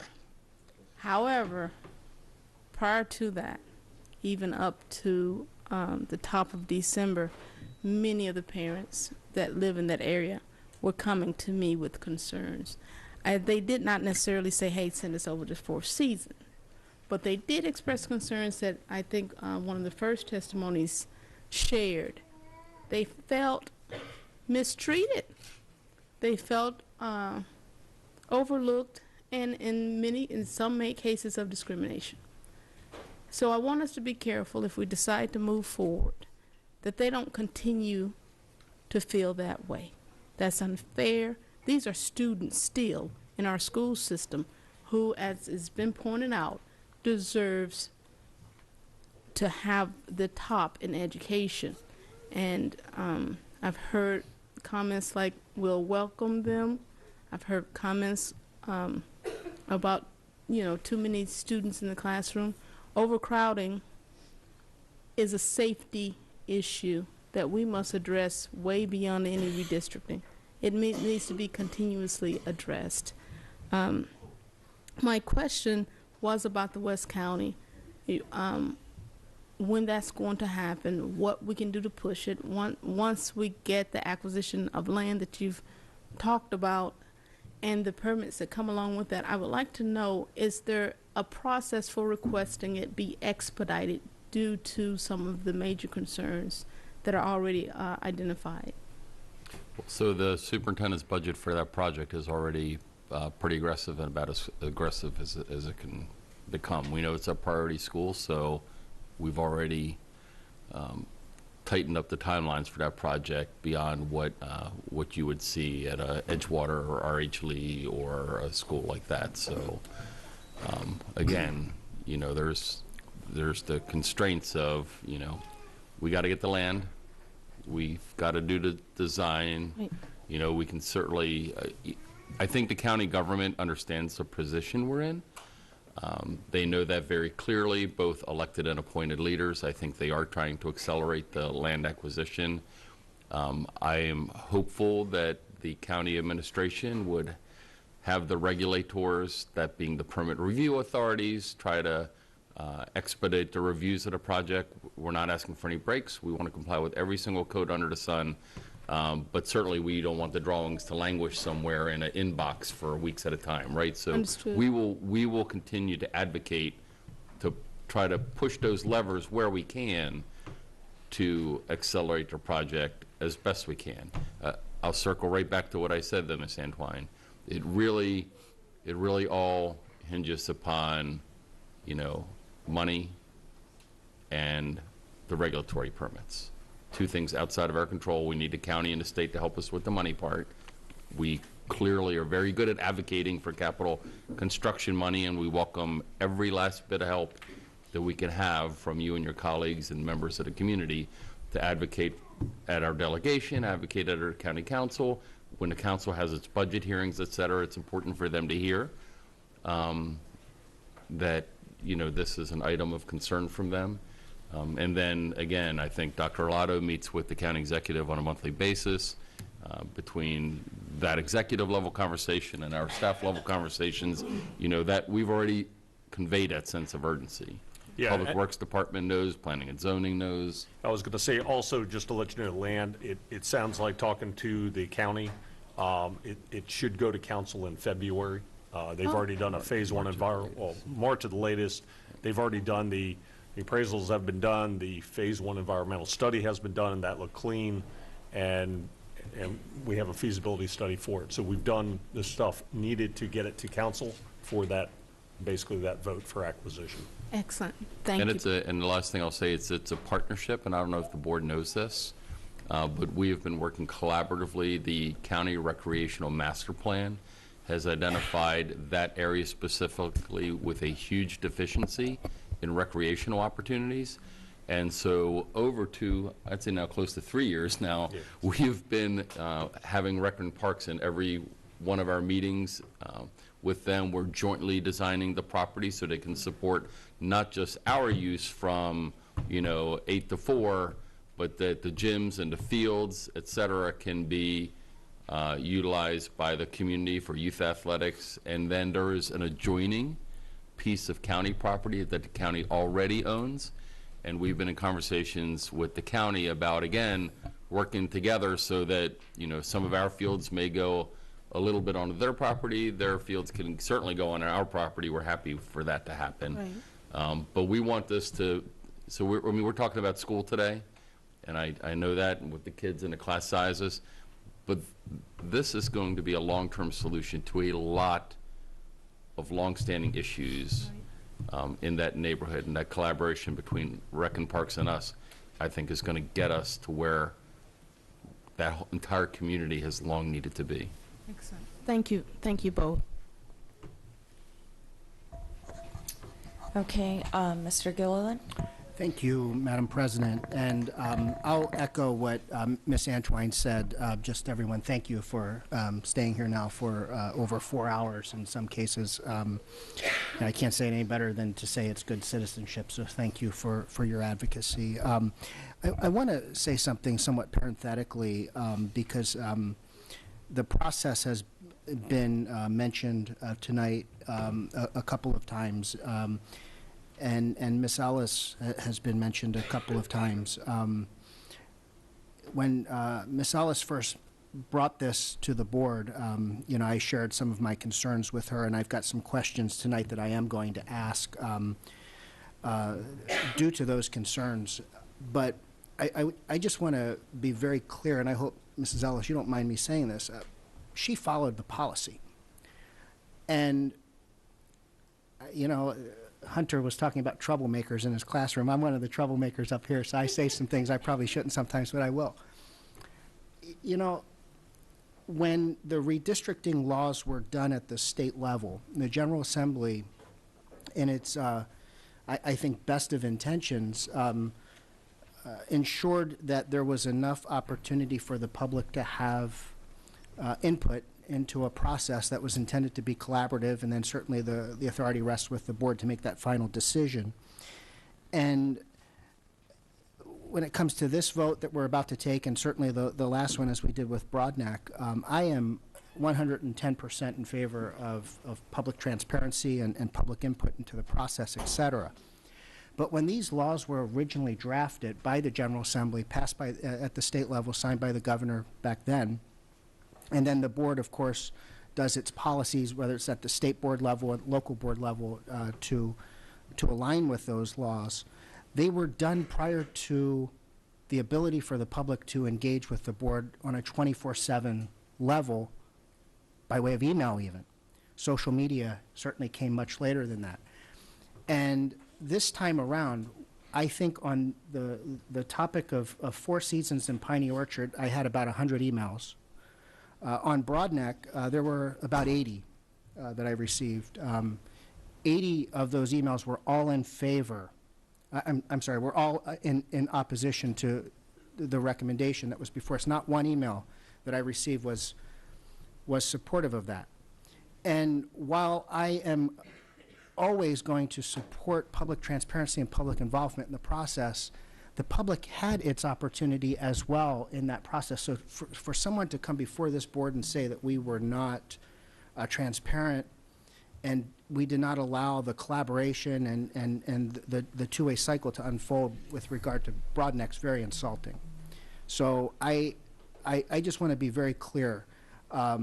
you know, if the General Assembly wants to update the, I'm hoping they keep the hearings that are required by law. But I just find it insulting when a comment's made about our vote on Broadneck not involving the public, because, again, much of those laws predate what we have in place now, and that's 24/7 communication. As it relates to this, again, if we've got a problem with the policy, let's change the policy so that a board member can't do what was done. But Mrs. Ellis followed policy, and I commend her for thinking outside the box. I may disagree with her a time or two, and we'll get into some of that momentarily, but that thinking outside the box and being bold is the type of leadership we need here. My questions, though, and the concerns I've expressed to Mrs. Ellis early on in this process, one is financial in nature. The other deals a little bit with the topography at Four Seasons. I was not at the tour last week. I was at Four Seasons, I want to say about 2 years ago. I was at Four Seasons in Wall Chapel in the same morning. And I do remember the topography. I pulled up Google Earth, and I know somebody had it look like an 11 by 17, which we may not have access to right now. So I'm toggling here and looking at Google Earth, and just this layout. My first question is, if this hypothetically went to public hearing, and hypothetically, I know you don't like answering hypotheticals with hypotheticals, so bear with me for a moment. If I know him well enough, if that were to pass, and you know, by April 30th, as prescribed by state law, and we have this redistricting process occur between April 30th and the start of school in September, where would these portables go? I do not believe there's sufficient space to be able to provide the approximately 5 code-compliant portable units that are going to be required on that property. We've got an issue with topography, so that's the first one. So the portable units have to meet essentially 3 basic codes. You have to meet ADA. ADA has to do with, you know, things like slopes and cross slopes and widths and paths, et cetera. So there's that issue. There's the county fire code that talks about separation distance between combustible buildings and non-combustible construction, non-impingement on fire lanes and fire hydrant coverage, et cetera. So we have to meet the fire code. There's naturally the building code with regard to the building of the structures and access to bathrooms that, you know, Mr. Stewart referenced earlier. So those are 3 essentially code-related challenges. The fourth concern is with security. So we have, as you know, and even as recently as Mr. Leib's recent amendment, I mean, we have completely revamped our security protocols. I see our security team is here, and we've invested a lot of fiscal resources and programmatic SOPs at the elementary school level to essentially fence in our portables and create a system where the youngsters are within this code compliant, fire marshal approved, fenced in area and can ingress and egress from the portable units within this fence secured environment and walk in a continuous fence secured environment all the way to a secured door in the building. And so if you take a look at the building, you could, at the drawing on the map that Ms. Howell graciously pulled up, and you can say, well, gosh, maybe we can, you know, put some portables in that big circle out there in the front, right? Okay, so maybe, but how do I get a contiguous fenced-in enclosure from there all the way to the front door in the building without closing off the fire lane? I'm sorry, the bus loop, the circular loop in the front. Same thing in the back. There's a fire lane that goes all the way around the entire back length of the building and then goes down and around and past the new pre-K structure. So any portables that are put to the right of that, again, have the topography issue. And then again, how do I put a fence and enclosure that goes continuously across the fire lane? So the fire marshal wouldn't allow that to happen clearly. So, you know, this site just provides us with a tremendous amount of logistical issues, and we know that we would need about 5 portables there with the youngsters and the cultural arts specials, et cetera, that was alluded to earlier. And I'd just be honest with you, to get 5 portables there, and it wouldn't all be to get them all together, and forget even economies of scale, because even that wouldn't work. So how to get them there, period, how to get them there in a code compliant manner and meet our systemic safety protocols. It's in the And if I can, tough to do box. if I can add a comment, you can actually see the old portables. Those are those little squares or rectangles before the addition was built. That predated the current fire code that was passed just, I think it was last year, that required a 30-foot separation. Those are about 6 feet apart. So back prior to that, we were able to basically cluster a lot of the portables around the county. You'll see them where we shared decks. We brought them together. They're still grandfathered. Right. But any new portable, we have to do these basically 30 feet apart. That's the new code that we have to comply with. So that kind of, you really can, yes, you can fit maybe 1 or 2 or up in that top area, but you do need to make sure you maintain access to the, for the fire lane to get all the way to the back. So I think when I looked at it, the other concern we have is that's in the middle of the playground, a hard surface area with the number of children. I basically put them further down, and as you go further down off that to the grass area, that starts being 500 feet away. And because the only bathrooms that are group toilets are in the center of the building, the 2-story wing. The rest, that whole K addition has individual bathrooms in every classroom, so it really doesn't allow other classrooms to kind of come in, disrupt that classroom. They actually have to go back to the group toilets, and there are basically 4 of them in that 2-story section. There's also 2 more in the front, near the front office, across from the cafeteria. And my Google Earth image, I don't know which is newer, because that looks like it was taken in the fall or winter because there's no leaves on the trees. But just to verify, because I have looks like a series of trees just north of that lower parking lot. Are those trees still in that image? Oh yeah, there's some very large okay, trees in there. Now, there was probably a 60-inch tree that has been cut down, but there are still some very significant trees that I probably wouldn't want to put portables directly underneath. Understood. And that, I just think that looks deceiving only because from my distance now, and some of this is my eyes, so forgive me, but we would not be able to put portables there. It looks like because we've got tree stumps. There are. I'm a finance guy. I'm not an arborist, but trees are in the way. So I'm just trying to figure out where that stuff where it would go, and it seems like the answer you're giving me right now, your professional expert opinion, is it would be a nearly impossible task. Yes. Okay. My next question, if I can follow up on something that Mrs. Schalheim asked, and I'm toggling now to the CIP. Mrs. Schalheim asked the question about the funding implications, and naturally we know that design funding that we're asking for, the $3 million, is county funding, and then it looks like FY22 the ask is going to be about 16 and then 14 the year after.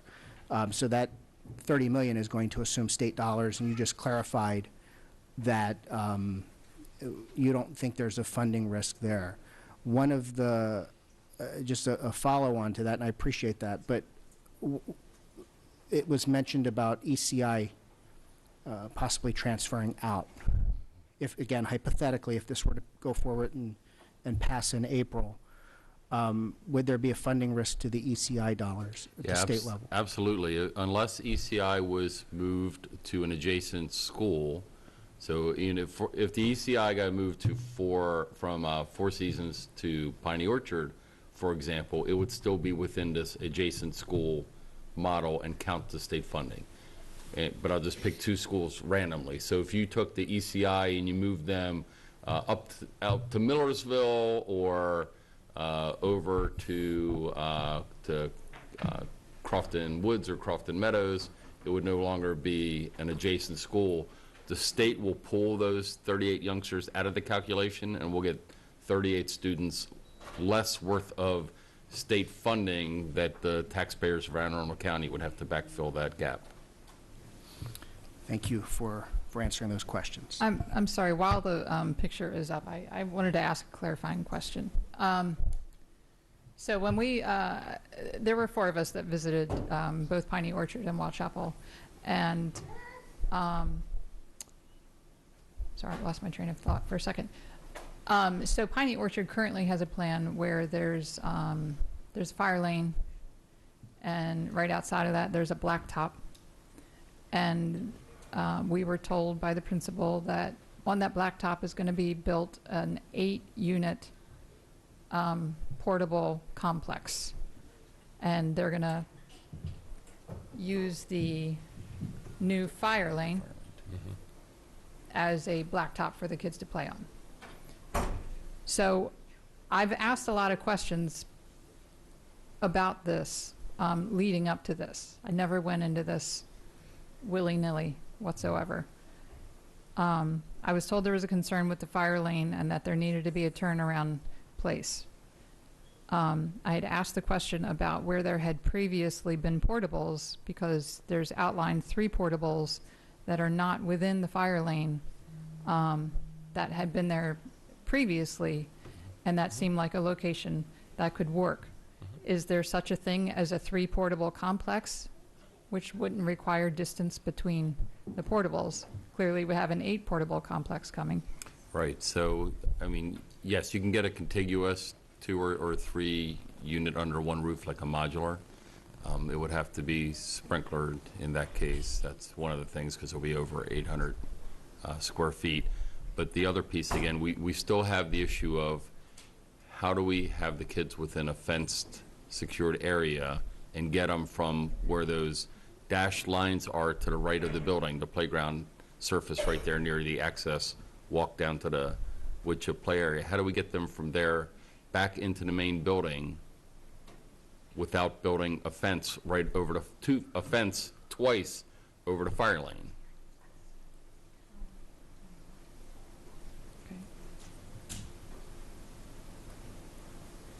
I have to get have to get a ladder truck all the way down to that 3-point turn zone in the end. And if I fence into portables on all 3 sides of the portable or the modular, whatever it is, and then continue that fence all the way and connect it to the back wall of that building, so the fence is going to go over the fire lane in 2 different locations. And how do I get a ladder truck then? Right, I hear your concern. Yeah. Currently there's a gate there. I guess they open the gate if fire truck's coming? No, there is a special fire department. There's a vehicle gate, not a chain link fence that's Right. 10 foot high or 6 foot high. Yeah, it's a special gate that the fire department approves, and there's a special keying system. It's called a Knox box, K-N-O-X box, that has a key in it that only the fire department has. Right. And it's in that secured cabinet, so, and that key's issued to them, not even to us. We don't even have access to that key. So there is a fire department approved vehicular gate that's made specifically for fire lanes with a special keyed apparatus. But that, again, is not the, 8 or 10 foot high chain link fence that we're going to be putting around portables for security. It's sort of like a exaggerated, 30, 60, 90 triangle. Right. One more question. I'm sorry, I have to look at the map to know what how it'll form my question.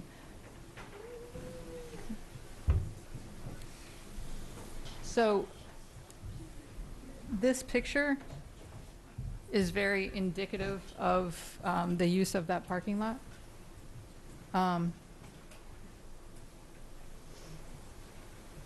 So the area to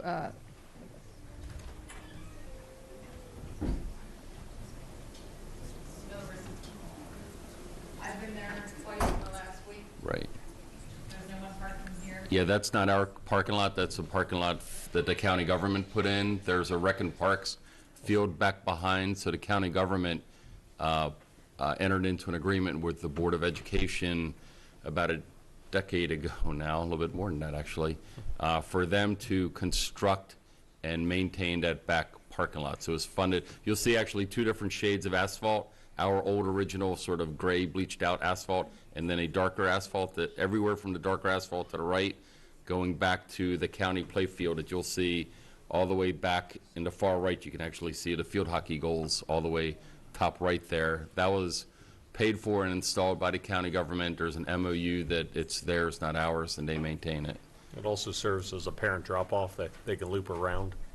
Stacking area. Stacking area, if they need it. Okay, so yeah, my question was if there were portables here, and there could be a lane here accessing that. I mean, They'd be too close to the principal structure. They're going to be 30 feet off that building. And you figure that lane width is only about 24 feet, so. 30 feet off the property line. So they're going to have to be 30 foot off the property line, 30 foot off the face of that structure, and 30 feet from each other. So you're really going to eat up a lot. And again, we're going to create this fence compound that's going to go from the portables back to the brick face of the building. So you're going to lose a lot of surface parking there. Yeah, the county code requires, there's a certain ratio that's written into the county planning and zoning code that governs the ratio of parking spaces to the occupant load of the building. Yeah, there's like a rule about it's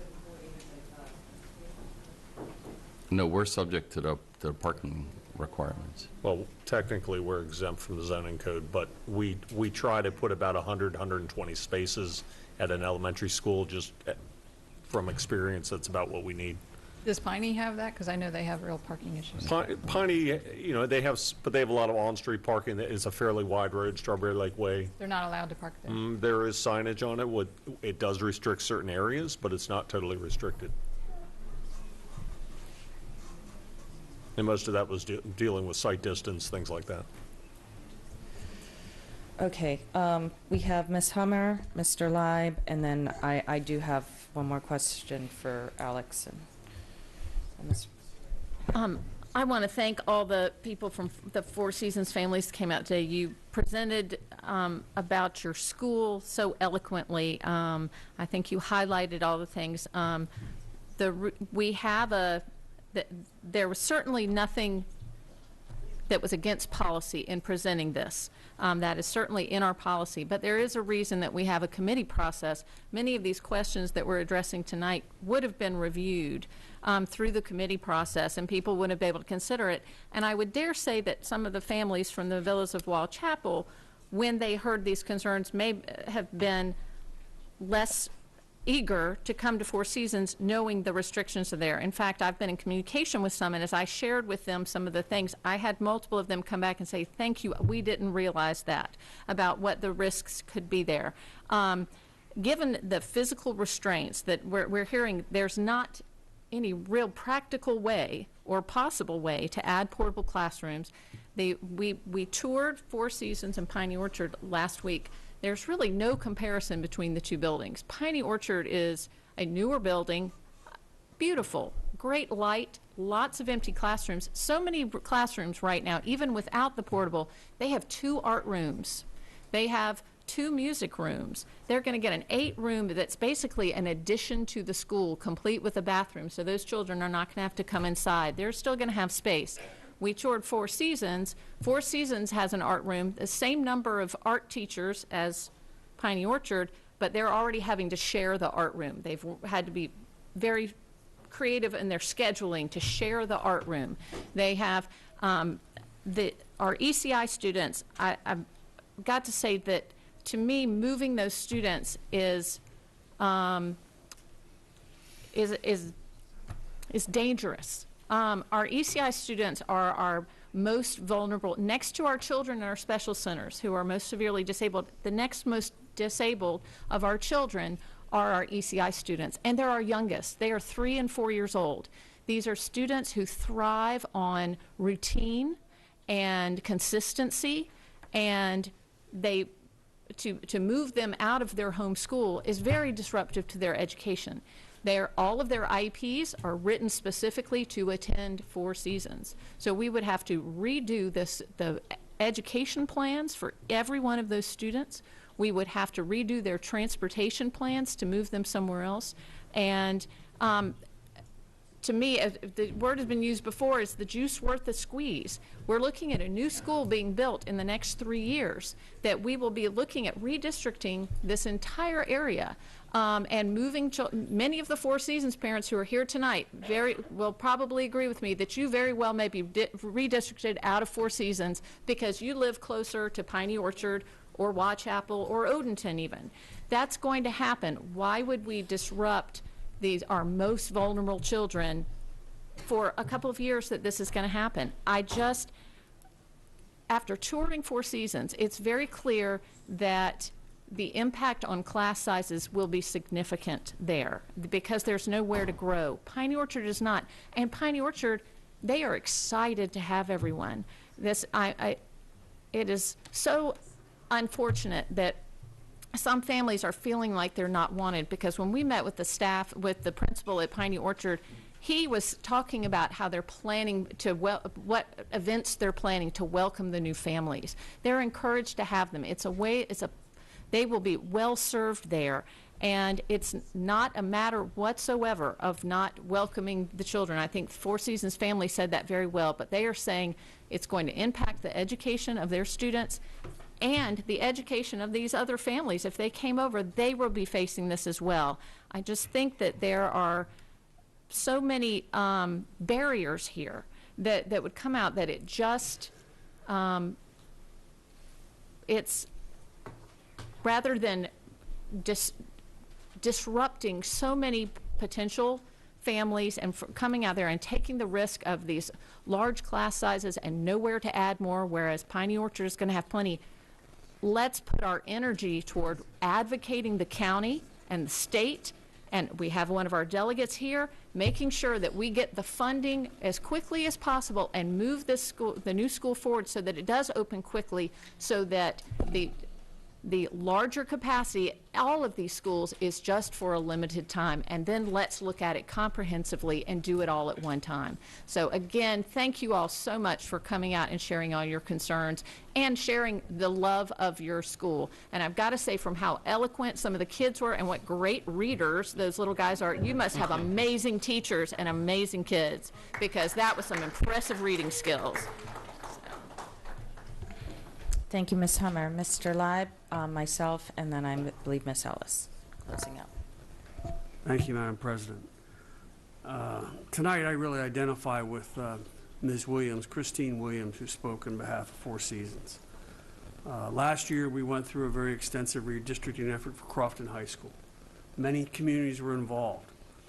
All communities were involved in the meetings and had their opportunity to hear the facts and hear the data and try and input into what was going to happen. Four Seasons was not part of that.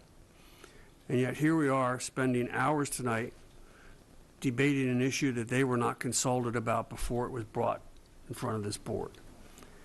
And as Delegate Bagnall said, when processes are there and processes are not followed, things get disrupted.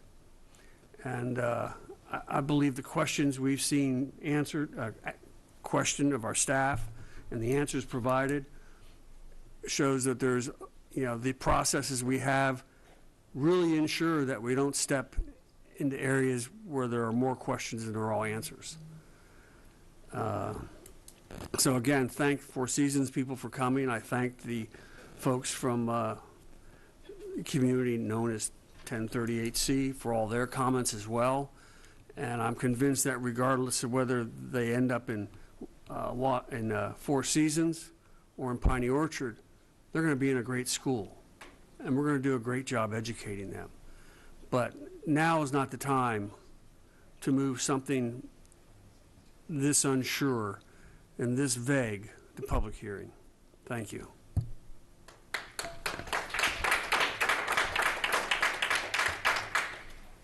Thank you, Mr. Leib. Alex, I have just a couple clarifications. And I apologize. I had actually thought I was going to email you, and time sort of slipped away with me. Since we had our tour, I did tour both places, and I was a little bit confused and would like some clarification.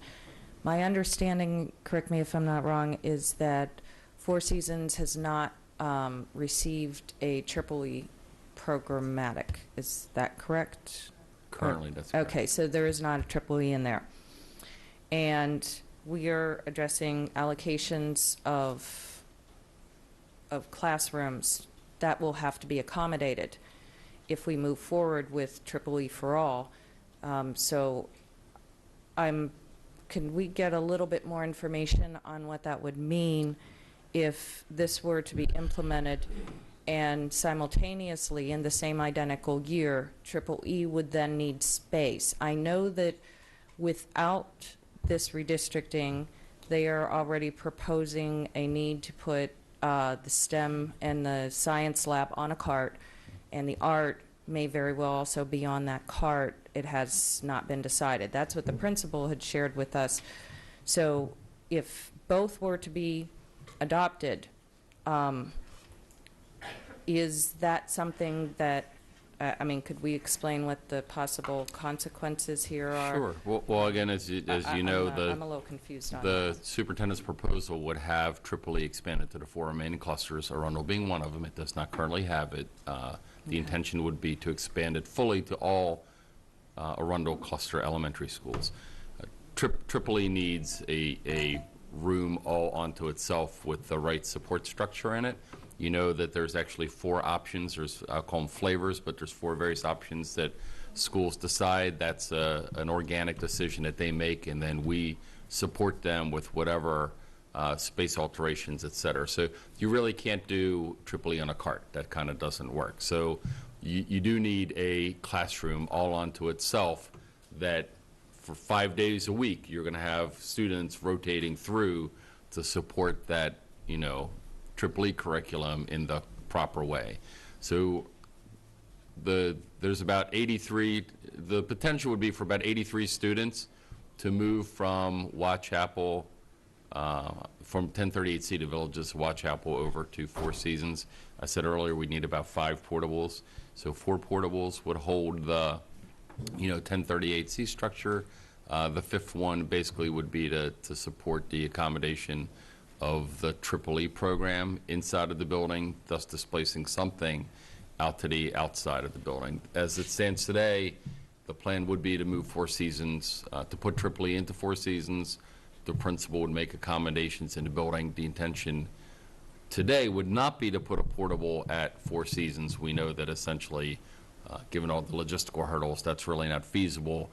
And the principal at Four Seasons noted she would have to make those adjustments internally. So we are triple E implemented, will place, it will reduce the amount of potential available classrooms then overall, but it still fits within the structure for its implementation. And so if it's just triple E, yes. Okay.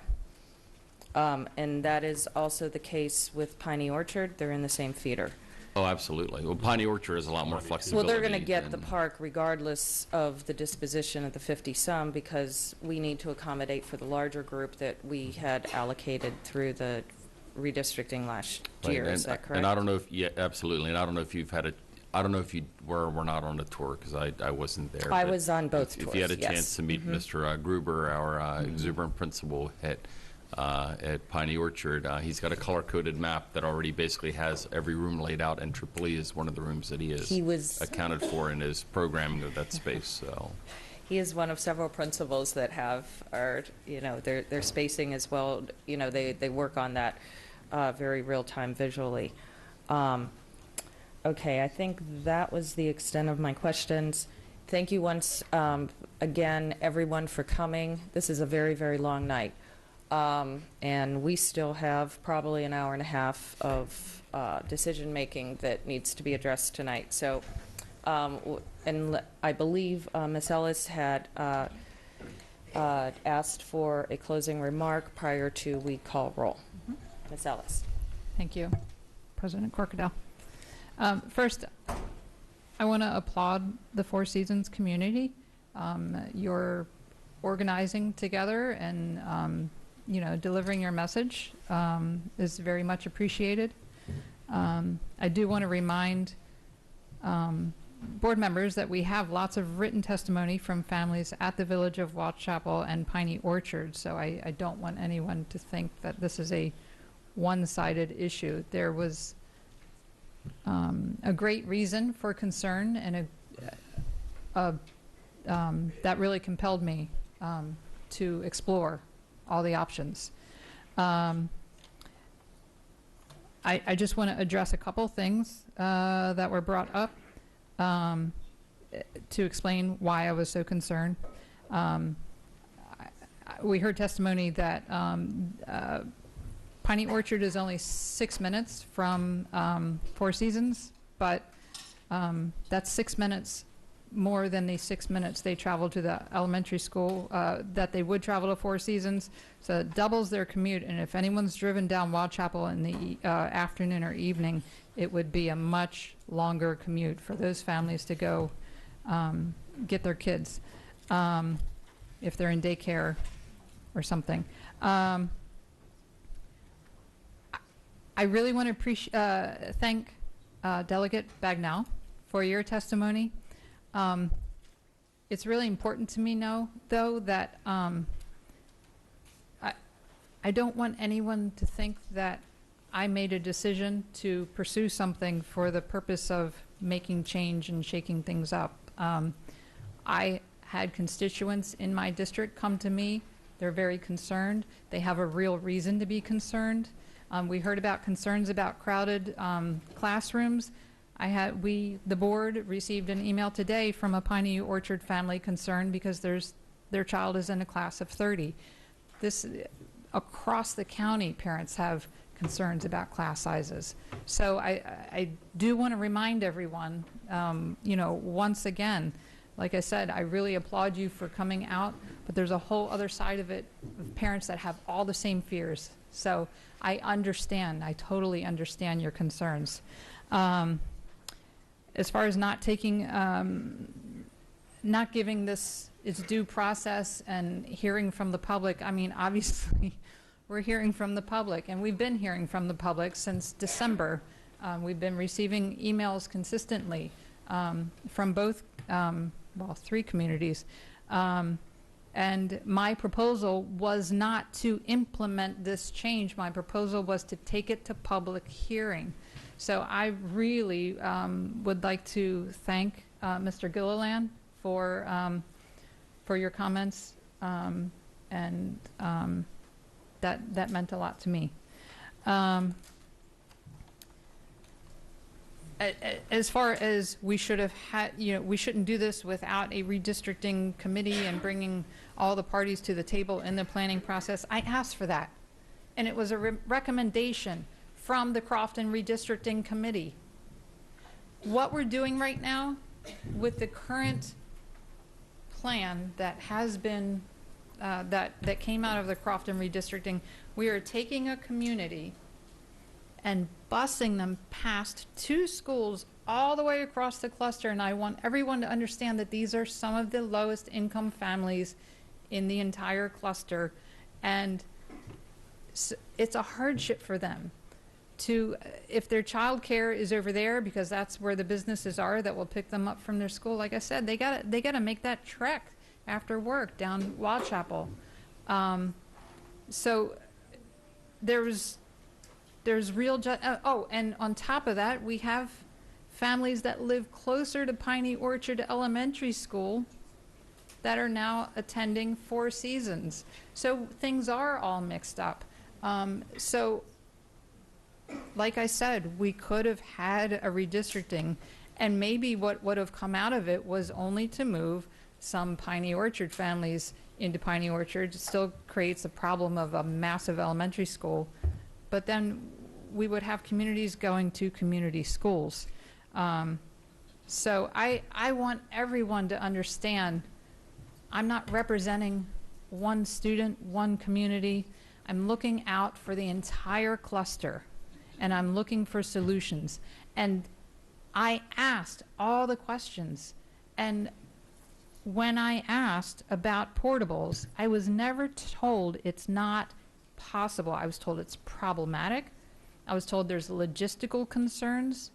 I was never told it is impossible. I was never given those words to say, and I was looking for roadblocks. I was looking for the reason to say, no, we cannot do this. The question about funding, state funding for the elementary school, that's come up many times. And I was told, no, that's not an issue. And you did confirm that tonight. And finally, there was a comment made about moving ECI students out of their home school. It's a regional program. There may be some students there that are in their home school, but there's also students there that their home school may be Wall Chapel, it may be Piney Orchard, it may be Odenton. No, yeah. So, and this is a program that serves kids for 2 years.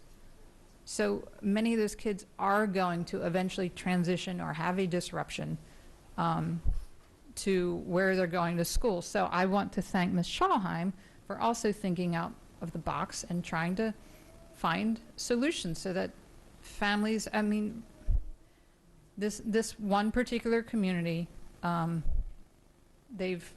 they're experiencing a real hardship that is a result of redistricting that happened last year. And in a few years, they're going to be redistricted again, probably to 4 seasons. So I hope everyone understands where I was coming from, how much I put into this process. I had 2 or 3 conversations with Dr. Arlotto. I sat down with Mr. Cheknovich and his team, and I appreciate the time. I reached out. I called my county councilman before I ever spoke to anyone else about it. And I just hope everyone understands my process and where I was coming from. I'm not just trying to shake things up. Thank you. Okay, seeing no more comments, this debate is now closed. We have received testimony. Ms. Howell, please call roll. Mr. Leib? Nay. Ms. Hummer? Nay. Ms. Ellis? For the sake of still exploring every possibility, I will say aye. Mr. Grannon? Nay. Ms. Schallheim? Gosh, I struggle with this so much, and even up until tonight. And although I'm very sympathetic to all of the hard work that Ms. Ellis put in and all of the time, I am a nay. Ms. Antwine? Aye. Mr. Gilliland? I think for many of the same reasons, if I could just echo what Mrs. Schallheim said, I agree wholeheartedly with her words, but I have to say no. Ms. Corkadell? Abstain. That's 2 in the affirmative, 5 in the negative, 1 abstention. Motion fails.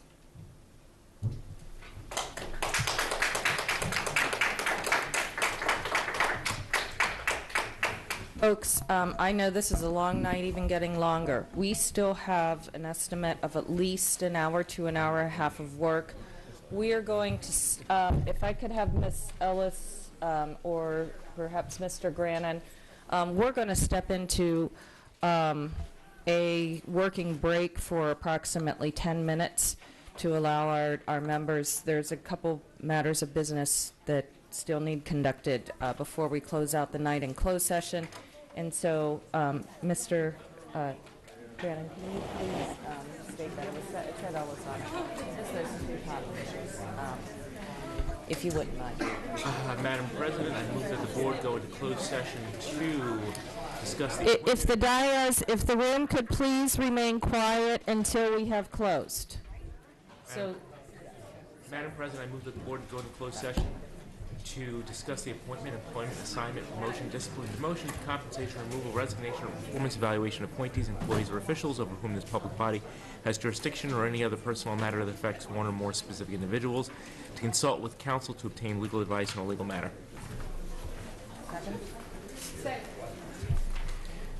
all in favor? Aye. Okay, we are now officially in closed session for approximately 10 minutes. And if I could ask all board members to come back there, because we actually need to have a working break. Thank you.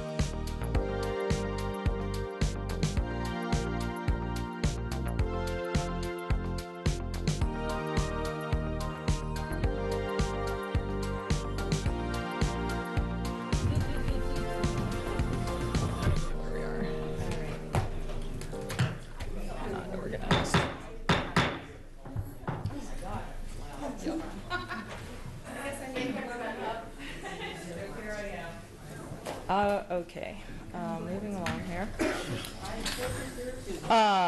This session is officially back open again.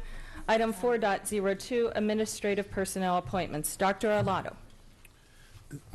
Thank you, Madam President. There is, we have one. It is not for, I don't have a recommendation as this is a lateral move, and this is for information purposes only to the board. Okay, thank you very much.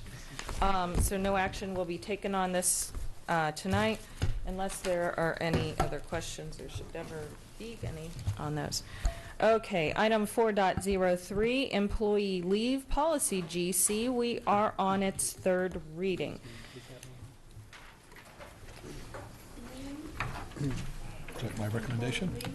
Dr. Arlotto, your recommendation, please. Now, Yes, ma'am. I throat's recommend starting board approval of policy GC, subject to final correction for style and format. We have a motion and a second to adopt, barring any stylistics, and Do we have any comments, questions, motions? Seeing none. Ms. Howell, please call roll.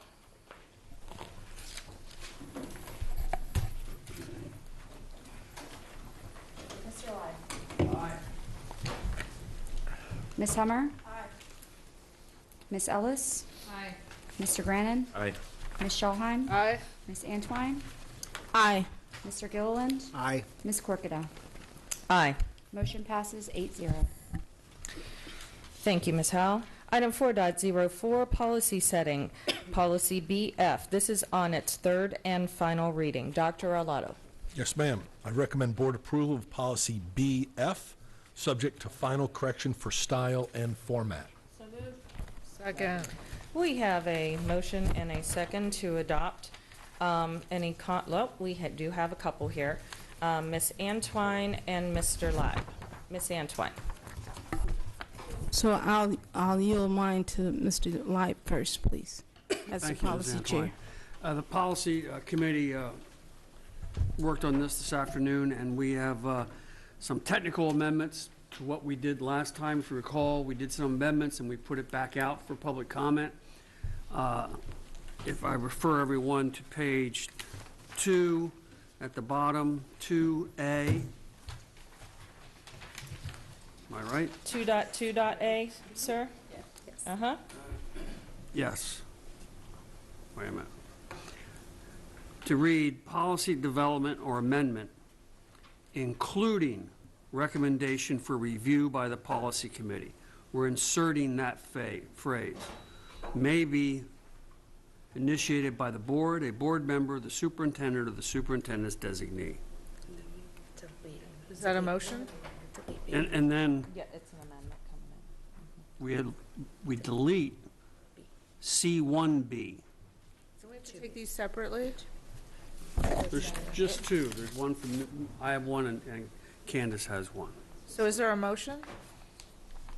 I'm sorry, that's why I said that. is- So moved. Second. Could you please, Mr. Leib, repeat? And if Yes. you do have it in Page writ, one. Ms. Howell could have it. That would Page be- 1. Okay, page. Motion to delete C.1.b So it's page 2. and add the highlighted language to C.1.a. If I may, I'm sorry, that was my error in the notation. It should be C2 on page 2. So that was my bad. I gave you the wrong citation. So page 2, C, So we're in section You're right. C2. at the bottom of page 2. My apologies, Which I is gave you the found on wrong page citation. I shall restate the motion. Thank you, sir. Motion to delete C.2.b and add the following highlighted language to C.2.a. Policy development or amendment, comma, insert, including recommendation for review by the policy committee. That's the insert. May be initiated by the board, a board member, the superintendent, or the superintendent's designee. Okay, is everyone clear on the edit before we move to debate? Considering this is a technical amendment, we do not have to go back out for public comment. That would be correct. So, I just have a technical clarity. So if there's no B, then it's actually not going to be an A. You'll change it so it just says 2. So right? it'll, You can't have an A and not have a B. So there's a C, a D, an E, and an got F, it. so we will Withdrawn, renumber. Withdrawn, Yes. sorry. Good man. Thank you.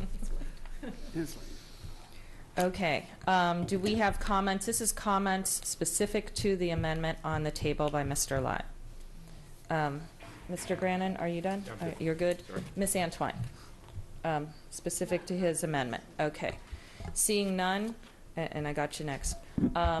Ms. Howell, please call roll on this amendment. Mr. Leib? Aye. Ms. Hummer? Aye. Ms. Ellis? Aye. Mr. Grannon? Aye. Ms. Schallheim? Ms. Antwine? Aye. Mr. Gilliland? Ms. Corkadell? Aye. Motion passes 8-0. Okay, was that, okay, and now we have Ms. Antwine. Thank you, President Corkadell. So on page 5, at the last meeting, I moved that we amend page 5, section 7, where it talks about the purview of the superintendent to include the terms with board oversight. After consultation with Ms. Ortiz and the rest of the policy committee, I move that we update section 7 to say administrative regulations which serve to provide guidance and procedures regarding the implementation of board policies are the purview of the superintendent in accordance with applicable laws. I don't have it, the clean sheet. So if I may, for the record, Jeanette Ortiz, Legislative and Policy Council. So I think what we agreed to was are within the purview, because that's grammatically correct. Mr. Burns shared that with us. Within the purview of the superintendent, so within would be the new word, in accordance with state law. And that addresses, sort of gives nod to the board's oversight authority as well as the superintendent's authority on regulations, and it's consistent with language that we use. So it was identified that because our oversight is identified within state law already, that if we address it as such, it's understood that the oversight of his purview is, or the superintendent's purview is already in play. Okay, we have a motion for amendment and a second. Any commentary? Seeing none, Ms. Hall, please call roll. Mr. Leib? Aye. Ms. Hummer? Aye. Ms. Ellis? Aye. Mr. Grannon? Aye. Ms. Schallheim? Aye. Ms. Antwine? Aye. Mr. Gilliland? Aye. Ms. Corkadow? Aye. Motion passes 8-0. Okay. Any other commentary on policy BF or, okay, seeing none. This is as amended, barring the technicalities of like the little letters and stuff there. Ms. Howell, please call roll. Mr. Leib? Aye. Ms. Hummer? Aye. Ms. Ellis? Aye. Mr. Grannon? Aye. Ms. Schallheim? Aye. Ms. Antwine? Aye. Mr. Gilliland? Ms. Corkadow? Aye. Motion passes 8-0. Item 4.05, Board Attorney Policy BBB. This is on its third reader and is available for action. Dr. Alado, your recommendation, please. Yes, ma'am. I recommend board approval of policy BBB, subject to final correction for style and format. So moved. Any commentary? Okay, seeing none. Ms. Howell, call roll. Mr. Leib? Ms. Hummer? Aye. Ms. Ellis? Aye. Mr. Grannon? Aye. Ms. Schallheim? Aye. Ms. Antwine? Aye. Mr. Gilliland? Aye. Ms. Corkadow? Aye. Motion passes 8-0. I want to apologize. I just recognized in the haste of the late of the evening that I forgot to ask for public testimony on these matters. So if there were any on the third reader of follow-up, please let me know. Well, Ms. Oakes is here. We do have. And I looked up and I saw her and I said, oh, you know what, I was forgetting to ask. So my apologies, Ms. Oakes, if you had anything to add to it. Item 4.06, Agenda Preparation and Distribution Policy BCA. And this is on its very first reader, so there will, and so Ms. Ortiz, and we also have Mr. Mosier. Thank you both for joining me. Got the helm. Good evening. So Board Policy BCA, Agenda Preparation and Distribution, is before you on first reading. The policy was last updated on January 6, 2016. The policy was revised to clearly spell out the board's positions on agenda preparation and distribution. The revisions to the regulation were primarily stylistic, with one amendment to define a term. The policy will be on our website for a 30-day public comment period, and Mr. Mosier and I are happy to answer any questions. Thank you, Ms. Ortiz. We have Ms. Hummer, Ms. Schallheim, and then Mr. Grannon. Ms. Hummer. I have an amendment I want to propose. It's being passed out to everyone. So the language below would be the new subsection 3, and everything else would be renumbered accordingly. Subsection 4 referenced below is the current subsection 3, and it would be a request for an item to be placed on a future agenda must be submitted in writing by at least 2 board members. The date of the agenda item shall be determined in accordance with subsection 4 of this policy. And this just puts in place our current practice and what we have in the handbook and what we've been practicing up to now. Just codifies it into policy. Do we have a second? Do we have a second? I'll second it. I have a Okay. question. Okay, we have a first and a second, and I believe everybody has in their hand the proposed amendment. We are open to debate now. We had Ms. Schallheim, Mr. Grannon, then it'll be Ms. Antwine and Ms. Ellis. Ms. Schallheim?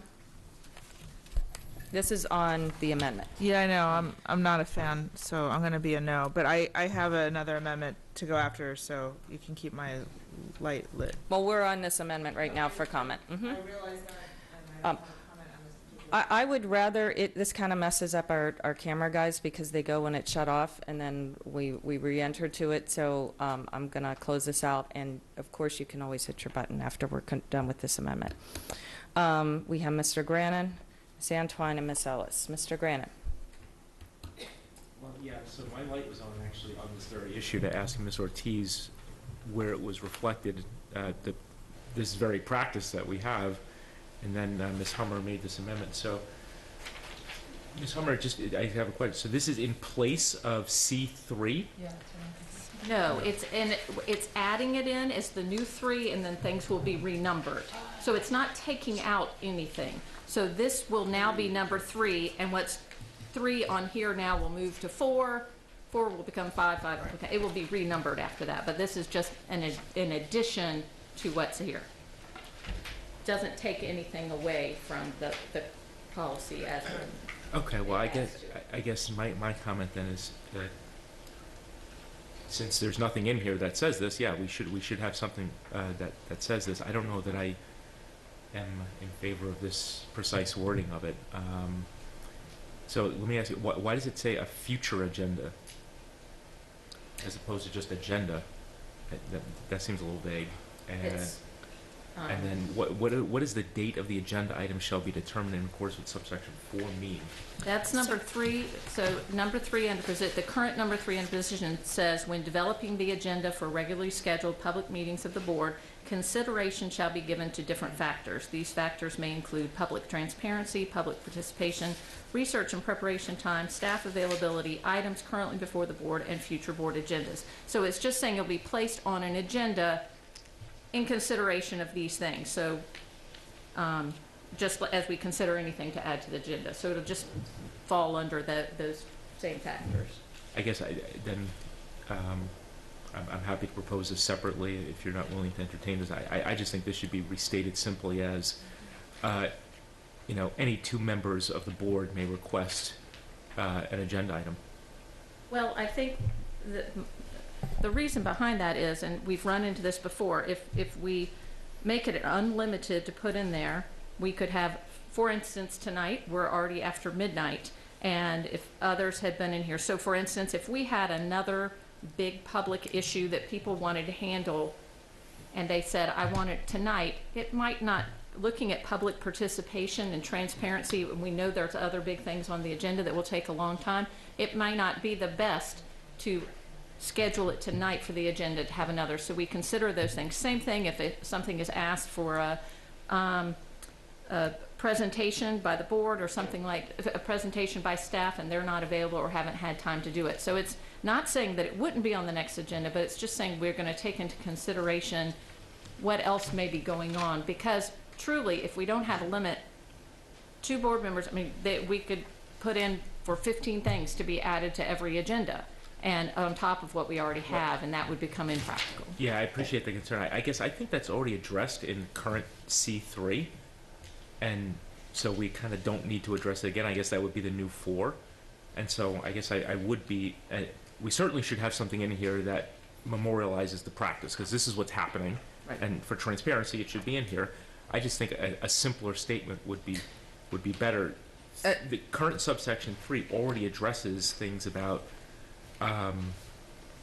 considering different factors and all that stuff. And I just want to be frank. I don't want to put something in here that gives, I'm not talking about this president, but future presidents, and not talking about this superintendent, but future presidents and future superintendents, the ability, textually to thwart, what 2 other board members want to do. So I just think it should just be much simpler. And the new 3 should just say, a request for an item to be placed on an agenda may be made by any 2 board members. And then the rest of it's addressed. So you can amend an amendment, and then we would go to that. Is that your proposal, or is Ms. Hummer, I want a clarification on that. I'm comfortable with my amendment as it's written.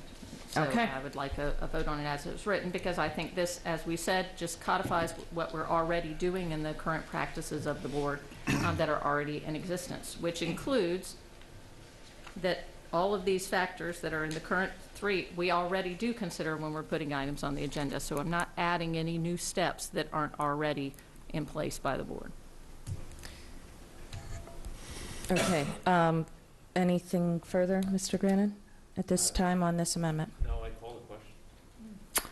Okay, we have a motion to call the question. Ms. Howell, please call roll. Mr. Leib? Aye. Ms. Hummer? Aye. Ms. Ellis? Nay, I can't vote on this without getting the question answered. Okay, keep calling roll. This is not this is a call the roll to call the question, and it is not debatable. Mr. Grannon? Aye. Ms. Schallheim? Aye. Ms. Antwine? Nay. Mr. Gilliland? Aye. Ms. Corkadell? Aye. That's 6-2. Motion passes. Okay. Please call roll on Ms. Hummer's amendment. Mr. Leib? Aye. Ms. Hummer? Aye. Ms. Ellis? No. Mr. Grannon? Nay. Ms. Schallheim? No. Ms. Antwine? Nay. Mr. Gilliland? Ms. Corkadell? Aye. That's 4-4. Motion fails. Okay. Okay, with that in mind, now, I gotta tell you, Ms. Schallheim, Mr. Grannon hit their buttons near the same time. Ms. Schallheim had originally done that. Mr. Grannon, are you willing to defer, or would you like to follow up to your No, previous? If you don't mind, Ms. Schallheim, I won't, because it so closely follows what Ms. Hummer suggested. I think Ms. Hummer certainly, the spirit of what she's doing, I agree with it completely, because the written policy should reflect our practice. So I basically move exactly what I said before, that the new 3 state that a request for an item to be placed on an agenda may be made by any 2 board members. Second. Okay. Ms. Howell, do you have that? Board members understand? Because I don't want to go through reiterations late at night. Okay. So it looks like we have Ms. Schallheim, Ms. Antwine, and Ms. Ellis. This is specific to Mr. Grannon's amendment. Ms. Antwine and Ms. Ellis. Ms. Antwine. So mine is definitely in accordance with what Ms. Hummer introduced and Mr. Grannon just motioned, but I would like to make an amendment that the current 3 has that in front of it, and then we go into when developing the agenda, so that we don't have a 3 and a 4. We just introduce it as an introduction. As the first sentence. Right, Of the current right. I accept that as a friendly amendment. Okay, could we reiterate that, please? Because I was not able to hear all of it to follow it. So rather, I accept Ms. Antwine's friendly amendment. Rather than making it a new 3, the numbering would not change, and this would be the new first sentence To of the three. current three, and it would state, as I said earlier, a request for an item to be placed on an agenda may be made by any two board members. Okay. Okay, friendly amendment accepted. Thank you, Ms. Antwine. Ms. Ellis? So just to clarify, you no longer have in writing in the amendment? Correct. Okay, because my concern with that was, I know that we have added items to future agendas here in public meeting on the dais. And so that's not in writing, so. That was intentional. Yeah, okay. Okay, Mr. Gilliland.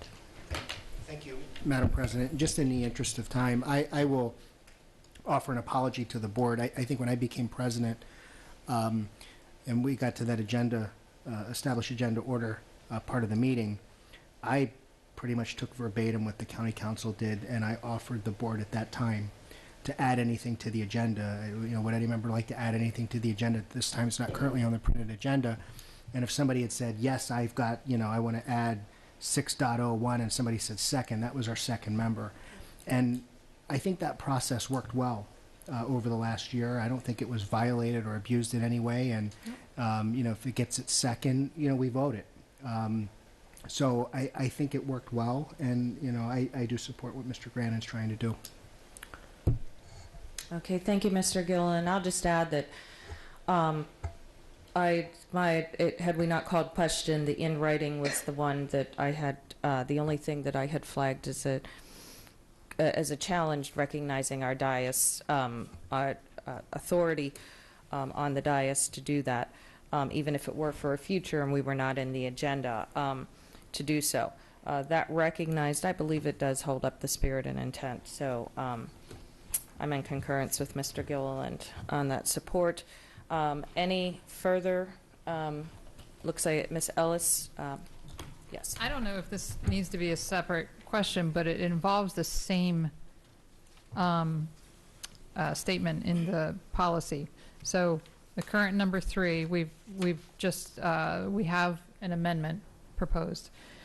The factors. One of the factors that I see as important is, I don't know what the wording is, it's time sensitivity. So like there might be something we need on the agenda before the budget is voted on, right? So, and I don't know if that's the wording, but I feel like that is a factor in other words, for example, tonight, we had start times on the agenda and we had redistricting. Obviously, they're two monster agenda items.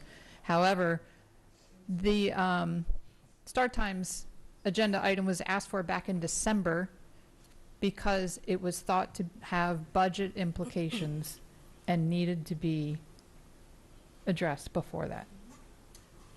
And it was thought it should be an evening meeting because so many people had testified. So it does say research and preparation time, and it's not an exhaustive list. I'm also going to suggest that we're on the first reader, and there will be the second reader and then the third reader. I think that does that's a consideration we could take. My question is this a request to amend Mr. Grannon's current motion, or is this a request of information to the staff?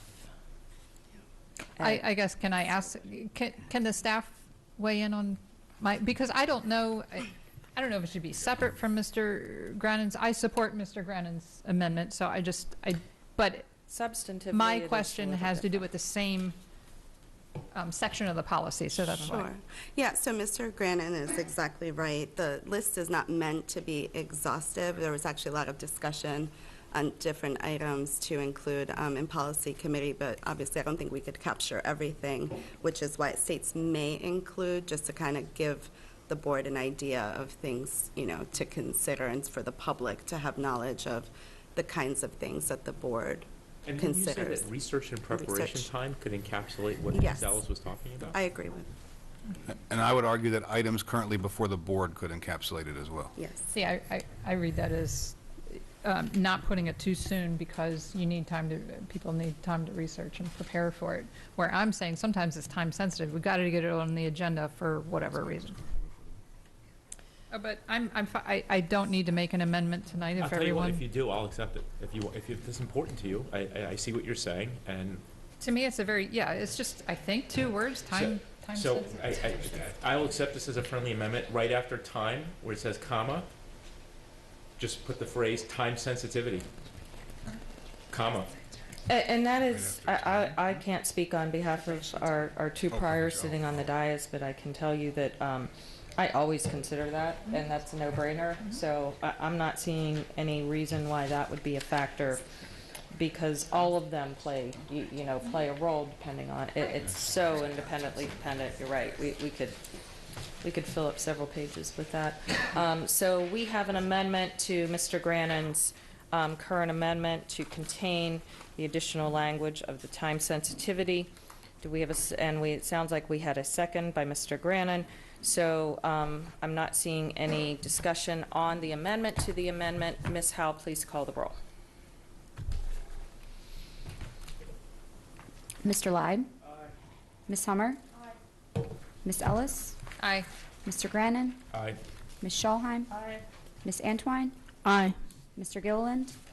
Ms. Corkadell? Aye. Motion passes 8-0.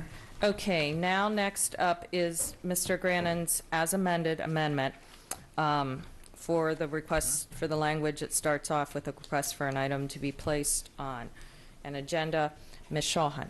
Oh, no, I thought we were moving on. Okay. I thought we just voted Okay, on it. no, because there was a substantive difference in the, of them, we had to do them separate. So now we are on roll call for Mr. Grannon's amendment as amended by Ms. Ellis.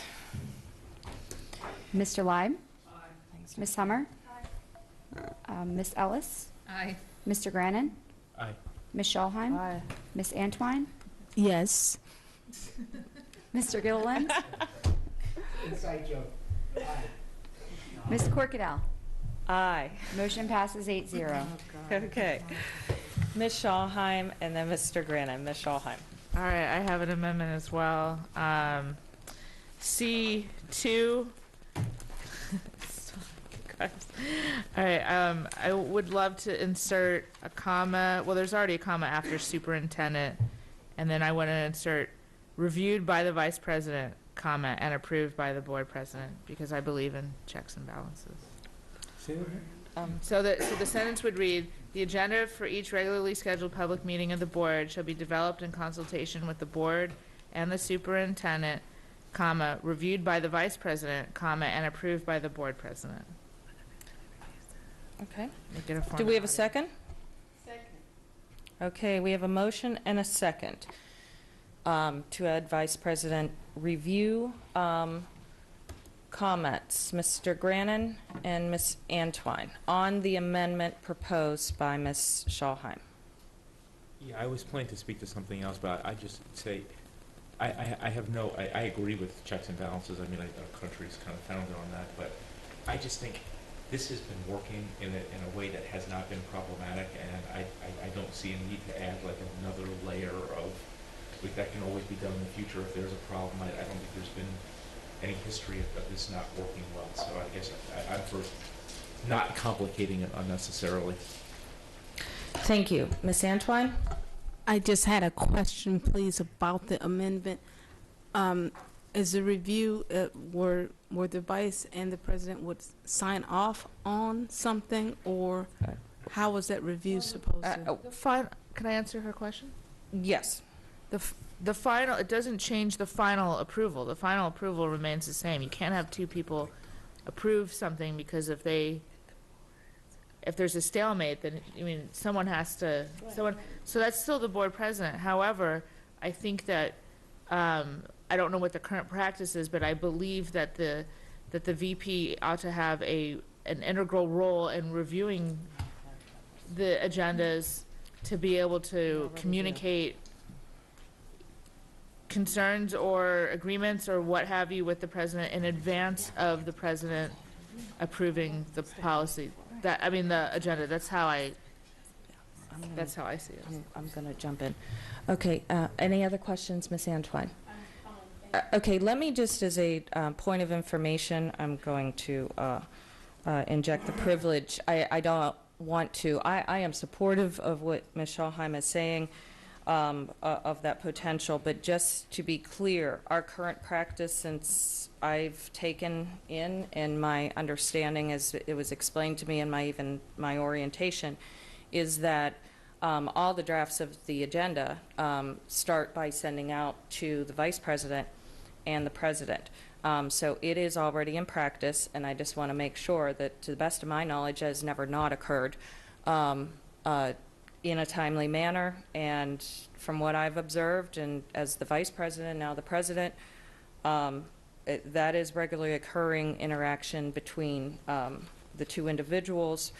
But I do appreciate the fact that perhaps we may get a president who may not want to do that, and appreciate the memorialization to go beyond what's, I believe, already in the handbook or alluded to. So I just wanted to clarify that as what the current practice is.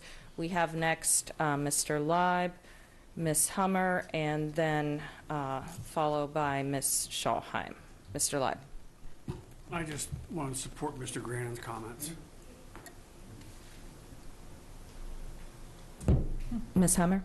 Yes, I want to support Mr. Grant's comments too. I served as vice president. I served as president. I know that the agendas, draft agendas, you know, they were always sent to the president and vice president together by the staff, and it was reviewed, and they're available for all of the board to review and consultation. And I just think it does add another layer that's not really necessary. Thank you, Ms. Hummer. Very good considerations. Ms. Schalheim and then Ms. Ellis, unless Ms. Schalheim would like to defer to be the last as the amendment. Oh, you made the person. amendment. No, I want to answer that. So. I don't believe Ms. Hummer had asked a question. No, I was next, though. But yeah, so that's what I mean. That's yes, fine. I'd like to speak now as opposed to later. That guy. Yeah. I won't so, ask anymore.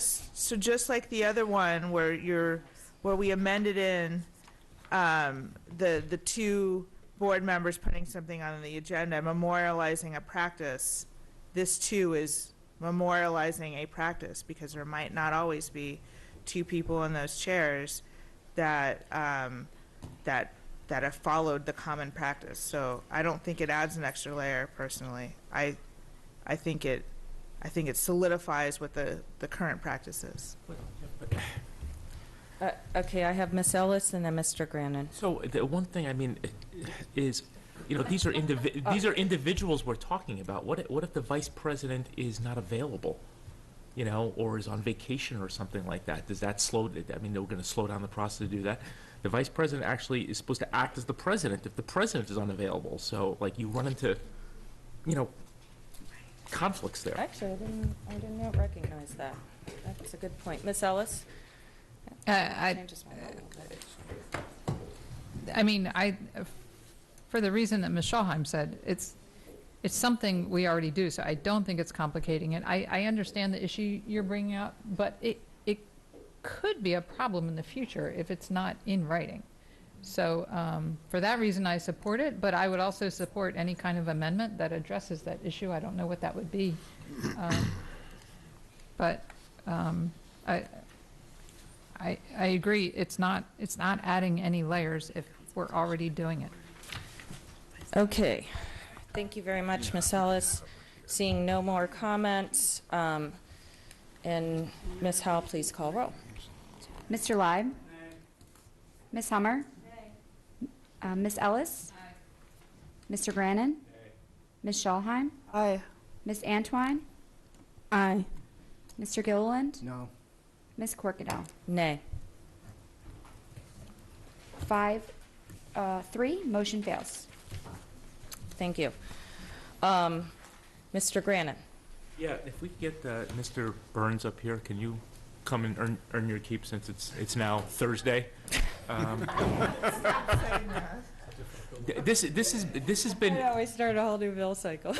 This has been nagging at me tonight and over a past couple of meetings, and I'm going to say this publicly because these were both groups that I supported. I supported the South County athletics groups that came here and advocated for all that. I did not support what I thought was their intransigent presentation of their views deep into the meeting after they already got what they wanted. I'm supportive of changing school start times to make later times for high school students, and I voted for that, as Ms. Hummer said earlier, in the past.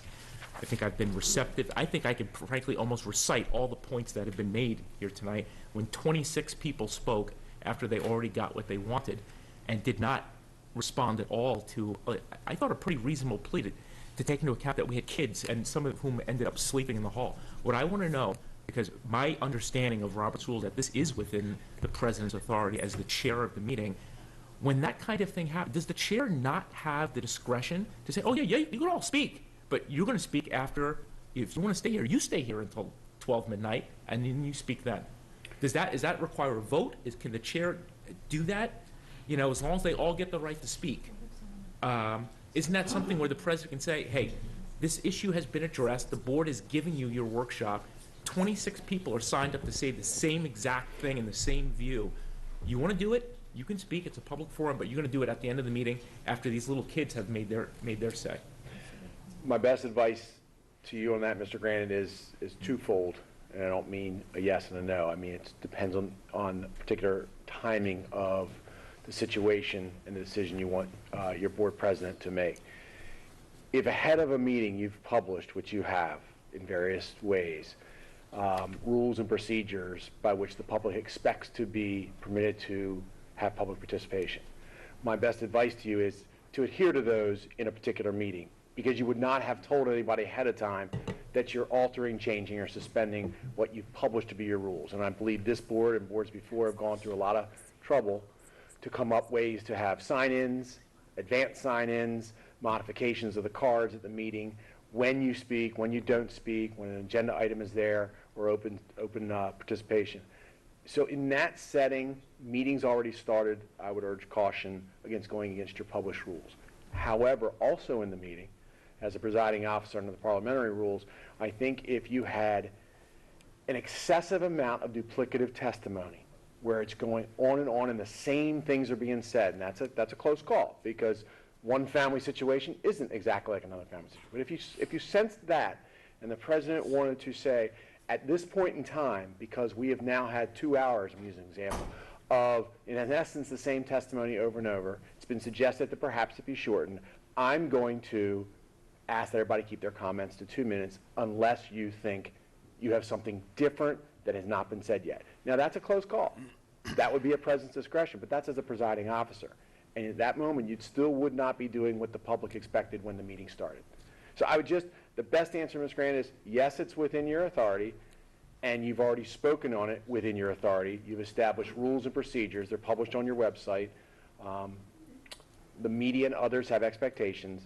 I would just proceed cautiously. But when the agenda is published, it's not knowable to the president or to the board the content of the speakers. You didn't know at that time that you're going to have 26 duplicative testifiers and the exigency of little children falling asleep on their parents' laps in this room. Again, I think the best way to operate in that setting, but you recognize that, and this is not, I don't say this lightly, it has been, in my opinion, after 25 years of watching school boards, that you as a group, and this particular Anne Arundel County Board of Education, are probably the most open and forthcoming public body that I see in operation. That comes with blessings and curses, right? One of them is, it's such an open forum, you're so inviting, that you have folks willing to come here with their children in a difficult scenario for them personally, wait for 4 hours, and still stick it out and participate. So you have to weigh whether you want to reward that by letting it happen or start taking things out of order. What you could do is... We can always do it by vote. Exactly. Once the cards are in, you see how it's going, and you know where you are, and you do have the pressing issue of you do have to at some point worry about staff and security and all these other issues. You could say, someone could make a motion, I move that we undertake the following action to tighten things up, or that we take things again out of order. Just because you establish an agenda, you can change it later, in order to move things forward, in order to accommodate some section of the audience. Again, my caution is be careful not to set up expectations and then dash them mid-meeting. So, if you don't mind, I just have one feeding off of yours, of course.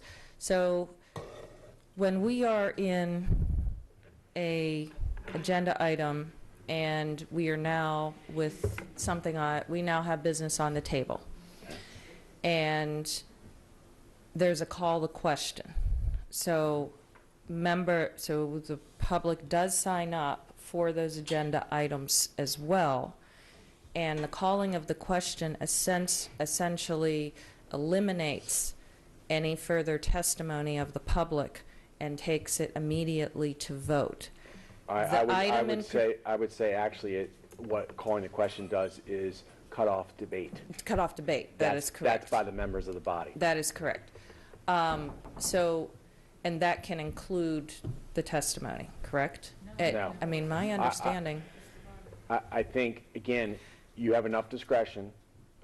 Remember that you don't specifically have the parliamentary rules of Robert's orders as your governing rules. You have, according to the law, the commonly accepted rules for parliamentary presentation. That's not a strict, you are owned by the Robert rules. So what I would suggest to you is, if you wish to pursue the Robert's rules for cutting off, or ending, I should say, the board members' debate on a topic by motion, properly seconded and voted on, I still think it's within the discretion of the board, particularly if you all agree to it, that does not foreclose allowing people to finish whatever public testimony.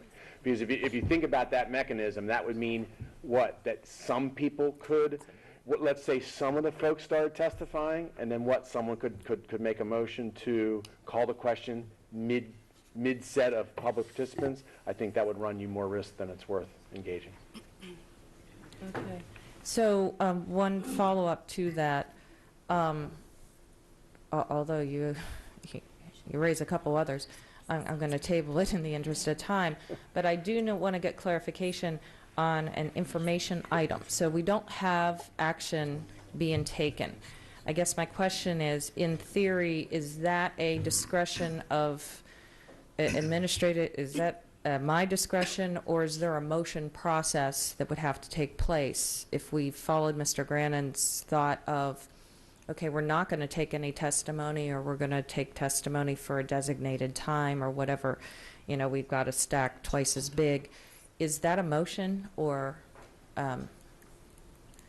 there's the preference versus the not, but is there a process that another member can inject it, I guess is my question. This board has published procedures by which you permit the public to participate. Those procedures, which are in your discretion of the board, include not all boards have 3 minutes for their increments. Right. Some have 2, some have 5, some allow people to come out twice. I think I've mentioned this before. There's actually some where there's a mid-meeting public participation, and then at the end of the meeting, for anybody who couldn't get there in time, they have one. And so you have a wide range there, but where you've said to the public ahead of time, this is how we'll do public participation, I think the safest bet, if you're going to change it in the middle of the meeting, is by a properly made motion, seconded and carried by 5 or more of the board members. Okay. And at that point, you've done it in public, right? That's part of that transparency word everybody's been saying. Part of it is, it's right here. It's in front of the public, it's in front of the media, it's on television. You've said it, you live with your decision making. But at least everyone knows how, why, and when you made your decision. Okay, so Ms. Ellis, Mr. Leib, and then Ms. Antoine. I understand the concern and share the concern. My question would be, what if person number 25 came up and spoke against start times, and we had, in other words, we think everyone has the same thing to say, but we can't assume. And Ms. Ellis, you anticipate a really good question. Remember, one of the hallmarks that you have to be careful with as a public body when it comes to speech issues is, in First Amendment, is being careful that your content neutral in your policies and procedures. You could easily foresee a well-intended effort to shorten the meeting up, respect people's time, be worried about children and all that, and yet inadvertently pick and choose which content you're going to hear. And again, I would caution that. Yeah, it seems to me that in this exact situation we had, certainly without a vote, the chair of the meeting certainly has the discretion to I'm not saying cut off debate, but to order it in such a way that it's balanced and could easily say, after hearing 6 people testify to the same exact thing, are there any members who've signed up to speak in public comment who are going to speak against this? We'll take those at this time. They can certainly do that. I agree that you can do that. That's not currently what you appear to have made the expectation publicly. If I recall how you have the sign-ups and cards and things like that, it would not be hard to telegraph that to folks and say, oh, and by the way, we as a board reserve the right in certain circumstances to reorder testimony. But again, that's a decision you'll make out here, having warned people it could happen, and then you live with it. And that's similar to what the president has the discretion to do when all lights are lit up, that I can, it's been suggested to me, and in parliamentary, I think the Roberts Rules, the longer edition, it does go into that the president, if they are aware of opposing, can alternate as opposed to, as one methodology, and that would be similarly applied. Is that what we're saying? You're the presiding officer, and you could spend months and years studying Robert's Rules and then some on just the presiding officer's discretion. No, thank you. No, thank you. Yeah, exactly. And sometimes you got to use the common sense. I would analogize, Mr. Graham's a point going, but analogize it to your agenda. If you come into a meeting and things arise that cause you to think, and I think it's happened before, where you've learned about someone's schedule, or there's a required participant in some presentation, and you have entertained a motion to move 5.23 or 5.2 up to 3.2, right? Mm-hmm. At least you're doing it and you're saying it out in public, and you're not just, it's not a whim. You state your reason why, it's a motion, the board approves it by 5 or more, and you move on. Okay. Someone might be upset by that, but that doesn't mean you can't do it. Thank you very much. Mr. Leib and then Ms. Antoine. Thank you. Well, this is a discussion that perhaps we should be having. I don't know if we should be having it today at 1:45 in the morning. I recommend that we proceed with our agenda and finish our meeting. We have people here we're keeping here forever. Okay, Mr. Leib has made a point of privilege. Do we have consensus with that?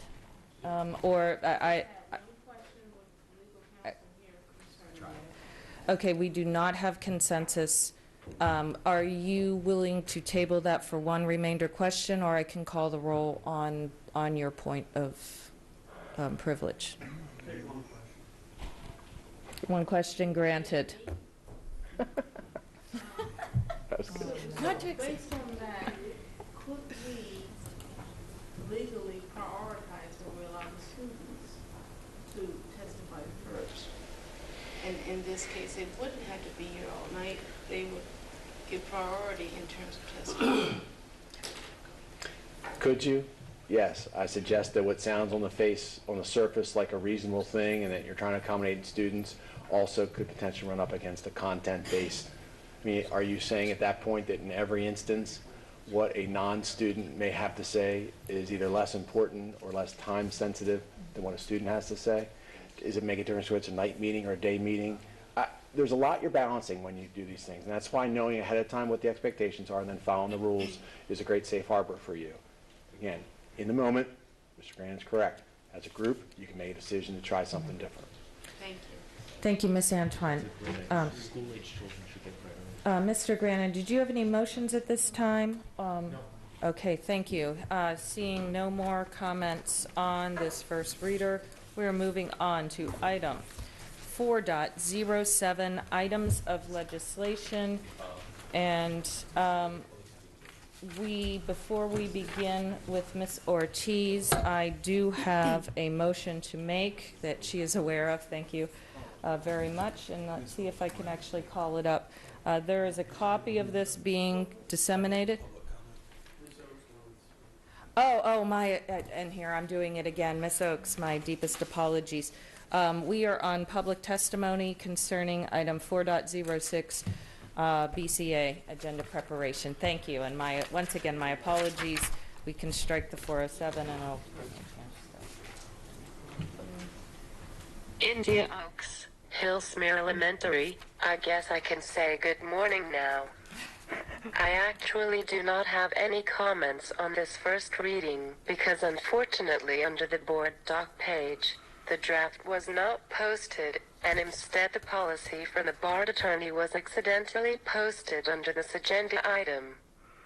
Just another reason for the public to always look at every agenda item prior to the meeting so we can be as prepared as you on the board are.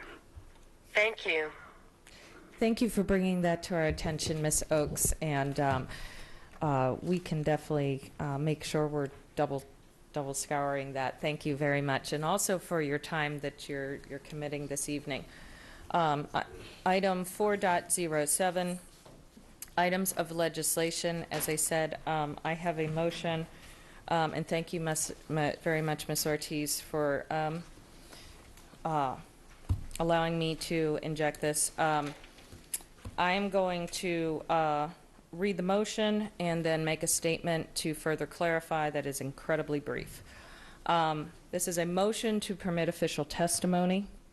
I move that the Board of Education authorize the President and Vice President of the Board provide both written and public testimony for Anne Arundel County pending Bill 1-20, known as an ordinance concerning public safety - school bus monitoring cameras, that shall contain the following language affording representative authority to answer questions council members may pose that is within the confines of the performing of this obligation and as a result therein.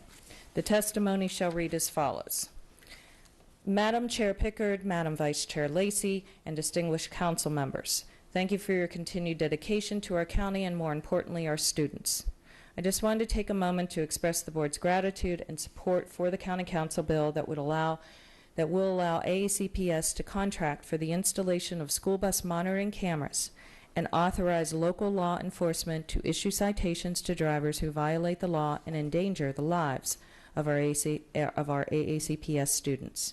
I also want to recognize the efforts of Dr. Arlotto and his staff who have prioritized this issue and have been in talks with county government for well over a year. Dr. Arlotto's leadership on school bus monitoring cameras has resulted in county government introducing this very important bill.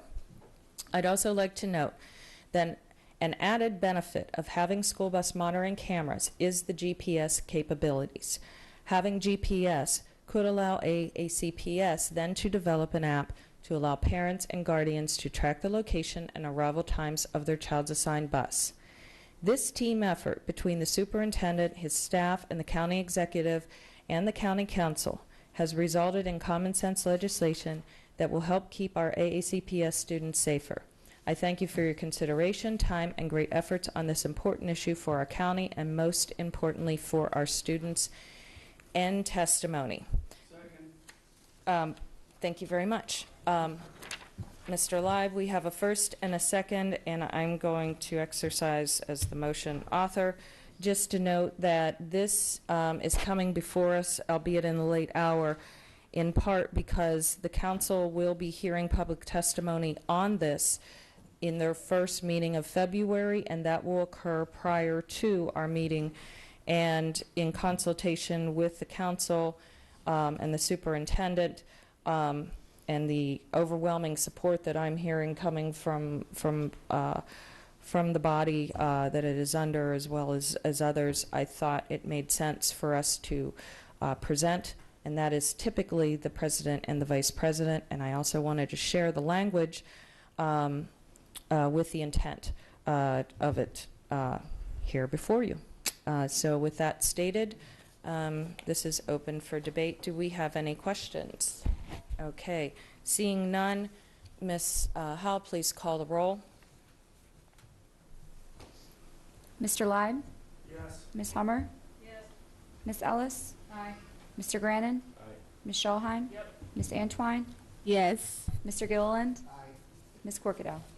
Aye. Motion passes 8-0. And now, for the remainder of items of legislation, Ms. Ortiz.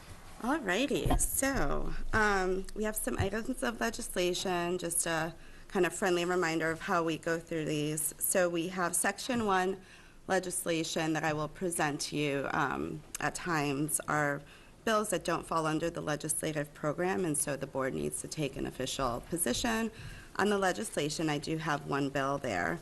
Section 2 covers no position bills, just FYIs. And then Section 3 is legislation that falls under the legislative program, which was adopted by the board in the December 18th, I believe, meeting. And so the positions already encompassed there. So we have HB 5, it's crimes, hate crimes, use of an item or symbol to threaten or intimidate. You may recall this is a reintroduction from the last legislative session, and even though the board voted to support it last session, given that it's not covered under the legislative program, I wanted to bring it back before you for a vote. And essentially, it just addresses and makes a crime of use of an item or symbol to intimidate or threaten, dealing with hate crimes. And so, you know, the support testimony here is substantially similar to what we did last year, you know, kind of talking about our efforts. And while we typically do not take positions on criminal law legislation, this one's a little bit unique given what the county has experienced and in our school system what we've experienced with hate crimes and or biased behavior. And so we thought it was important last year to support it. We did include language regarding our global community citizenship course because that's new. And so the recommendation is to support the legislation by our very own delegate, Mark Ching.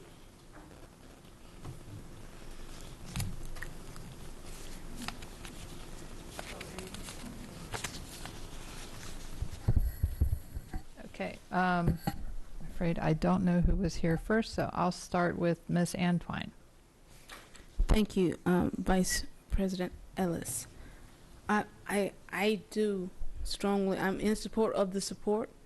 I would move that, I guess this is a technical amendment, so I guess it doesn't require a vote, but could we also add the fact that the board is briefed by our briefed on this every month, and efforts from within that briefing, the efforts within the school system is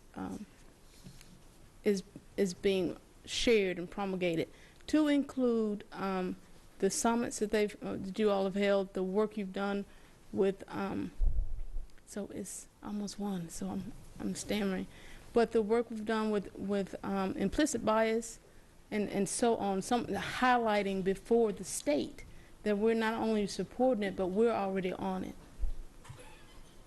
And I would also like to say to Delegate Chang and those supporting this bill, I know it's been a long time coming, and I so appreciate the diligence on this effort from the state. It means a lot, and I'm thinking it's going to make a long-lasting impact. So thank you for that. So if I may, Ms. Antwine, so if there's consensus, I can definitely add in the second paragraph, the briefings before the board. The second paragraph talks about the professional development and meeting with community stakeholders by our Office of Equity and Accelerated Student Achievement. So it would be appropriate to stick some language there regarding yes, ma'am. board What I'm briefings saying and is updates. it's definitely there. I was just identifying, since we identified specifics with the Global Community Citizens course, that some of the specified actions that we have taken as the board to include our departmental reports. Right, that's what I'm saying. I can add it there. Yes, Yes. ma'am. And Dr. Alato, good morning. If possible, if those in those key areas could provide Ms. Ortiz maybe a list of highlights to make that more seamless for when she does that update. Certainly, she always does follow up with staff after those responsibilities. Okay. I'm confident she'll do that. So I take that as a yes. Yes. Okay. Thank you. Thank you. Ms. Shawheim. Of course, I'm well in support of this. House Bill 5. I am grateful to Delegate Chang for bringing it back. I hope that it passes this time. It seems nonsensical in 2020 that it would even be a question, but I'm very, very grateful for his leadership in championing this, and to all the members of the House who are also in support. Do you know if this is also being cross-filed at this point? No, because there's not a cross-file number up there, so no. Okay. It was not cross-filed So- as of yet. Hopefully when it does make it out of the House, and I really implore the Maryland General Assembly House to vote for this, then I also implore the senators to approve it swiftly as well, because this is common sense stuff.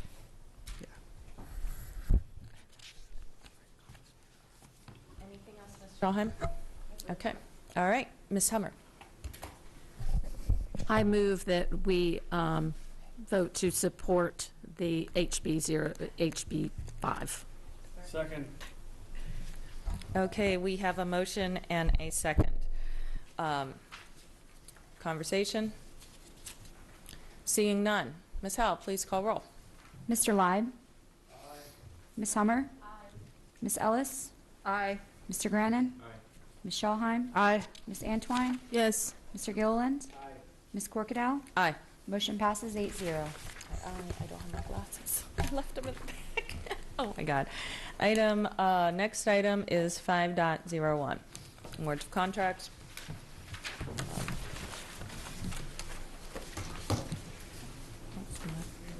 I move to bundle these. Second. But I believe beforehand, okay, we have a first and a second, but I would like to get Dr. Alato's recommendation. We bundle first. Yeah, we bundle first and he bundle first. Oh, my apologies. No, you're absolutely right. Ms. Howell? Are we good on this? Well, Call roll on bundle. bundle first, because otherwise he would do individual versus the other. So we are now to bundle. We have a second. We have, Ms. Antwine has a comment on the bundling motion. Okay. Do we have consensus on this? Any opposing? No opposing. We are now bundled. Dr. Arlotta, your recommendation, please. Yes, ma'am. I recommend board approval of the contracts as listed on today's agenda, 5.01 through 5.05. Okay, we have a motion and a second to adopt bundled as is. Ms. Antwine. So my question is for 5.05. I wanted to understand the need for, one, having the portables so early in the school year rather than maybe in the summertime when there's not as many students, and why the number of portables. It's 16 portables. Okay with Alex? Is there some, I'm thinking there may be some emergency that they have to be moved right now, but wanted to clarification.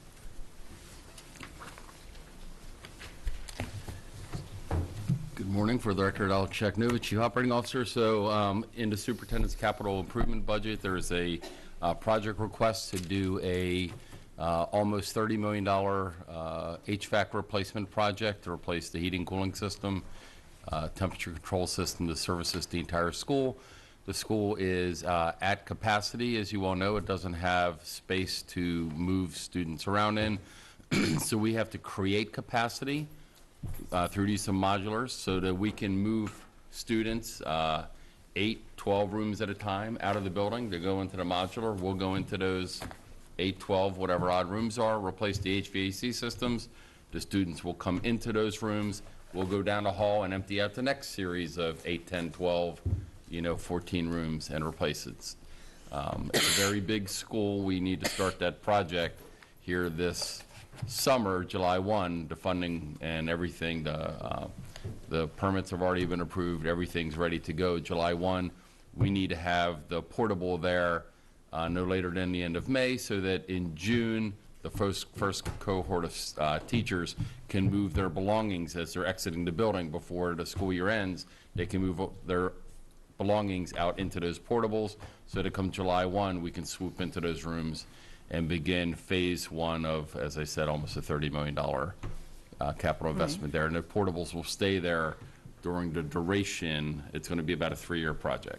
Okay, then that was my question. So then the security the request for this goes, it addresses the security that I talked about earlier with the fencing and other items that will go to secure the. Right, the we're not schools. compromising any of our code requirements or any of our SOPs with respect to communications, public address systems, security features, et cetera. Thank you. Any other questions? Any testimony? Seeing none. Oh, even Ms. Oaks left. God bless. Okay, Ms. Howell, please call roll. Mr. Lyde? Ms. Hummer? Ms. Ellis? Aye. Mr. Grannon? Aye. Ms. Schalheim? Ms. Antwine? Aye. Mr. Gilliland? Ms. Corkadow? Aye. Motion passes 8-0. Okay, we have next item 6.01. This is a review item on the construction status report. I don't see any. Okay, we do not have a staff presentation, so are there any board questions? I'm not seeing any. Oh, seeing none.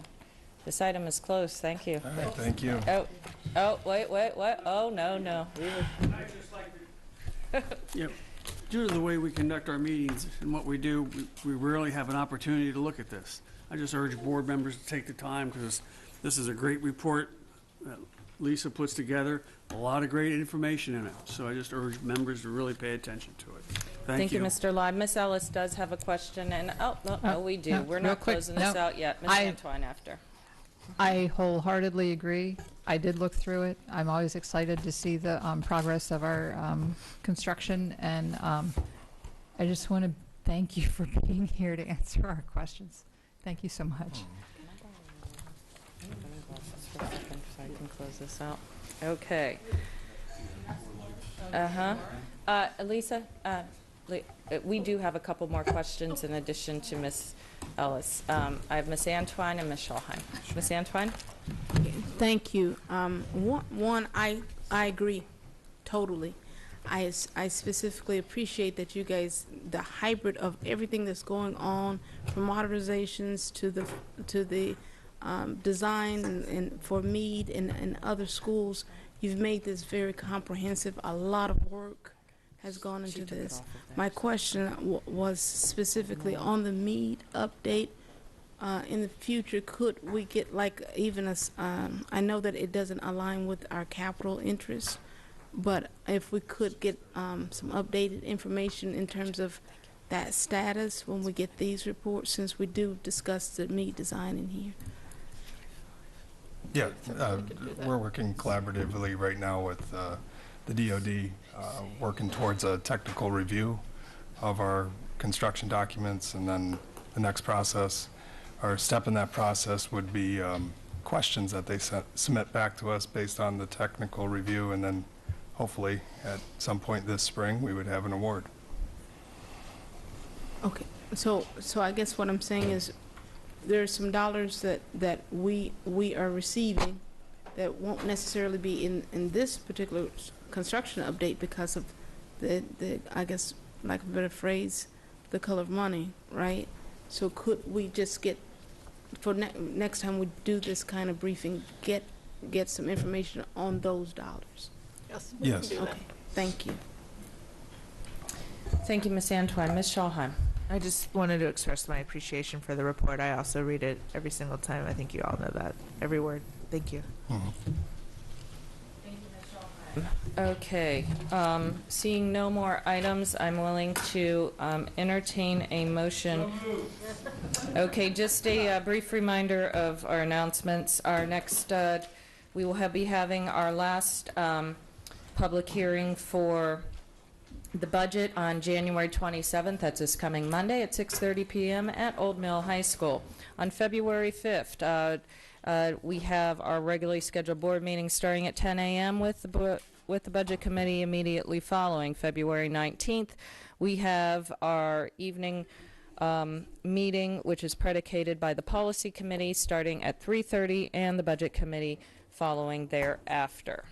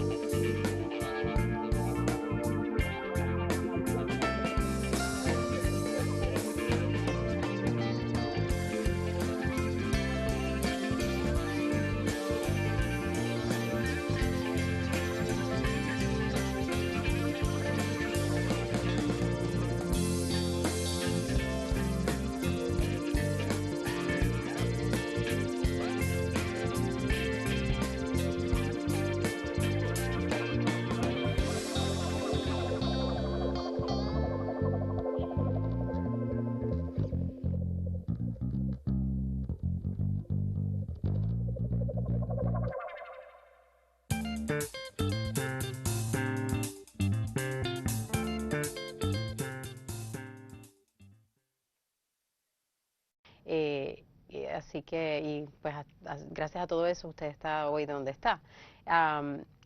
Otra cosa que le iba a